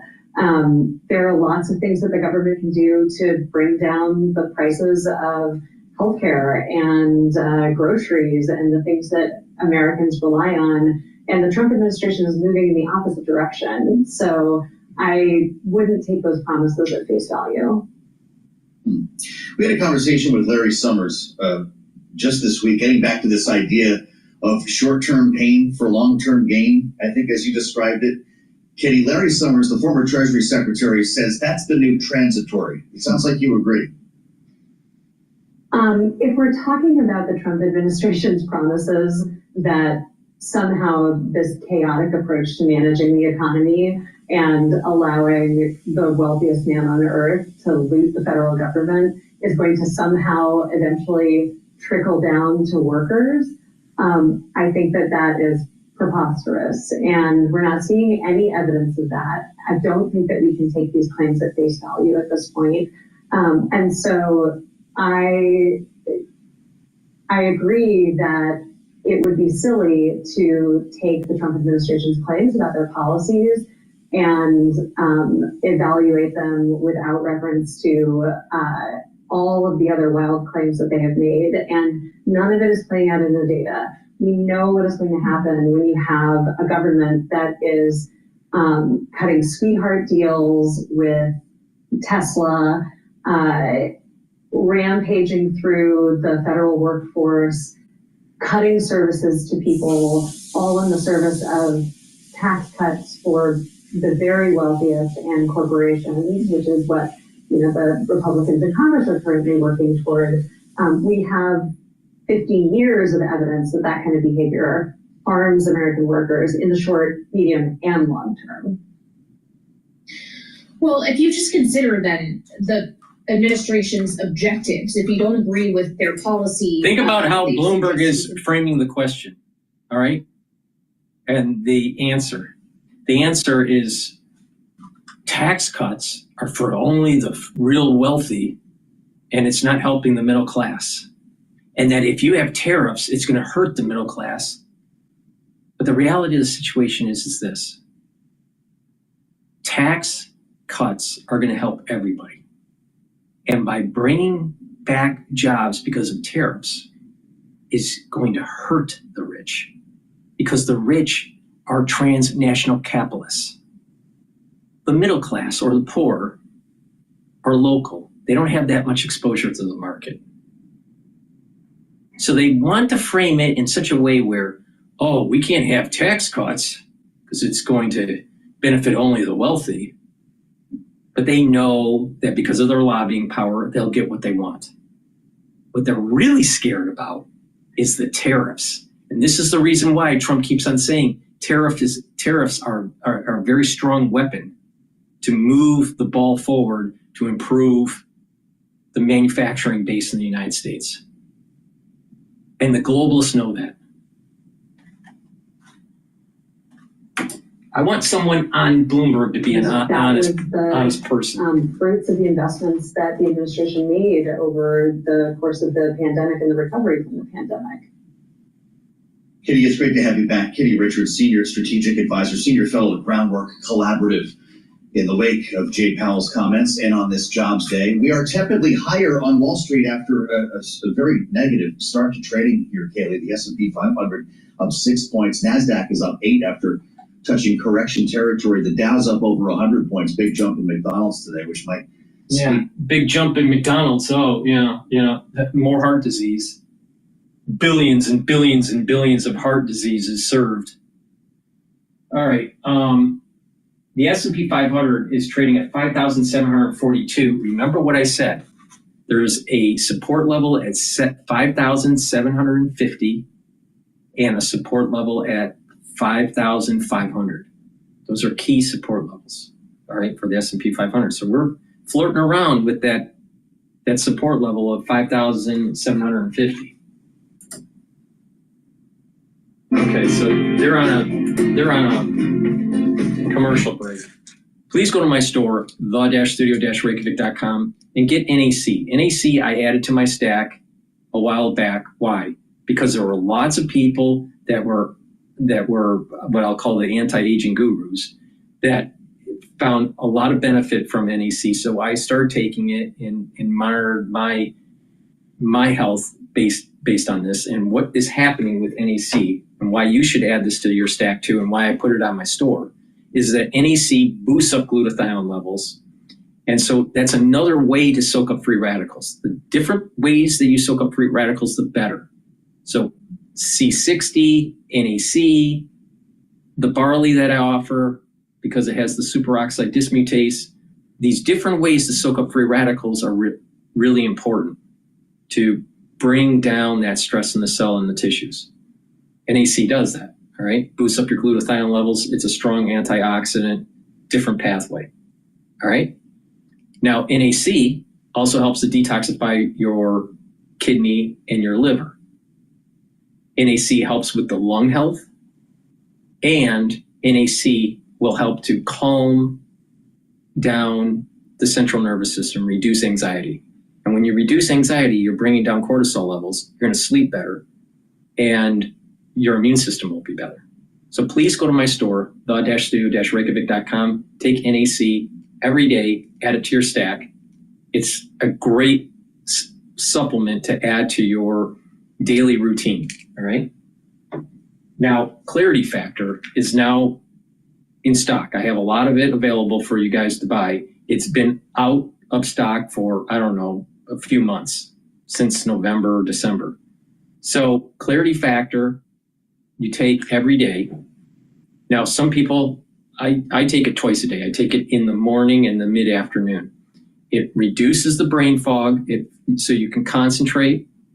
If you have high cognitive work that you need to focus on, or you're in school, taking Clarity Factor is really important. But even if you're retired, taking Clarity Factor will get rid of that brain fog and you'll be able to concentrate. And what's going to happen is it's going to support the memory,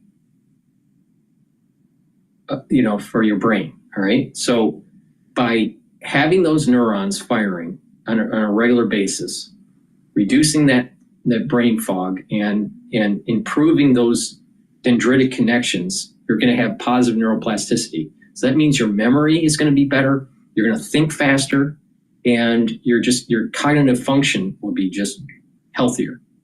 And you do this throughout the year, every day. What will happen is that you're building a stronger connections and that positive neuroplasticity, and it's a great way to improve your cognitive function. All right? So get rid of that brain fog, improve the memory, support your memory, and build those neural connections, those dendritic connections. And what will happen is that your neural network will work faster. See, when you get older, that your neural network starts to recede. It's actually called depression, actually. But it's receding, and what's happening is that the connections are weaker, and it gets weaker over time. And then eventually your memory isn't as robust. You can't concentrate as well, and you're thinking slower. But when you improve that neuroplasticity, you increase those connections, your memory is going to improve, you're going to be thinking faster, right? And you'll actually be moving faster too. You'll notice that the connection of everything is better. Not just cognitive, but also motor. So please take supplements that will improve your cognitive function, improve the health of your neurons. So take the Clarity Factor. This is really important. If you're in school, take it once a day or twice a day. If you're at work and you have a job that it has high cognitive function, take this. And if you're older and you're not working, let's say you're retired, it's important to take Clarity Factor to reduce that brain fog and to get that positive neuroplasticity. So you're thinking faster and your memory is improved. And learn new things. It's this holistic approach. You can't just take a supplement. It's about proper diet, exercise, learning new things, mindfulness, spirituality also helps. There's some evidence that are suggesting that if you're in a meditative state or in prayer, that you're calming your system down and you're improving your neural connections. So you're helping with your immune system, you're detoxifying your body in the process, and you're improving that brainwave that improves the neuroplasticity. So please go to my store, the-studio-reykjavik.com, get the clarity factor,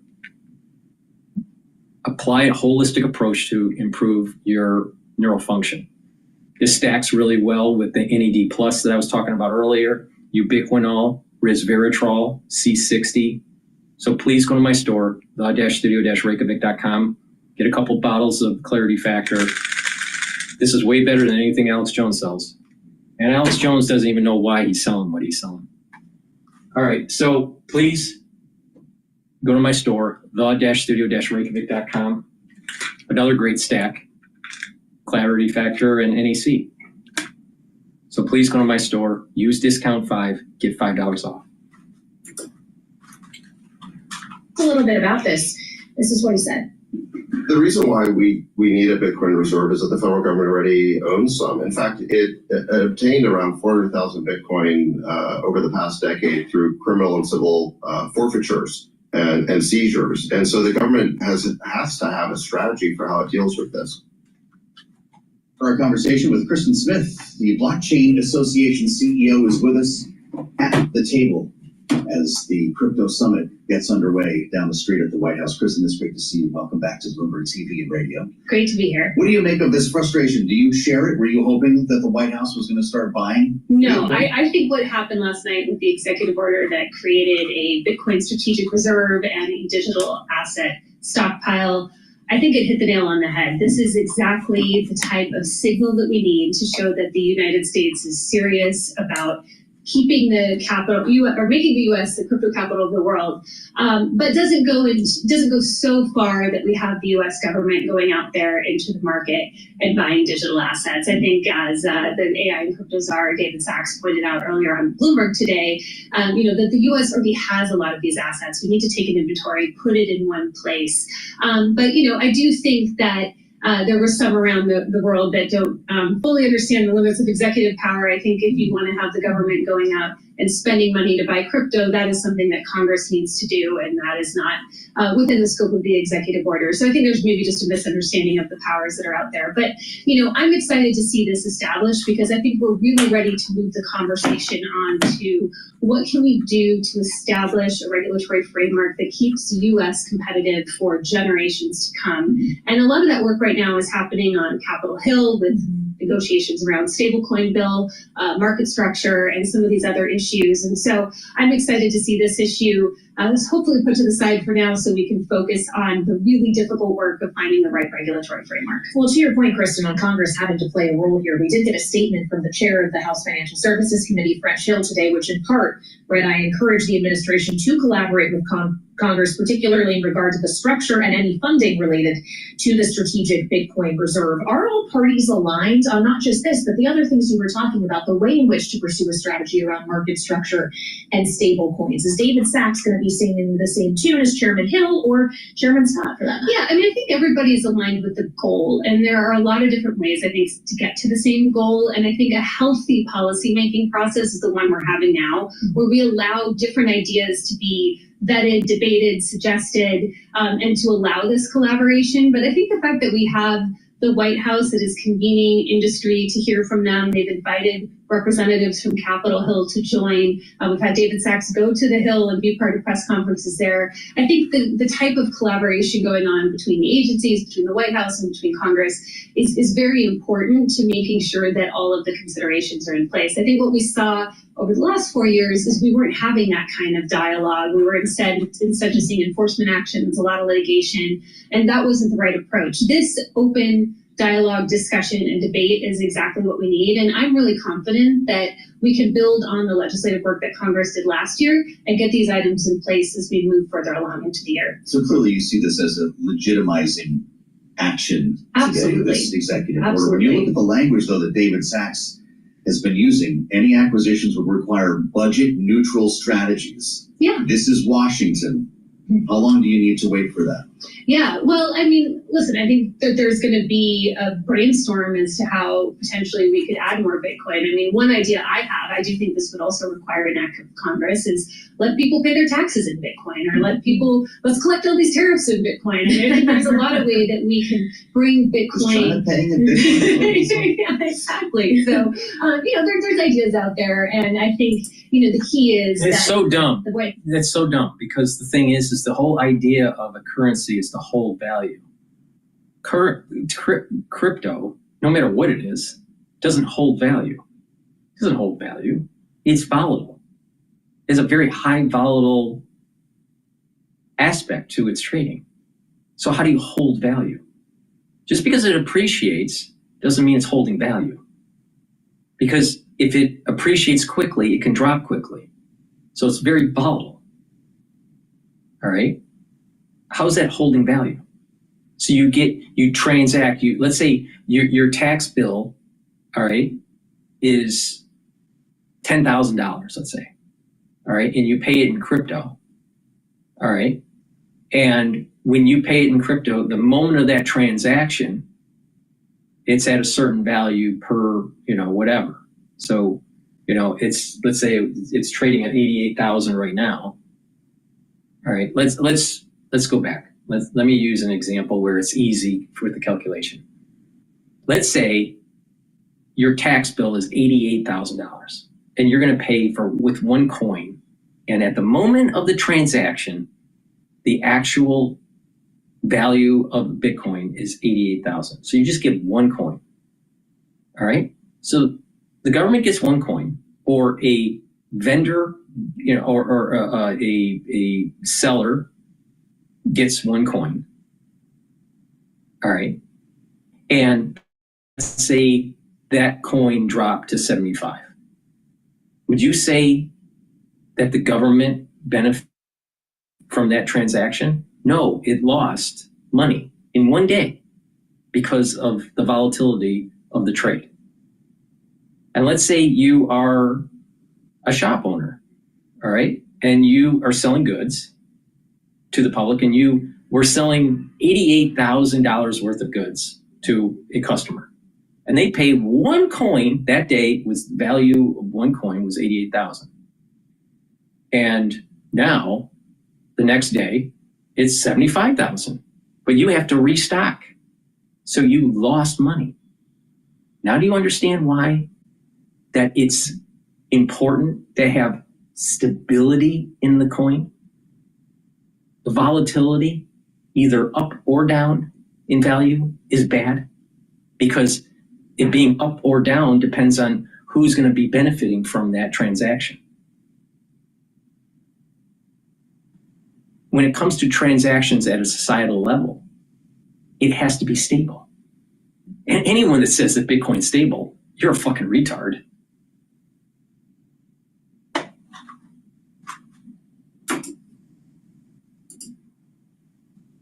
This is stupid. These things, these concepts that they're trying to promote and get it into the general consciousness and discussion is a very, very bad idea. Because the only way to make Bitcoin stable is for the government, through the Federal Reserve, to intervene in the market.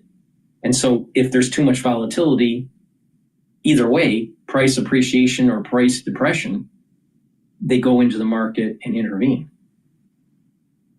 And that's where this is all going. Another bunch of people thinking they understand something, and they're fucking idiots.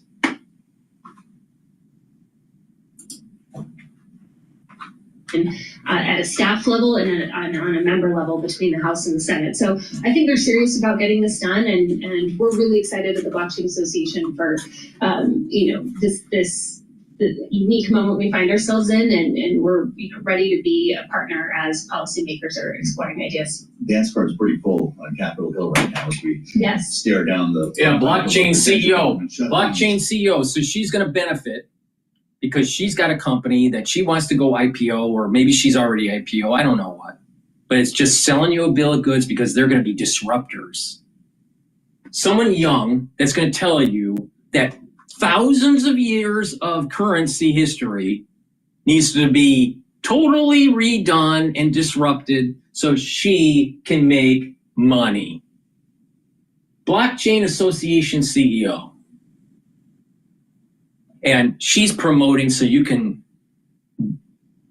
pay your taxes in Bitcoin. Is Bitcoin stable? Is Bitcoin stable? Really? Is Bitcoin stable? I mean, it's been fluctuating $2,000, $3,000 just today. Is it stable? Tell me. Right now, it's down 1,685. Well, it was great to have you here on our team for at least today. Thank you so much for joining us in studio. Kristen Smith, CEO of the Blockchain Association, with us on Bloomberg TV and radio. Thank you so much. Of course, a lot of the members of the Blockchain Association are at the White House right now as we speak. The gathering was slated to begin around 1:30 today. A whole host of CEOs. Like I said, the only way to make Bitcoin and these currencies more stable, these cryptocurrencies more stable, is the Federal Reserve to intervene in the market. Now, you want the Federal Reserve to grow power? I thought the whole point of Bitcoin was to circumvent the Federal Reserve. Oh. Powerful people have bought into Bitcoin, and now they're going to push for the Federal Reserve to actually add it to its balance sheet over time, to stabilize it. You guys have been sold a bill of goods. And only rich people are going to benefit from it, not you. Please go to my store, the-studio-reykjavik.com. Get the C60. C60, you can get it in 3 different varieties. You can get it in MCT coconut oil, extra virgin olive oil, or in avocado oil. It has to be in a lipid or an oil because C60 is lipid soluble. It's how you're going to be able to absorb it. Take it on an empty stomach. If you work out, take it before your workout, and you'll notice that you recover quicker, and it's going to soak up the free radicals that you're generating during your workout. C60, you take a teaspoon a day, every day. And what you're going to notice is that it's going to soak up those free radicals in your cells. Your tissues are going to perform better because it's reducing the stress of the cells. It's going to help with the health of the mitochondria, so your ATP is going to go up. So you're going to have more energy. The cells are going to perform better because there's less stress and there's more energy in the cell. Your tissues will perform better and your organ systems will perform better.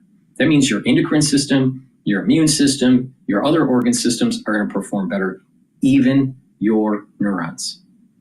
Because by reducing the free radicals in your neurons and reducing the stress in the neurons and improving the health of the mitochondria, you're going to have more ATP to produce neurotransmitters, so your pre-neuron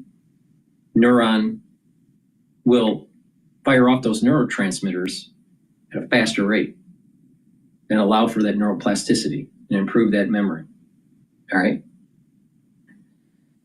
So take a teaspoon a day. You can get it in a 2 ounce, a 4 ounce, or an 8 ounce configuration. It's cheaper to buy the higher ounce configuration when you look at it. What's the cost per ounce? But it's up to you. But take a teaspoon a day. And when you take a teaspoon a day, you're going to notice that you're slowing down the aging process and you're having more energy. And you stack it like I've been telling you, where you take C60 with resveratrol or clarity factor or NAD plus or NAC or ubiquinol or the core that I was telling you about, max 35 or max 14, C60, turmeric, ashwagandha, and lignans, and the boomer boost. That's a great stack. You can stack this a lot of different ways, but soak up those free radicals and you're going to improve your immune system. You're going to improve your endocrine system. You're going to improve your glands. And what's going to happen is that you're slowing down the aging process. And you will see this if you do this for 1 year. 1 year. If you don't believe me, just and you've never done this before, do a little journal. And take a look at someone around your age that you know that's not doing it. journal it out, and you'll notice that you will have more energy and you will be slowing the aging process compared to the person you know that's not doing this. Just do that simple test for 1 year. Now, you get way more benefits if you stack this the way I'm telling you to stack.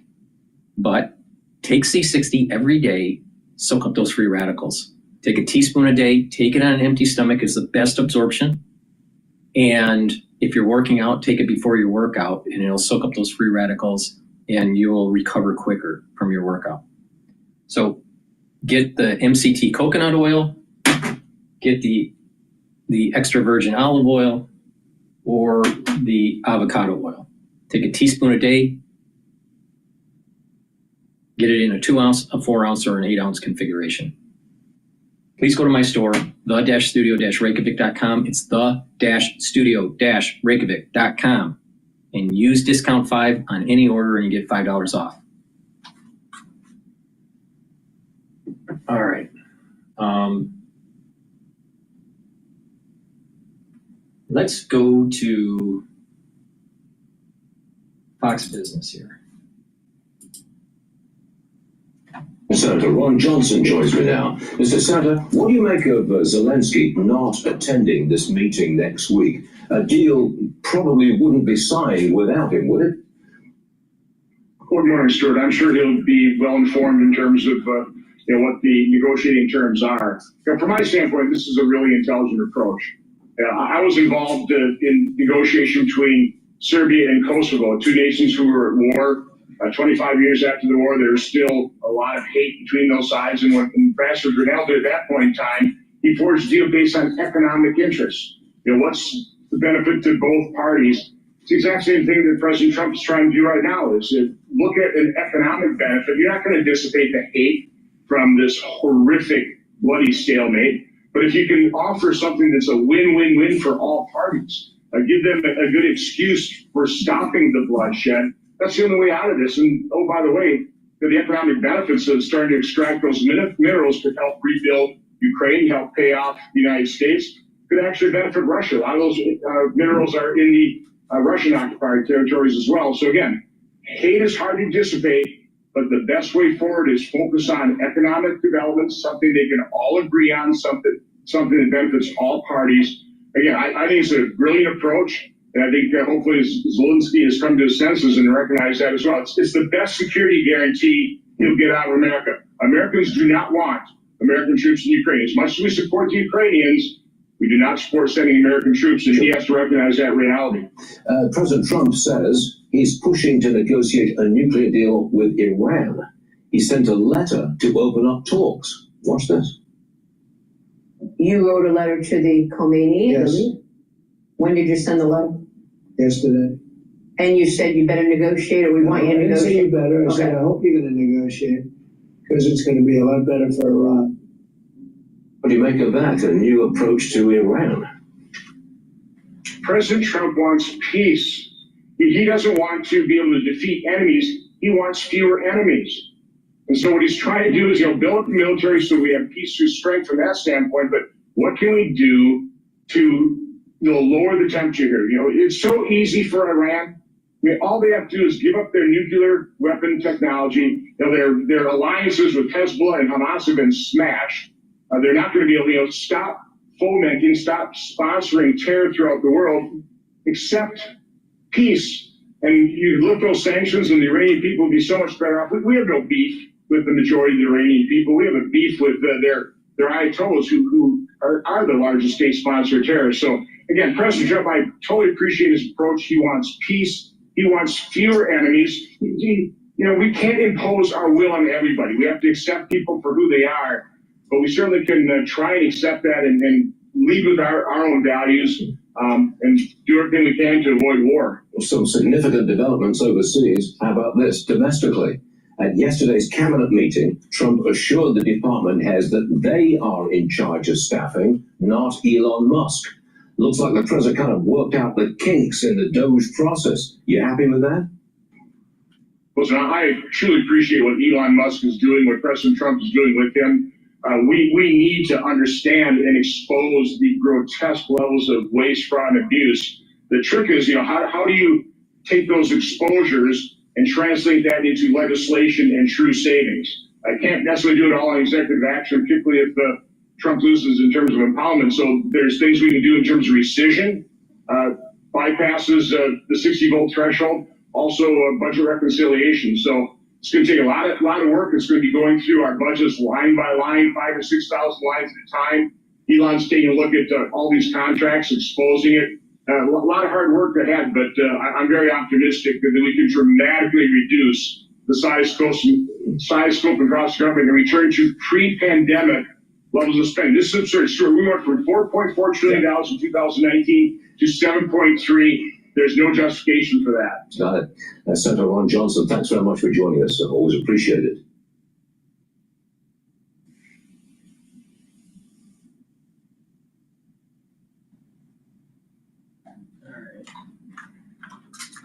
All right, what I want to do is go back to Bloomberg. Like Maria, who've taken Ozempic. I was diagnosed with type. Let's go back to Bloomberg here. Are you hearing the same message from businesses? Are you hearing something different? Yeah, what I'm hearing is a massive amount of onshoring. We've got more than $1.5 trillion in commitments for new factories, and you're already seeing it in auto data. I mean, think about it, how hard it is to create a job in the auto sector. To have 10,000 in a month means that the attempt to onshore activity to make it so that the jobs are created here and the money isn't just frittered away to foreign countries is exactly what President Trump's objective is. And it's right there in the data. Now I know that it's 1 month and the data could flip around, but I was really, really stunned. And the other thing I was stunned about, which I know you guys follow this a lot. In fact, Anna Wong at Bloomberg is one of the best young economists I know at looking at the numbers, is that it was a really bad flu season. And so when I adjusted for the flu, what I thought this number was going to be, it was way below the number that we got. And so I was very positively surprised by this number once you adjust for flu. And then you see that all these jobs that are created in manufacturing. And finally, if you go back and look at the Biden job record, mindful of the fact that they revised it down 1 million jobs last year, don't forget that a lot of the job creation was government workers. It was government workers. About a quarter of the job creation over the last 2 years was an increase in government workers. And so if you take those out and then still have a strong jobs number, that's a great economic outcome. Kevin Hassett at the White House earlier today on Bloomberg TV and radio. I'm Joe Matthew alongside Kaylee Lyons in Washington. Watching Wall Street off the jobs news didn't start well, Kaylee, but we have turned higher after the chair of the Fed spoke earlier, Jay Powell, seemed to soothe the markets into changing course here, though Bitcoin is still lower on this crypto summit thing. Yeah, we're expecting to hear from President Trump at the crypto summit at 3 p.m. Eastern. At least that's when it's scheduled, though he's also scheduled to sign executive orders just half an hour before that at 2:30 p.m. Eastern time. And we already actually heard from him in the Oval Office today as he spoke to reporters, suggesting one of those executive orders he will be signing will restrict eligibility for government-run student loan forgiveness for individuals who work for nonprofits that clash with the administration's immigration policies. This is not necessarily, though, the education-oriented executive order we thought we might be getting from the president this week, as there had been reporting that he could be signing an EO to dismantle the Department of Education. The White House has suggested, though, that at least on timing, that is fake news for him. Yeah, that was the tweet or the X post, I guess, from the press secretary yesterday. Some folks do, again, to your point, though, think it's just a matter of when that happens. The president's been pretty clear about his intentions. Yeah, including the new secretary, Linda McMahon, saying that her job basically is to get herself out of the job eventually. But we want to go to someone who used to hold that job now, who I'm pleased to say is joining us here on Bloomberg TV and radio, former Education Secretary Margaret Spellings during the Bush administration, who is now president and CEO of the Bipartisan Policy Center. Madam Secretary, thank you so much for your time. If we could just begin with what has been a very clear effort on the part of Donald Trump to work toward getting rid of the Department of Education. We've already seen Linda McMahon, for example, offering buyouts to employees, some of which have been accepted. What would the immediate impact be, even if this is a slow unraveling, on education in America?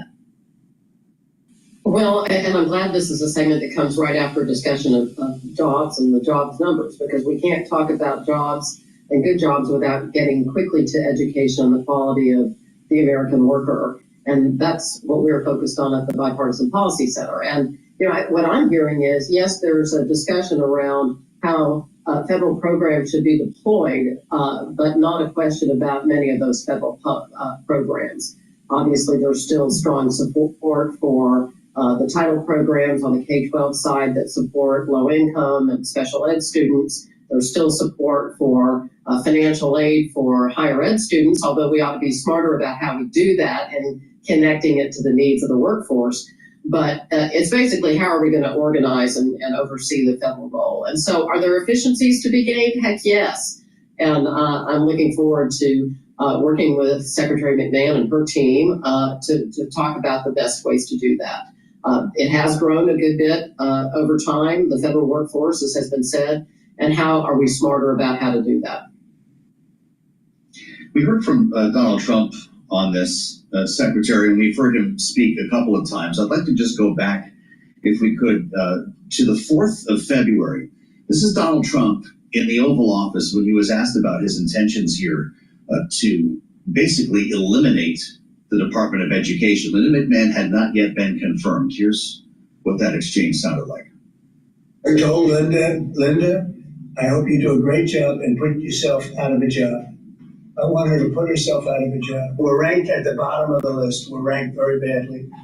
And what I want to do is let the states run schools. I believe strongly in school choice. But in addition to that, I want the states to run schools. And I want Linda to put herself out of a job. Put herself out of a job, Margaret Spellings. Does that sound like somebody you can work with? Well, states do run schools. And most of the money obviously comes from states and local school districts. I think Americans and President Trump obviously are rightly frustrated with the quality of education in America today. And so what we need to decide is, where is the role around accountability and transparency for achievement, for federal funding, for the investments we do make, and the outcomes that states and local school districts are getting. And we can certainly do a better job of doing that. There's been a lot of discussion around authority for governors to be more involved in some of those funding decisions about the use of federal aid. But sure, are there parts of the Department of Education that might go elsewhere, might be managed better elsewhere? Possibly. Does it make a lot of sense for school districts and universities to interface with a multitude of federal agencies or just one?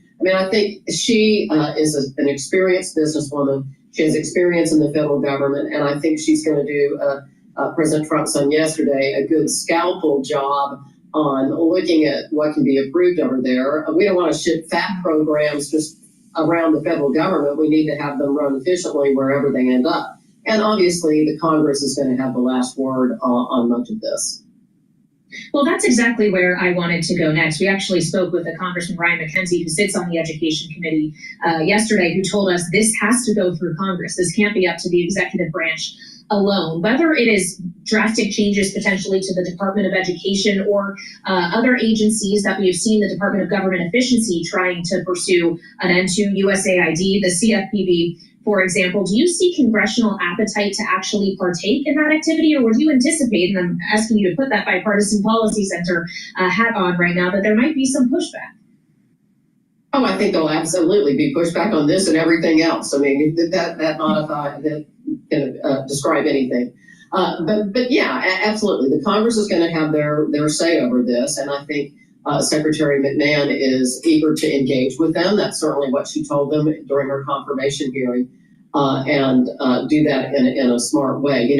My hope is that we have to keep the main thing, and the main thing that we are all concerned about is the quality of reading and math education in our country. We got the report card a few weeks ago, and it's shocking. It's something we all ought to be up in arms about. And so rather than talk about, the movement of the deck chairs as the dominant matter, we need to be talking about how we best teach children to read and do math so that they're prepared to enter the workforce and be successful.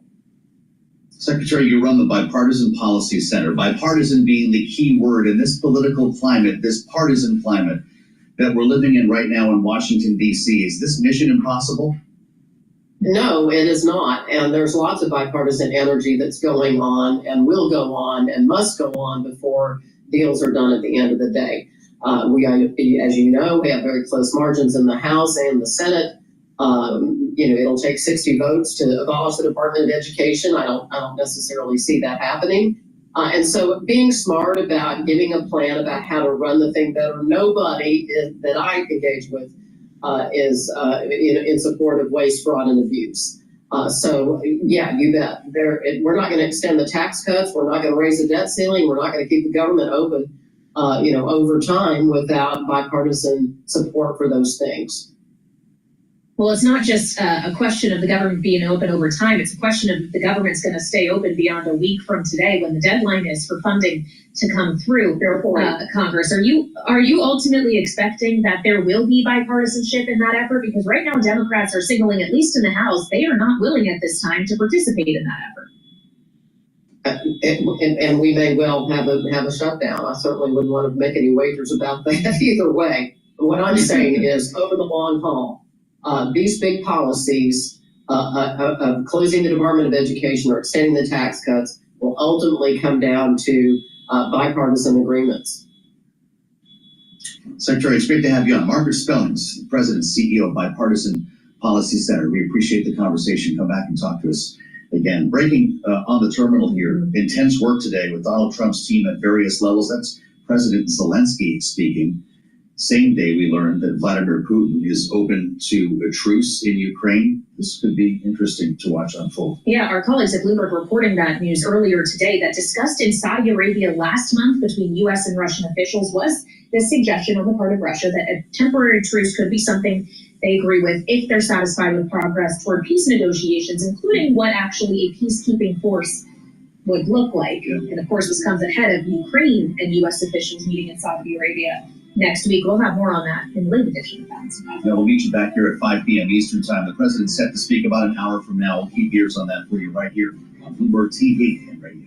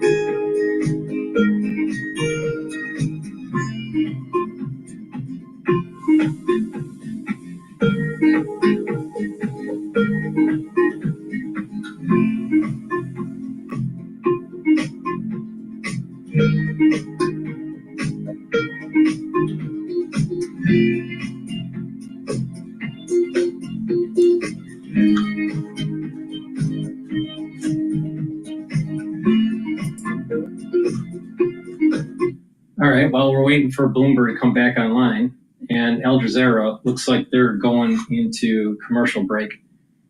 I have two different types of barley on my store, the-studio-reykjavik.com. It's the Gladiator barley and the heirloom barley. What's the difference? Heirloom barley, you can detoxify your body bring down inflammation, and soak up free radicals with superoxide dismutase. It's a high density protein. It's a barley that is an heirloom, so it's the nutrient level of the barley is much higher than what you would get at the store today. And so taking the heirloom barley is really important for your health. Take a big scoop or a half a scoop per day, mix it with soft foods or with filtered water or smoothie. I take it with soft foods. Or the Gladiator barley. Now, you get all the benefits in the Gladiator barley as you have in the heirloom barley, but you get one other extra one. And in the Gladiator barley, it is also helping with building up strength, especially when you do resistance training or you're working out, or you're an athlete. So this is a great high density protein to take pre-workout, post-workout, or even if you aren't an athlete, just if you're older and just to build up some muscle mass. Really important because we atrophy when we get older. So you get that strength benefit, you'll bring down the inflammation, so you're going to recover quicker after your workout, soak up those free radicals with superoxide dismutase, and it will detoxify your body too. So you get the more benefit out of the Gladiator barley than the heirloom barley, especially if you work out, but they're the same price, all right? So you can take either one, and it works really well when you stack it with Boomer Boost, okay? Now, Boomer Boost is 68 nutrients. Take a look at the compound in the powder. You can look on my website, the label, in more detail. But there's a large scooper in here. You take 1 scoop a day, and you will see that you are benefiting from this within 72 hours. If you've never taken Boomer Boost before, within 72 hours, you're going to have more energy, you're going to have more vitality, you're going to be thinking clearer, and you're just going to have that more, you're going to have that willingness to just do more, to do things. You're not going to be lethargic, all right? So take it every day. Take it in with soft foods or with filtered water. Some people make a shake or mix it with milk. I mix it with soft foods. Take it every day, all right? This is the 4th pillar of my core health protocol, to boost up your energy levels and to improve your metabolism. You're going to notice that you're losing weight, and what you're also going to notice is that it's targeting your cardiovascular health, your musculature, so it's going to help with your muscles and strength. It also targets brain function, so it's going to improve your brain function. What you're going to notice is that you're not going to have the brain fog. You are going to have the ability to focus better. Your sleep will be better.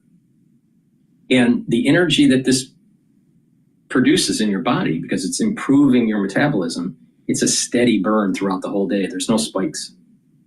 And so you're going to be well rested. And when you're well rested, you're detoxifying your body. And when you apply the holistic protocol that I have, proper diet, proper exercise, balancing, stretching, cardio, resistance training, mindfulness, either a prayer or meditation, learning new things, activating those neurons, talking to people, what you'll notice is that you're actually slowing down the aging process.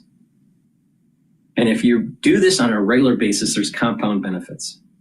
So get the Boomer Boost, you can take it separately, but it works much better when you stack it with Gladiator barley and do the resistance training.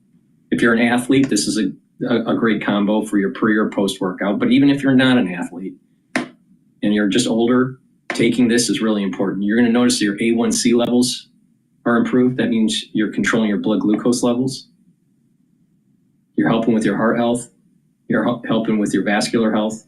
You're helping with your brain health. And you're detoxifying your body. You're bringing down inflammation. That helps with your immune system. You're soaking up free radicals. That helps with your immune system. So please go to my store, the-studio-reykjavik.com, get the Boomer Boost. take it with the Gladiator barley or with the heirloom barley. You can take these separately if you want, but you get the max benefit when you take them together. Now, I've created a longevity boost box where you can get the Boomer Boost and your choice of Gladiator barley or heirloom barley. It's at a discount. The longevity boost box is at a discount compared to buying the individual products. And you can use discount 5 on top of that, and you get $5 off. The whole idea here is to create a price point where you are using these supplements on a regular basis to slow down the aging process and to boost up your immune system and your overall health. And if you follow that holistic approach that I just told you, and you stack in different ways, you're going to really supercharge your health. So please go to my store, the-studio-reykjavik.com. That's the transmission today. Let me just recap the market really quick here. The S&P 500 right now is trading at 5,766. A major support level was broken, which was 5,750. The next support level is 5,500.